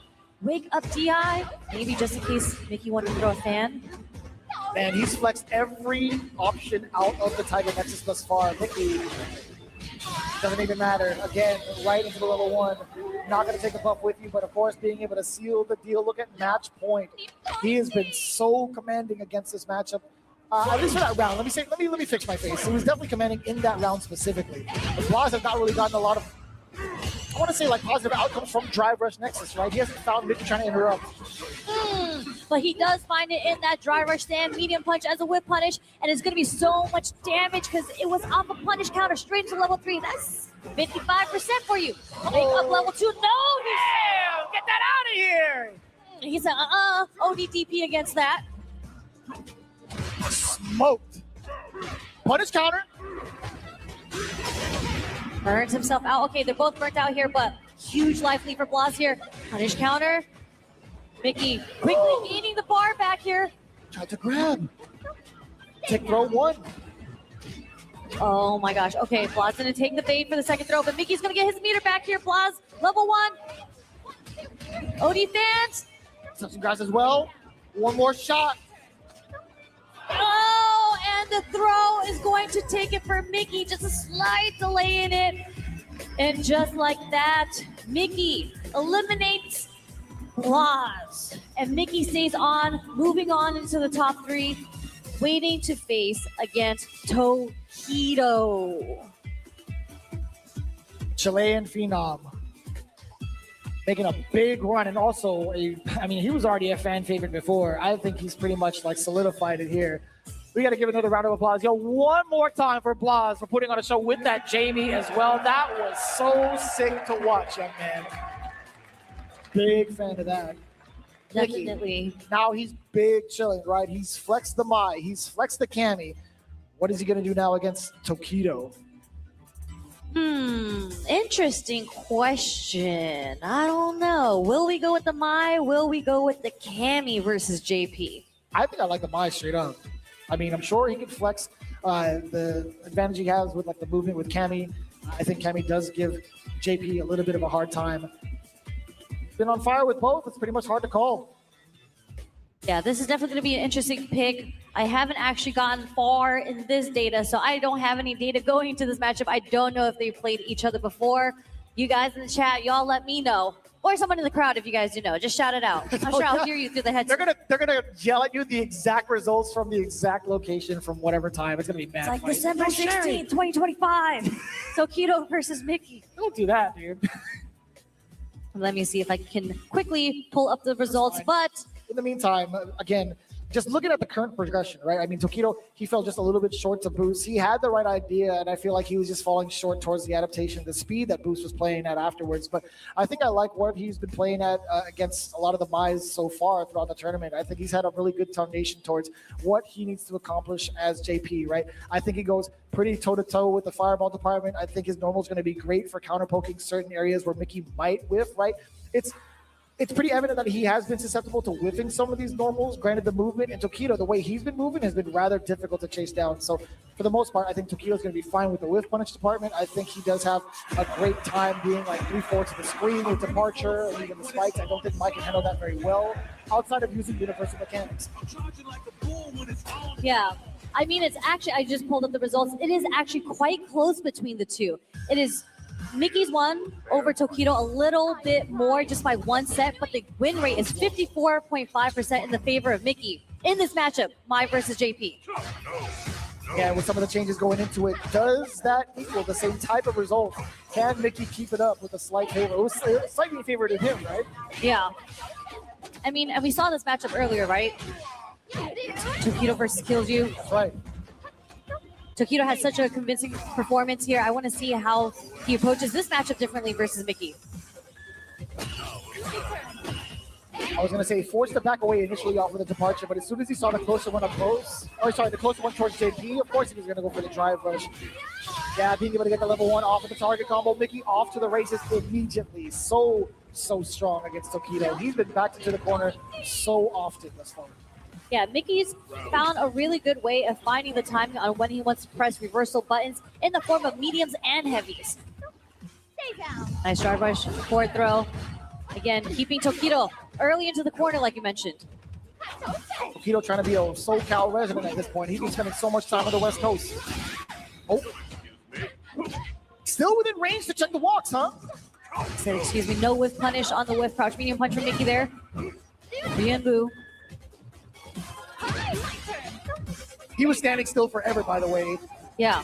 Of course, Mickey was going to go for the throw. No, sir. Off of the neutral jump. I could most definitely get a land out. this DI into level 1. A little bit of a frame kill, crouching heavy, keeping him at bay, and the side switch successfully for Tokido. And now Lavushka in the corner. Almost successfully defending against it, but gets clipped by the low here. Setting up with the OD portal. There it is. There's a spike, and there it is. We're just going to dump all the meter. Doesn't even need to spend super. Excellent use of the meter left behind, too, from the drive gauge. Tokido definitely found his way towards lethal, being able to save that meter. But what happens? Again, that was off of him getting switched up from the corner, right? Just maintaining his control against Tokido. I think he'll find that success. Okay, we do have a lane tech this time. Tokido trying to go for the drive impact immediately, a little questionable. Yeah, wondering if he was hard reading a fan coming out from Mickey. We saw him do that earlier against Boost. Mickey was ready with the perfect parry there, but again, not too much damage. Aiming the parry, not scared of the Lavushka, or at least temporarily. Showing the throw option. We saw that parry flash from Mickey. Hella damage incoming. Not going to be from a super, but he gets to set up a departure. Double one at that. Force the block. On the way out, paying the tax. Teleporting on the other side. It was a cross-up. Tokido striking first blood, despite being bullied so long in the corner in that first round. Yeah, I mean, Tokido's been doing such a great job in setting up all these portals. It forces you to either parry or block and put yourself in a burnout situation. And you saw Tokido start introducing throws against these parries. Oh, speaking of throws. Go for the spike. Pump the brakes using the fans on the drive rush here. Tokido in the orange. There's the OD fans. Mickey's trying to lock him down to keep him in that orange with the drive gauge. Throwing in the heavies. Oh, we got That's a punish. Brooklyn Tokido. He's on the East Coast now. Mickey, Kage no Mai. We get the enhancements. We get the amnesia. It is a punish counter, by the way. Awkward spacing. Tokido couldn't even get the juggle. Really nice stuff. The only punish he can really get off the throw now is that crouch jab. So nice conversion from Tokido there. That was a change recently. From That's true. That's exactly right. That's very true. Mickey going to take full advantage too of his third position with the DI. Tokido, he had part of that DI ripping. Get thrown. Do not get thrown. You can't afford it. You know what, Tokido, he tried to press a button in between the string. That was just like, he's still going to be within range for a couple of lights and then throw in that fireball. I can't even imagine what was going on through Tokido's mind on defense. Yeah, I mean, it's kind of a natural thing to do to press a button after blocking 2 lights, and it's a guess. So Mickey committed to the third light, was able to get that counter hit and close it off with the OD fans. And what an interruption with that stand heavy punch, just catching the startup. I think it was of a ghost. I think so. OD ghost, perhaps. Empty jump, crouch jab, does catch the button away from Mickey. Forward throw, set up at the part. No Stearns setting up a drive rush into the overhead, which was blocked.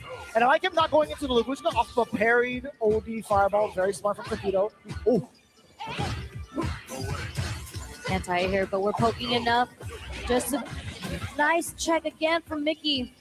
Tokido was finding a way to try to burn out Mickey. But again, Tokido back against the corner. On the East Coast this time, he kept pressing that cane until it finally found the hit into the level 3 here. Jesus, man. What a button. My man just be swinging away in the legs, yo.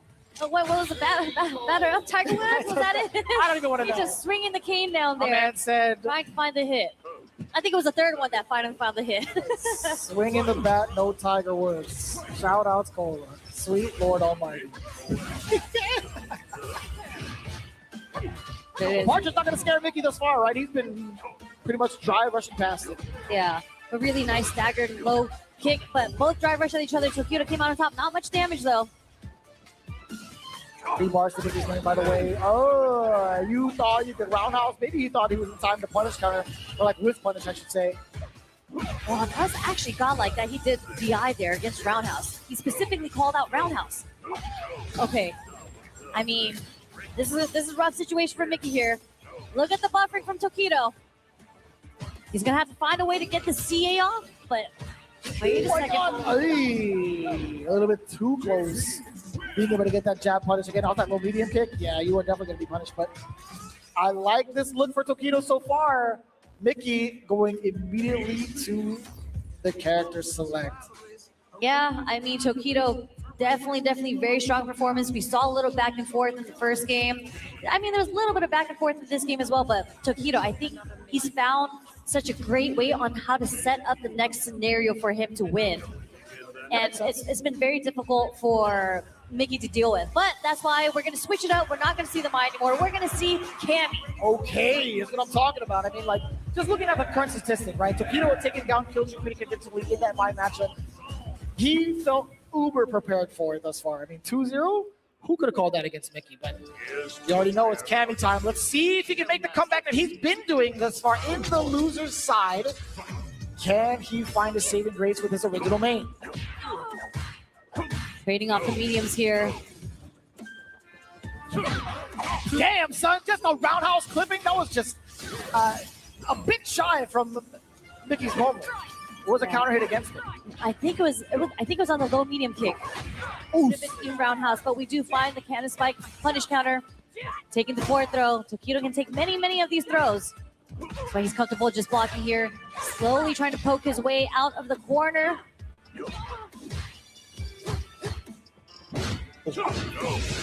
Very fine, creating some space for himself. The overhead, questionable. Slightly. It's a little too far from the conversion from Mickey here, but Mickey keeping Tokido in the corner. Finally finds a hit with the dive kick. Punish counter. Taking the forward throw again. Will we see an OD amnesia? No! Oh my lordy! That was a jump scare and a half! Man, Mickey is so good at sneaking in these hooligans. Sister, excuse me. Drive rush forward into the OD hooligan? Come on now. Caught Tokido Tekken. Doesn't even get the follow up there, but finds a sweet punish counter. There's the OD amnesia here. Counter hit, getting the 2 bombs. Oh, what do you do with Mickey? I mean, that scaling on the OD amnesia, you can see it. That barely did any damage, but doesn't matter. We're going to find the hit here. Tokido. Perfect parry safe jump. Yeah, caught him trying to hold up. Was able to find the land on the heavy punch, but Mickey's still in the corner here. Yeah, totally fine with Tokido off of that, especially after the safe jump. We're going to go into Lavushka territory. We could force the burnout here. The drive reversal, exactly that. Tokido, hook, line, and sinker. I mean, that's fine. He's got so much drive gauge behind him. He's going to chip him away to death. Give me a 4th ghost. Destruction. Yeah, that was it's kind of nasty, no? It was nasty. It was kind of nice. Are you going to throw like the tissue at her? Did you see that? He's like wiping off the cane. Rude. What does he say? Are you just going to lay there? Is that what he says? Can't take a little break between rounds. Oh, the spin knuckle actually finds the mark this time. Yes, through the ghost, through the spikes. Cannon strike, trying to get something out. Again, so hard to anti-air Cammy, especially if you don't have a DP. Oh, what a delay! Catching the timing against Tokido. He's going to be put on the board. Yes, sir. Zipping through on the board with the game. Game 3 in favor of Mickey with level 3. Bang! Easy.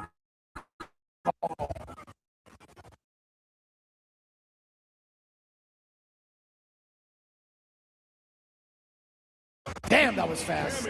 Yeah, really nice stuff from Mickey here, but he's going to have to take it 2 more games if he wants to progress into the grand finals, and Tokido really only needs 1 more to face Boost again in grand finals. I swear to God, if it comes down to the wire and Tokido whips out the Ken, I'm throwing this chair at him. Actually, I think Jabali's lost enough equipment this weekend. I don't want to curse it for him. Oh, my lordy. Yeah, Mickey tried to drive rush out of pressure. A little too late there, got caught. Punish counter throw on the parry. I mean, doesn't let him out for free, right? Does have to pay a little bit of that life tax on the way to the punish counter. You thought that back roundhouse was a catch? No, sir. On the startup of it. Forward throw. Not quite dead yet. Oh, finds a hit with the crouch medium punch. Very low on meter and health here. OD amnesia. Just take the throw. It's a guess. Yes, sir. Tokido looking at match point yet again. 2 bars to his name, right? As soon as he gets any sort of opener, while Mickey's at half life, you could expect a Lavushka. That's going to be the threat remaining. But if Mickey can withstand it. Okay, hold on. This is an excellent start for Tokido, and you're in the corner.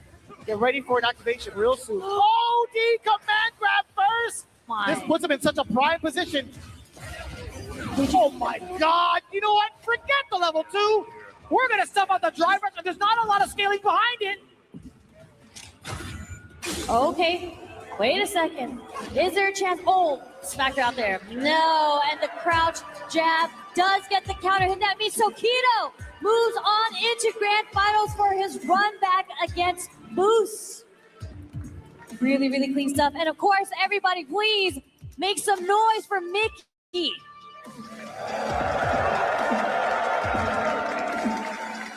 Absolutely wild to see. The run back is coming in, but again, Mickey showing a phenomenal string of play throughout the entirety of the weekend, placing third place. But what that means right now, Tokido being back in the grand final seat, he had already qualified for Capcom Cup. That means Boost is going to be the one to actually make it through. He earned his spot to Capcom Cup because of this fact now. But it's all about what happens in the grand finals for CEO, right? Of course. Somebody's got to walk away with the championship belt. I'm saying we're still all competitors at the end of the day. I'm sure Boost is having the grand time of his life right now because he is now officially qualified into the Capcom Cup. But they're still going to slug it out in grand finals because someone, as you mentioned, wants to take home that CEO 2026 belt. Here's the thing, right? When we talk about like the accolades of players, every time we set up the story, and even outside of it, when we talk amongst our friends, we talk about who's going to be taking who as we get ready for the next one. These stories are built upon who is the champion of what event. I feel like that remains for so long, even like decades after. We always think about it as like, yo, man, he was like the hottest commodity over at CEO during this game. Yo, you remember that one time where he actually got like that grand finals in that epic reset or whatever? That happened literally not too long ago in a previous game. This is what we thrive for. This is what we want to experience, to continue telling these stories of these players, because it's such an impacting force, impacting experience towards the legacy of these players and the community, man. Yeah, I mean, like being able to say, even looking yourself up in Liquipita, I am the first place champion of this major tournament. And of course, congratulations to Boost again for earning his spot in the Capcom Cup. I'm sure people in the World Warriors happy about that. Yeah. A lot of other players are happy about that because I think Boost was actually pretty high on the leaderboards as well. So the top 8 players from the leaderboards as well do make it into Capcom Cup. So since Boost has automatically qualified, that also does make the other players on the leaderboard happy as well. It's going to be 2 tenths to call, honestly. We saw the previous results between Boost and Tokido. Fell just a little bit short. I want to see what's going to happen now. I mean, like it truly was just a little bit short, right? Yeah. Boost had made the adjustments against Tokido's JP, staring him down multiple times, finding his own rhythm, and getting the W. What happens now with Tokido in the hot seat, by the way, coming in from a fresh W against Mickey? This is going to be a tough one to call. That's why I kind of want to leave it up to the crowd. Crowd, let me know what you think. If you like Tokido, let me hear you make some noise. And if you like Boost, Lee, let me hear some noise. Pretty split down the middle, if you ask me. I couldn't call it. Y'all couldn't call it. Only thing to do now is watch greatness unfold. The grand final is about to happen, ladies and gentlemen. Boost Lee versus Tokido. Engage. Yeah, I don't know how Tokido is going to switch it up. I don't even know if he had enough time to really think about how he wants to approach this matchup because he had to fight his way through losers to make it back to Boost again. And you have to switch up how you play against each player in every single set. So I don't know if he's really had enough time to think about what adjustments he needs to make to play against Boost. But if he wants to take the title of being the CEO 2026 Street Fighter 6 champion, he has to reset. He has to beat Boost 6 times in order to take that title. Can he do it? Reset, huh? I mean, it's Tokido, so of course he can do it. But let's see if Boost is even going to give him a chance to do it. And quite frankly, it's been a hot minute since we've seen like Tokido in a hot seat, or at least in the grand final scenario within the CPT. It's been a long time coming, genuinely. But it's also something I've been looking forward to specifically for Boost, right? Considering his upbringing, considering his beginnings. That's what I'm talking about. Look at that crowd. Are y'all ready for grand finals? Best believe this is one for the books. CEO 2026 champion incoming. Boost Lee versus Tokido, game number 1. Okay, starting it off slow again, right in that range between the medium kicks, medium buttons. And that range is terrifying, right? He could tap dance on his way through. He won't be within range to get a counter hit into a conversion, but the standing medium kick, a little bit of a stop sign, extra range on that, cancelable low medium kick into the departure spike. Tokido is in excellent shape. Damn, the walk. What was that normal? That was a little neutral jump. Fierce for the head there. Something that Tokido's actually been doing quite a bit. I've seen it in a couple of matches where if you block the spike, he either throws you, but he's been doing a lot of neutral jump shimmies as well because people do tend to like throwing after blocking a spike. Yeah, I was more so concerned about Bruce Lee throwing in the crouching jab, right? I think he just missed his timing for the uppercut against Tokido. He's bringing the favor back, though. We do have Tokido in the corner. We've seen what happens when he's been cornered like this before in their interaction of winners finals. Oh, God, that could have been a big whiff punish against the low medium kick. He's swinging still. We do get the cane to push Bruce Lee back. Departure, halt the momentum. Also tempting with the spike. A trade Tokido is willing to take, by the way. There's a heavy punch plus. Catching the start up of the round wave here. Again, setting up the portal. OD goes pushing him back into it. It was a cross up for the teleport, and Lavushka comes out. How will you defend? There's a drive reversal burning himself out boost, but he could find the hit.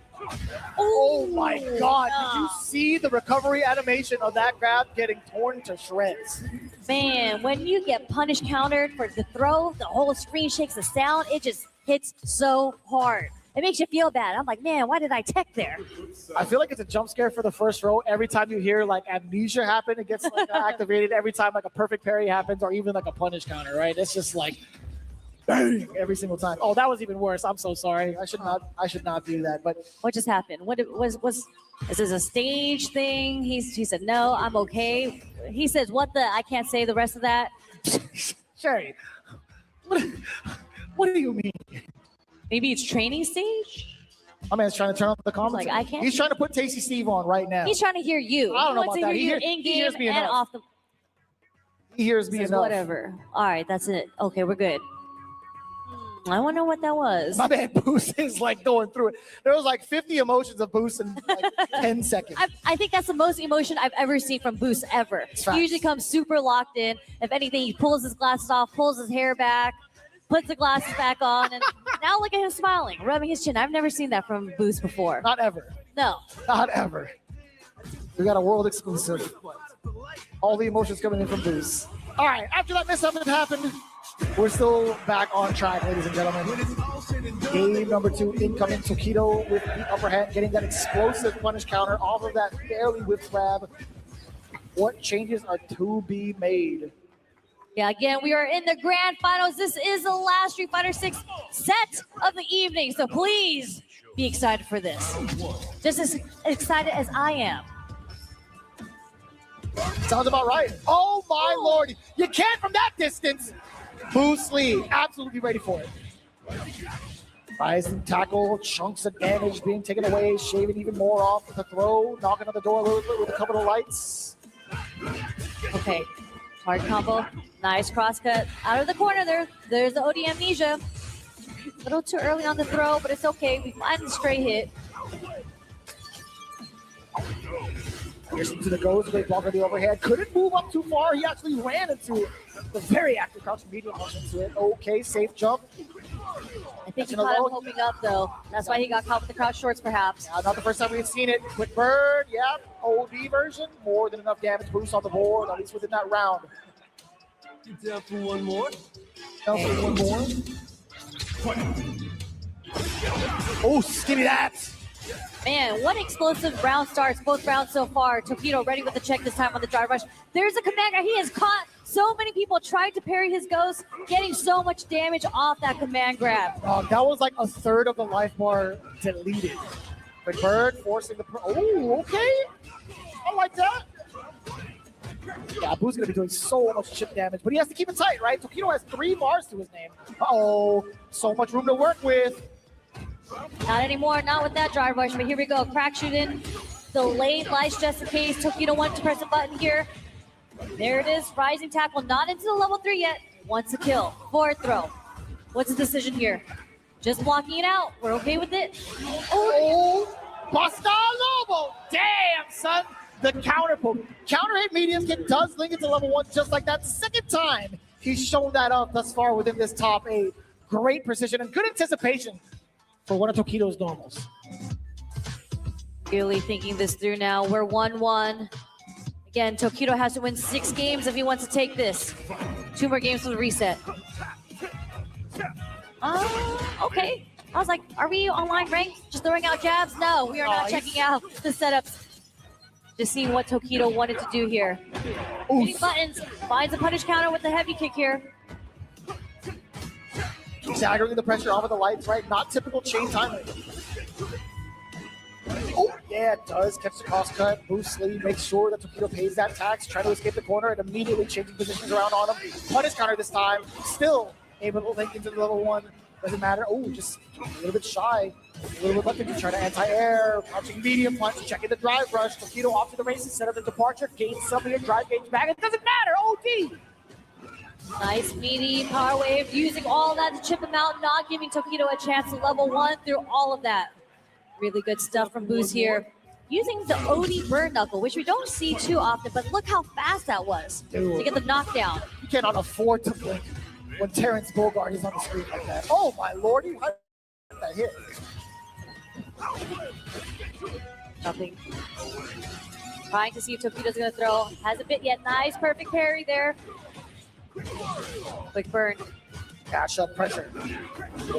Does find the low opener. Damn, dude, he's so good with those confirms, by the way. Punish counter.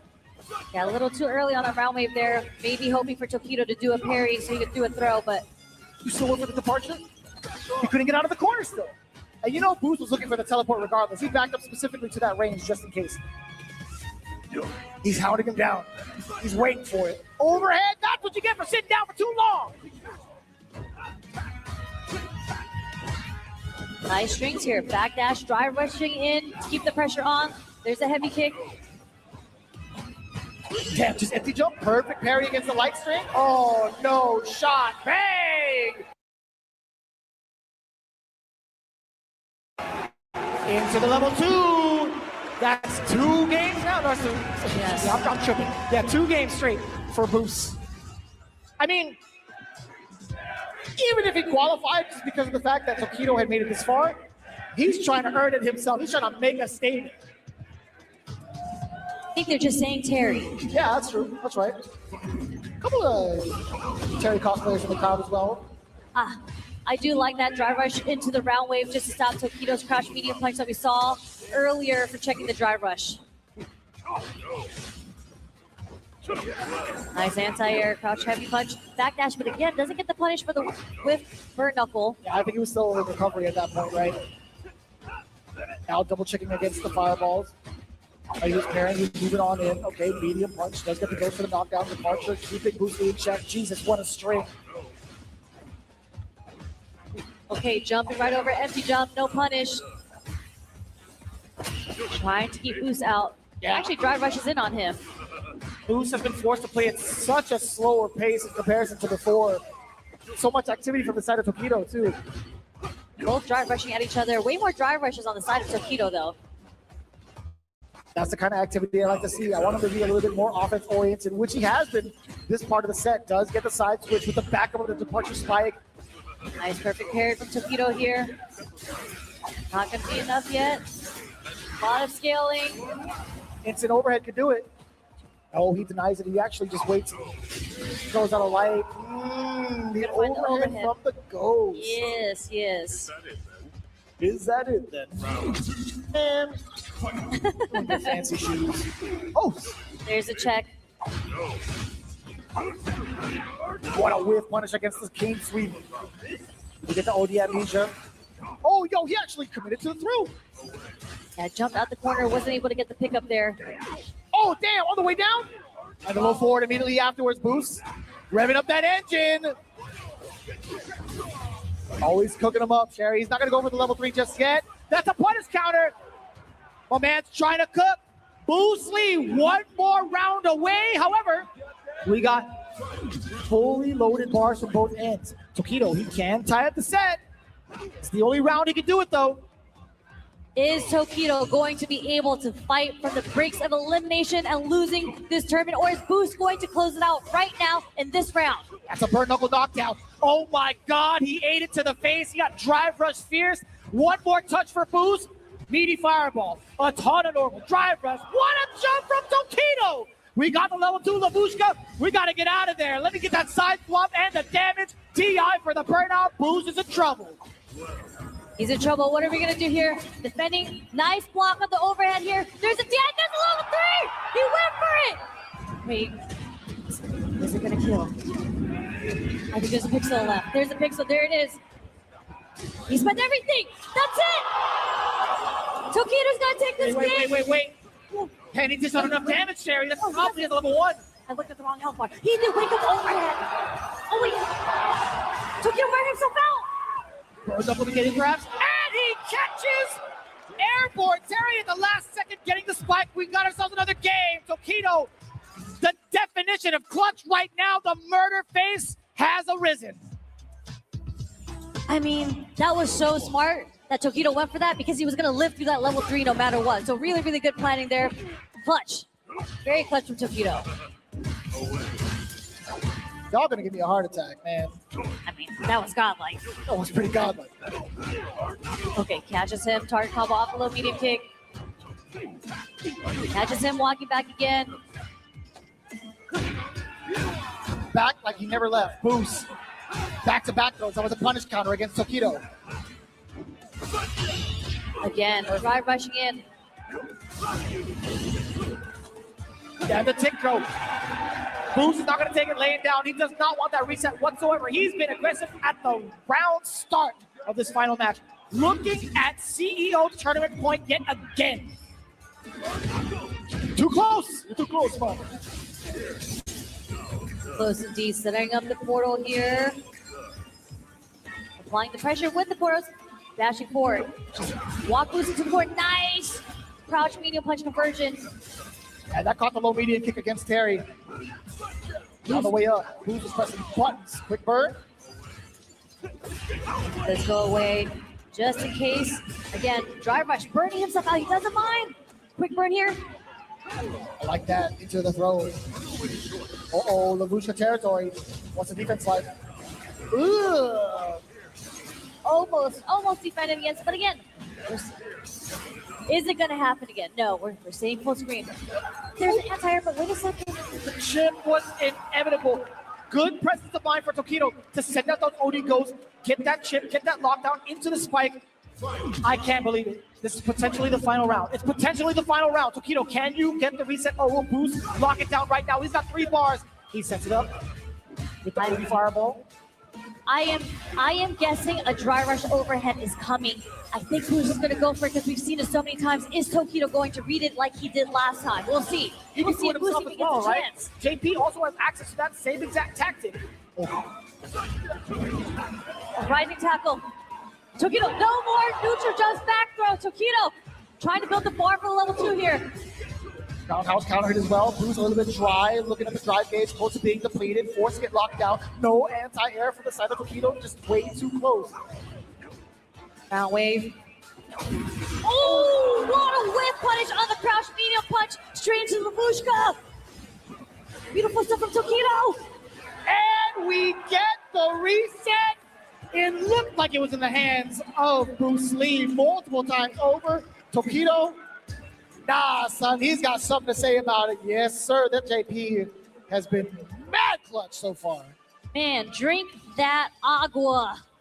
Look, they're going to have some time to think about it. Boost is kind of looking around, pulling that hair back. I think he's asking for something, but I really do like that back throw, that neutral jump air throw that Tokido did, because something that Boost has been doing on Tokido's wake up that actually worked a couple times is Tokido loves doing this thing when he makes a hard read, and that's wake up heavy kick. And it's hit a couple times, not on Boost though, because Boost has actually did neutral jump on it every single time, and he's punished it. Okay. At least once already. So I think Tokido has finally recognized that, and again, saved the defense for it in the very last round to do the neutral jump back air throw into the corner. This guy Tokido is a monster, right? He's showing off little bits of tech at the very pivotal moments where he needs it. But now that we have the reset going, does he have enough in the tank to keep on pushing on with the types of approaches that Boost has been doing, right? We've seen the very aggressive approach get locked down. We've seen the control in the corner be solved. That problem was no longer an issue for Tokido. What else is left in here for both of these players? We're going to find out. Yep, we're about to find out right now. Will we see some drive rushes start? No, straight to the ground wave. Okay. There's a drive rush. Closing the gap. Nice movement here. Not going to be punishable. The right space, just not going to be plus. Totally fine with that. Bruce Lee still encroaching on that space. Tokido running out of the state back there. That's why he's pushing back. You see that came as a warning shot. But speaking of warning shots, comes Boosie.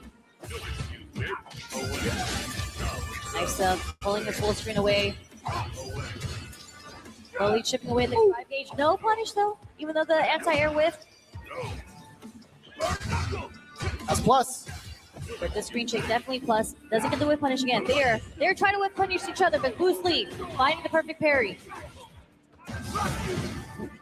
I like that. The meaty fireball to dissuade from using the level 1. Okay, yeah, still within the lines to get that anti-air rising tackle. Perfect parry. Get the drive rush low. Push him back. Set up the departure. Gains him a stage. Drive rush forward. Tap dancing on him. Chipping away at Bruce Lee. Perfect time for Tokido to get aggressive and spend some bar of his own.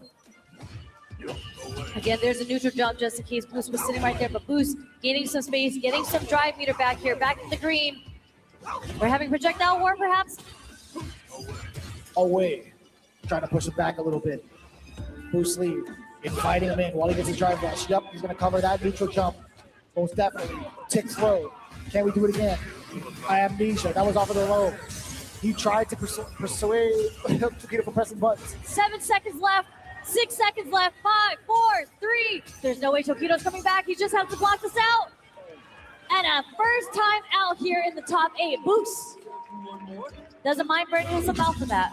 I have never seen like the time over animation from JP. He just like giving him a round of applause. Okay, great block on the overhead. Something that Boost hasn't really gone to yet either. And even when he did, it was with, dear Lord Almighty, we're going right into the level 3. That is mad damage. I think it's what, beyond 50? Yeah, huge amount of damage here. Again, just about 50. Sorry. Yeah, about 50%. It gives Tokido some time to build some super meter back for the next round if he's able to progress the next round. Drive rushes straight into the burn knuckle here. Boost wanting to close out this game. You don't want to give Tokido another chance to get a level 2 here. But he's getting that meter back. Oh, cease and desist. Nah, that should be more than enough. Tokido is going to be chipping away slowly but surely. I think it's fine. Tokido has got so much life behind him. Even if Bruce Lee, even if Bruce Lee having that critical art, having these strings, he still has to be wary of that level 1. Even if he blocked it. There was no escaping that trajectory, no escaping that projectile, excuse me. Okay, here he goes. Again, bird knuckle catching. Oh, the amnesia. Uh-oh. Excellent start. He's got 3 bars, Sherry, as well. Very scary here. Tokido stuck in the corner. He's poking away with the medium kicks. Nice backdash again. Drive rushing in, finding the crouch jab here. Right tackle straight into level 3. Had to do it. Kill. Yeah, but huge, huge life lead here. Just don't put yourself in burnout, right? You're above that 50% threshold. And it's just, what was that, a dash up into the overhead? No drive rush behind it, that was raw? Absolutely not. Raw overhead to the dome. First game going to Boost after the reset. It's like he took a swig of water and it was like right to the dome. Oh, refreshing, huh? I mean, we haven't seen it in a hot minute, so I get it. I mean, I still do predict a drive rush overhead coming in the near future with a level 3 behind it, but we'll see. That's probably going to be for the set winner. Anyways, there's the OD amnesia. Nice parry. Excellent defense so far, just taking a throw's worth of damage. It's fine if you're Bruce Lee, and not even too much damage off of the drive gauge either. All the way out. Oh, that was a counter hit. I like that he waited for him to get on the ground first. Yeah, definitely can't press buttons on the way down there. They set up the OD portals. Teleport just to get out of the corner, but doesn't matter. Who's finds the space. Puts Tokido in the corner here. We're not going to close the gap again. Not going to be Tokido's turn. He's still trying to force Bruce Lee out of the way. He does so off the initial hit. Back into the corner we go. Bruce Lee actually gets perfect parried against the second round of fierceness coming in. And the side switch. Hella damage incoming. Forward throw. Not going to be too. I mean, no, it's actually going to be pretty bad. It's going to be feeling pretty bad. Oh, miss the conversion there. Okay. Bruce Lee being able to find the hit and then drive rushing out of the corner here. There's the OD amnesia. Burning himself out. Chip. Potentially. Tokido can't do it. And he backed away. He was waiting. He sniffed that burnt knuckle a mile away. My man backdash, waited for it, didn't even have to overextend. He had the life lead, he had meter, he had drive gauge. Really well played. Good pacing there from Tokido. Nice interruption. Okay. A little too far. Okay. Oh, late throw there. What a defense. What defense to actually get that 10? Okay. I think he's trying to see if Tokido's willing to do the ODM, and the stand medium kick is going to stop the startup of the command grab there. I was hoping he would go into the level 1, right? Just to kind of drain more of that drive gauge. Oh, but he still gets the punish counter. Yes, sir. Nice recognition there. Tokido almost burnt out here. There it is. A lot of chip damage coming your way. What are you looking for? Oh, you ran into it. You ran into it, but no pickup after that. Oh my God, how are you ready for that? All for the forced knockdown? From the crack shoot. Okay, taking the throw here. That was a counter hit.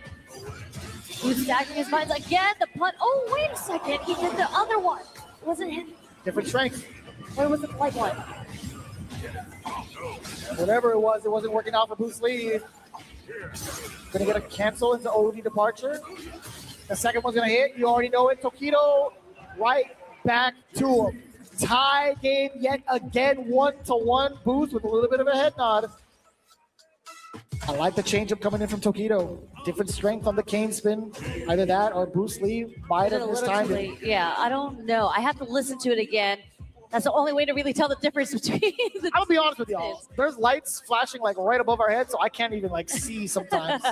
And I have to really kind of like take a look at the timing for some of these specials, man. It happens. As it stands right now, Tokido on the run of a lifetime here at CEO 2026, coming in from the losers bracket, actually being sent to the losers bracket by Boost initially, and then bringing it back to his doorstep, trying to bust the door down. He's like, I'm ready to fight, baby. The song, yeah, yeah. Charge you like a bull when it's on, it's on. I don't know why I know the words, man. I just listen. That's because you're in the game, Vicious. I guess so. Game number 3. The challenge being presented by Tokido so far, coming in for the losers bracket. Losers side, excuse me, of this grand finals exchange. Okay. Okay, first time we saw that drive rush into quick burn. I think that would have caught possibly like a low medium kick check. Yeah, if you press the button there, but for knuckle to close the gap. Yeah. Boost has been doing a really good job in closing the gap, but he hasn't necessarily been finding the hits. I don't think that's the objective, right? Like, he just wants to get close, have enough plus frames, drain a little bit of that drive gauge, and then get to work once he's up close, right? Because it's difficult. Like, you don't know what to do after a blocked Fierce, but Tokido right now seems to be in control. Okay, finding a way out. A Fierce just clipping Tokido on his wake up. And almost a full corner-to-corner carry with that combo there from the wall splat. Damn! That was a counter hit. Tokido actually tried to press a button. Wasn't in time. The one drive rush overhead that actually connected. Yeah, a lot of these drive rush overheads have been hitting. I mean, not hitting. They've been getting blocked, and that was one of the very few that actually did get hit. Oh, not even trying to contest. That should be a big signal. Yeah, that's why Bruce Lee went for another drive rush, went for the Fierce, and now Tokido's trying to turn green on his own. But now from green to purple, baby, we got level 2 Labushka. And the boogeyman, Baba Yaga. He's giving them all 4 of the ghosts. Plus frames. Oh, he knew that Boost wanted to jump out. Nice air to air there. Yeah, Boost almost burnt out. That's why we see a lot of fake ghosts coming out here from Tokido. Let's get to it. Nothing from Tokido, not biting, just blocking the whole time when he sees the drive rush. Yeah, he was trying to bait him out. What an exchange, too. I like that for Bruce Lee. Oh, punish counter. Damn, son. That's the second time he's run into that neutral jump roundhouse. Okay, how are we going to find the way to close this gap here? Oh, no. Triple dash into a throw. Yeah, just a little too far from the burn knuckle again. Tokido finding the second round, the third game. I mean, he's finding all the right looks, right? Bruce Lee being in burnout, being full screen, exactly where JP wants you. Damn, but still, immediately off the rip going for the burn knuckle. Tokido finding a way with the amnesia. Now, still so much green. Yo, Bruce Lee is still pushing the issue, still with the drive rushes. Yeah, he's doing a really great job in mixing up between the dry rush and burn knuckle. It's just allowing himself to get in. And so Tokido switching up how he wants to approach the defensive game plan. We're going to do Lavushka here. Held the parry for a little too long, gets back thrown, punish counter. Kind of difficult to call, right? You kind of have to commit to it. Got the Ghost, exchange roundhouse to medium. OD Ghost still trying to get that. Yeah, Tokido. Okay, well, that's totally fine, right? The objective was burn out regardless, so we can set himself up for another Lavushka. What's the defense like? It's kind of cutting it close. It's not enough yet, but we're just going to chip him out. Doesn't even spend the gap. Wait a second, catches him with the critical art. There was a gap in between, and that's going to be it. Look at the damage. Look at the damage. Terrence Bogard. Look at the crowd. They're all cheering for Boost here. They were all chanting Terry earlier. But that's that Drewski flag. I still don't know what that means. It's just Drewski. It is what it is. Why is he on the flag? Why not? Why should Good question. I need to look at that string again because where was the gap in that? I didn't even see. I saw the OD. I think Boost might have gotten like drive gauge back right at that moment because he was like blocking for so long. That's the only other thing I could think about because I didn't get to see exactly where he was at with his drive gauge recovery in that moment. But I saw that he was green by the time level 3 had rims. He had just gained it back. Okay. All I know was that CA came through clutch F because he really needed that. Don't look at me when you say that. And there we go. Why are you staring me down, man? We are back to the game point for Boost. I believe it is 2-1 now. So there are no more resets. It is time to do or die. Unless I'm totally kidding. No, she's got it right, ladies and gentlemen.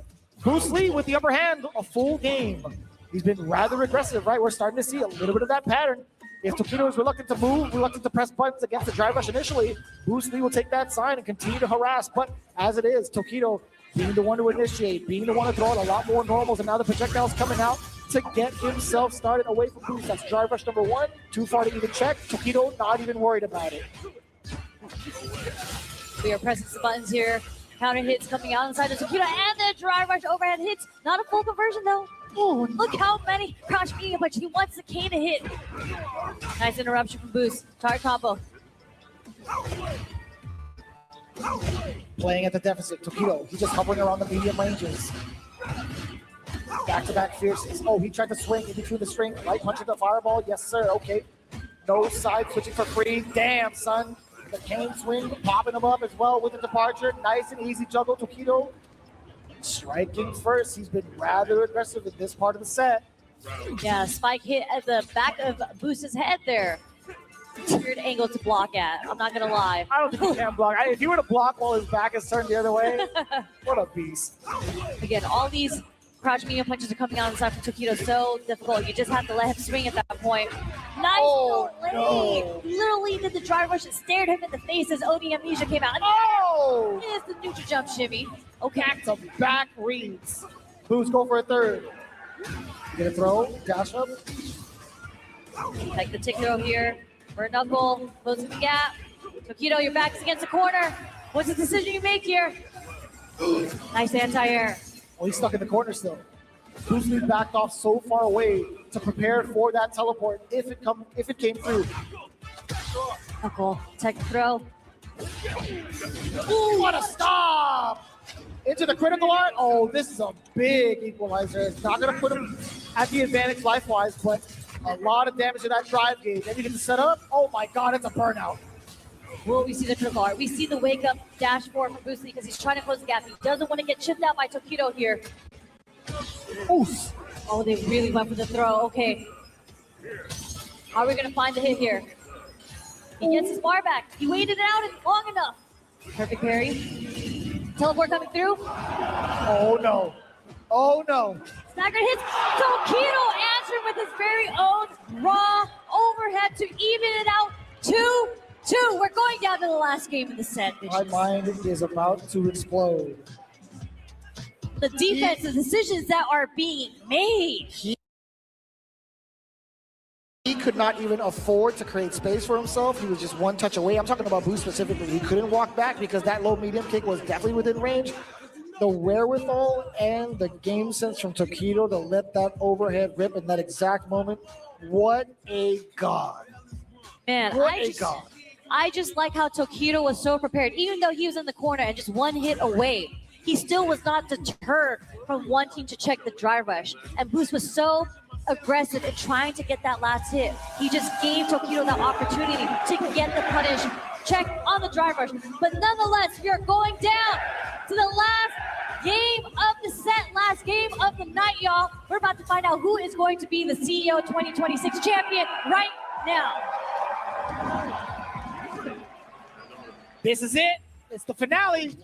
Boost, Lee, and Tokido in an epic showdown. The final set of CEO. Just out of that space, being able to get that punish counter. Boost off to the race again. Tokido being forced to play defense in the corner. Now we're stealing turns. Definitely stealing turns, but able to get out of the corner. Yeah, because of the amnesia explosion, right? Something Boost Lee wouldn't mind. I wouldn't even be surprised if that was intentional. Nice medium kick to stop the progression moving forward here. Oh, he was expecting probably a drive rush after that, okay? Probably something. Perfect parry. Again, Tokido back against the corner. He's been here before. What will he do this time? Oh. Drive rush back in again. Nice challenge from Tokido here, building some space. Oh, he just ran into the fireball. Yeah, I love the wherewithal from Boost Lee to throw out those fireballs regardless. Okay, he actually went for the reset, a different type of overhead. The second hit, a quick burn after those two lights. Ladies and gentlemen, Boost Lee, championship point. The crowd is chanting Terry. They obviously want Boost to win. They're going Terry, Terry, but Tokido might not give Boost that chance. Let's see if we can take it to the last game. I teleport through. Totally fine. Not a punish counter though. Oh Cody spikes, spikes and spikes. Tokido starting to drive rush in on his own. Nice perfect parry on the heavy punch. Taking Boost all the way to the corner here. No way, yo, Tokido is looking like he's gonna score a perfect against Boost Lee. There's so much meter built from both sides. He's gonna be spending the Levushka. He wants to seal it now. He wants to guarantee to. Boost Lee went for the level 3? No shot. Oh my God. Level 3? Of all time to do it. Round? Tokido is looking for the crowd chance. He's waving his arms in the air. He's like, yo, root for me, baby. Oh man, this is it, y'all. This is the last round. We're gonna have, who is gonna win this? Is it gonna be Tokido? Is it gonna be Boost? Oh, yo, give me that. That was a punish counter. Boot to the grill all the way down. Departure, you gotta hold that. Drive rush on in. Boost Lee. What's gonna be the reaction? Oh, Lord, out of range. Tokido still being able to play from this range. Okay, there's a parry there. Oh no, a little too far for the drive rush. Roundhouse to hit. Boost Lee on the brink of being burnt out. Oh, he held it. Punish counter. This is Tokido's game to win. Hold on. A lot of chip incoming. Wait a minute. Drops it. Wait. Tokido. One more sequence. He can just do a Levushka right here. The chip damage is coming. Level 3 to the chip. And just like that, Tokido is going to be your CEO 2026 Street Fighter 6 champion. Backs against the rope. He came back with such a convincing, dominating performance. He said he wanted to do it for his team. He said he wanted to show off for the new pickup umbrella, for all of his teammates. There it is, how proud he is to be on that team. Oh my gosh, Vicious. Him being able to do it with a new character in his repertoire, I still am in complete shock. No one has been able to do it like Tokido in such a long time. Guess what? He's back in prime shape. He's back in championship caliber form. But it's not without that challenge coming in. Okay, he's got it. It says Lashar. Okay. Oh, Lashar. He's shouting out his boy Lashar. I hope it's a shout out for good and not a challenge. There it is. That's so cute. But as I was saying before, again, he wouldn't have been pushed to his limits if it wasn't for Boost as well being in that hot seat. One more round of applause for Boost Lee. For sure. For Tokido, for Boost, for putting on such an amazing Grand finals. What level of Street Fighter that was. The reads, the adaptation, really the definition of what Street Fighter is. And I'm just impressed overall with his current evolution, current transition from going to Ken, going to JP, going through the motions of trying to reinvent the way he wants to play. And then also, I think it takes a lot of heart to be like, yo, even from like a younger generation, be like, yo, I actually need a lot of guidance. I need a lot of help to try to figure this character out. I think that speaks volumes, right? It's kind of inspirational. It's like no matter how long you've been in this space, no matter how much of a champion you've been in other games, you're still like humble enough to be like, yo, I need to figure this out. Can you guys help me? Yeah, 100%. Not only that, the fact that he's still learning and getting coached from someone like Kakeru, but he's also a teacher himself. Like the fact that so much that he's done for the Japanese FGC in raising the next generation of Street Fighter players has been amazing, right? And I'm so excited. I'm so happy for Tokido. Again, he mentioned earlier that he actually has like some sort of pose, some sort of team picture that he wants to take with all of Varel because they're here. We have Wabi-Ichi, we have Mizuha. I did see them over in the front row earlier, but there's just like so many in that camp that have been doing like amazing things in and out of Street Fighter League, Japan, all over the world, really representing themselves in the realm of the Capcom Pro Tour.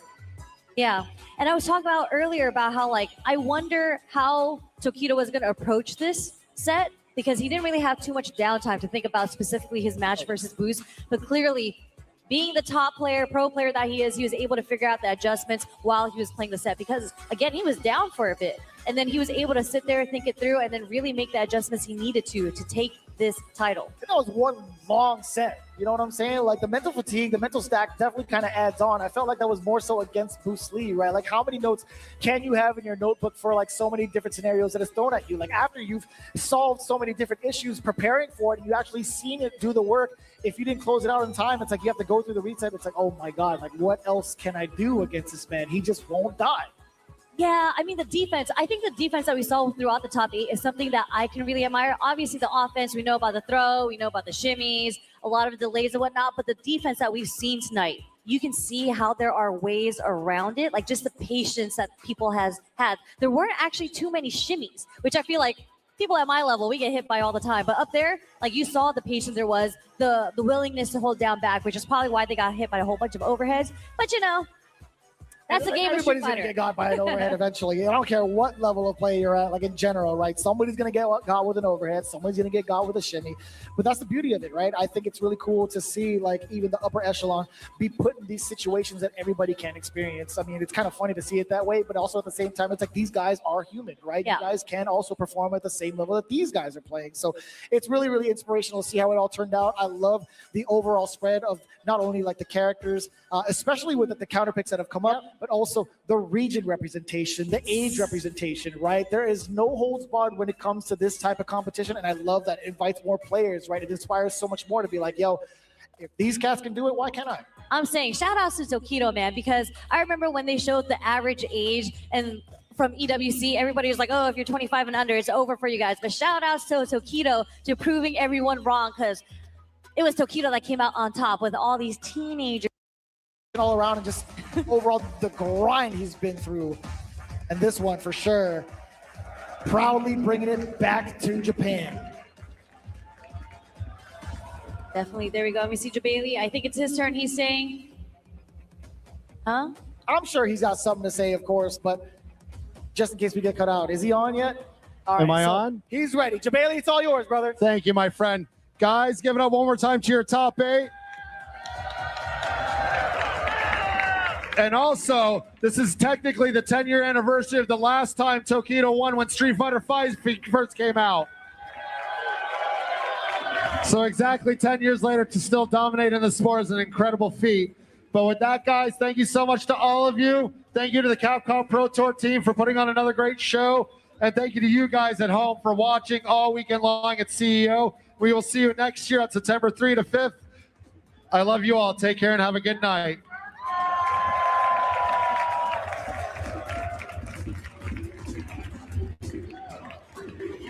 Couldn't say it any better than that. I mean, you hear the chant.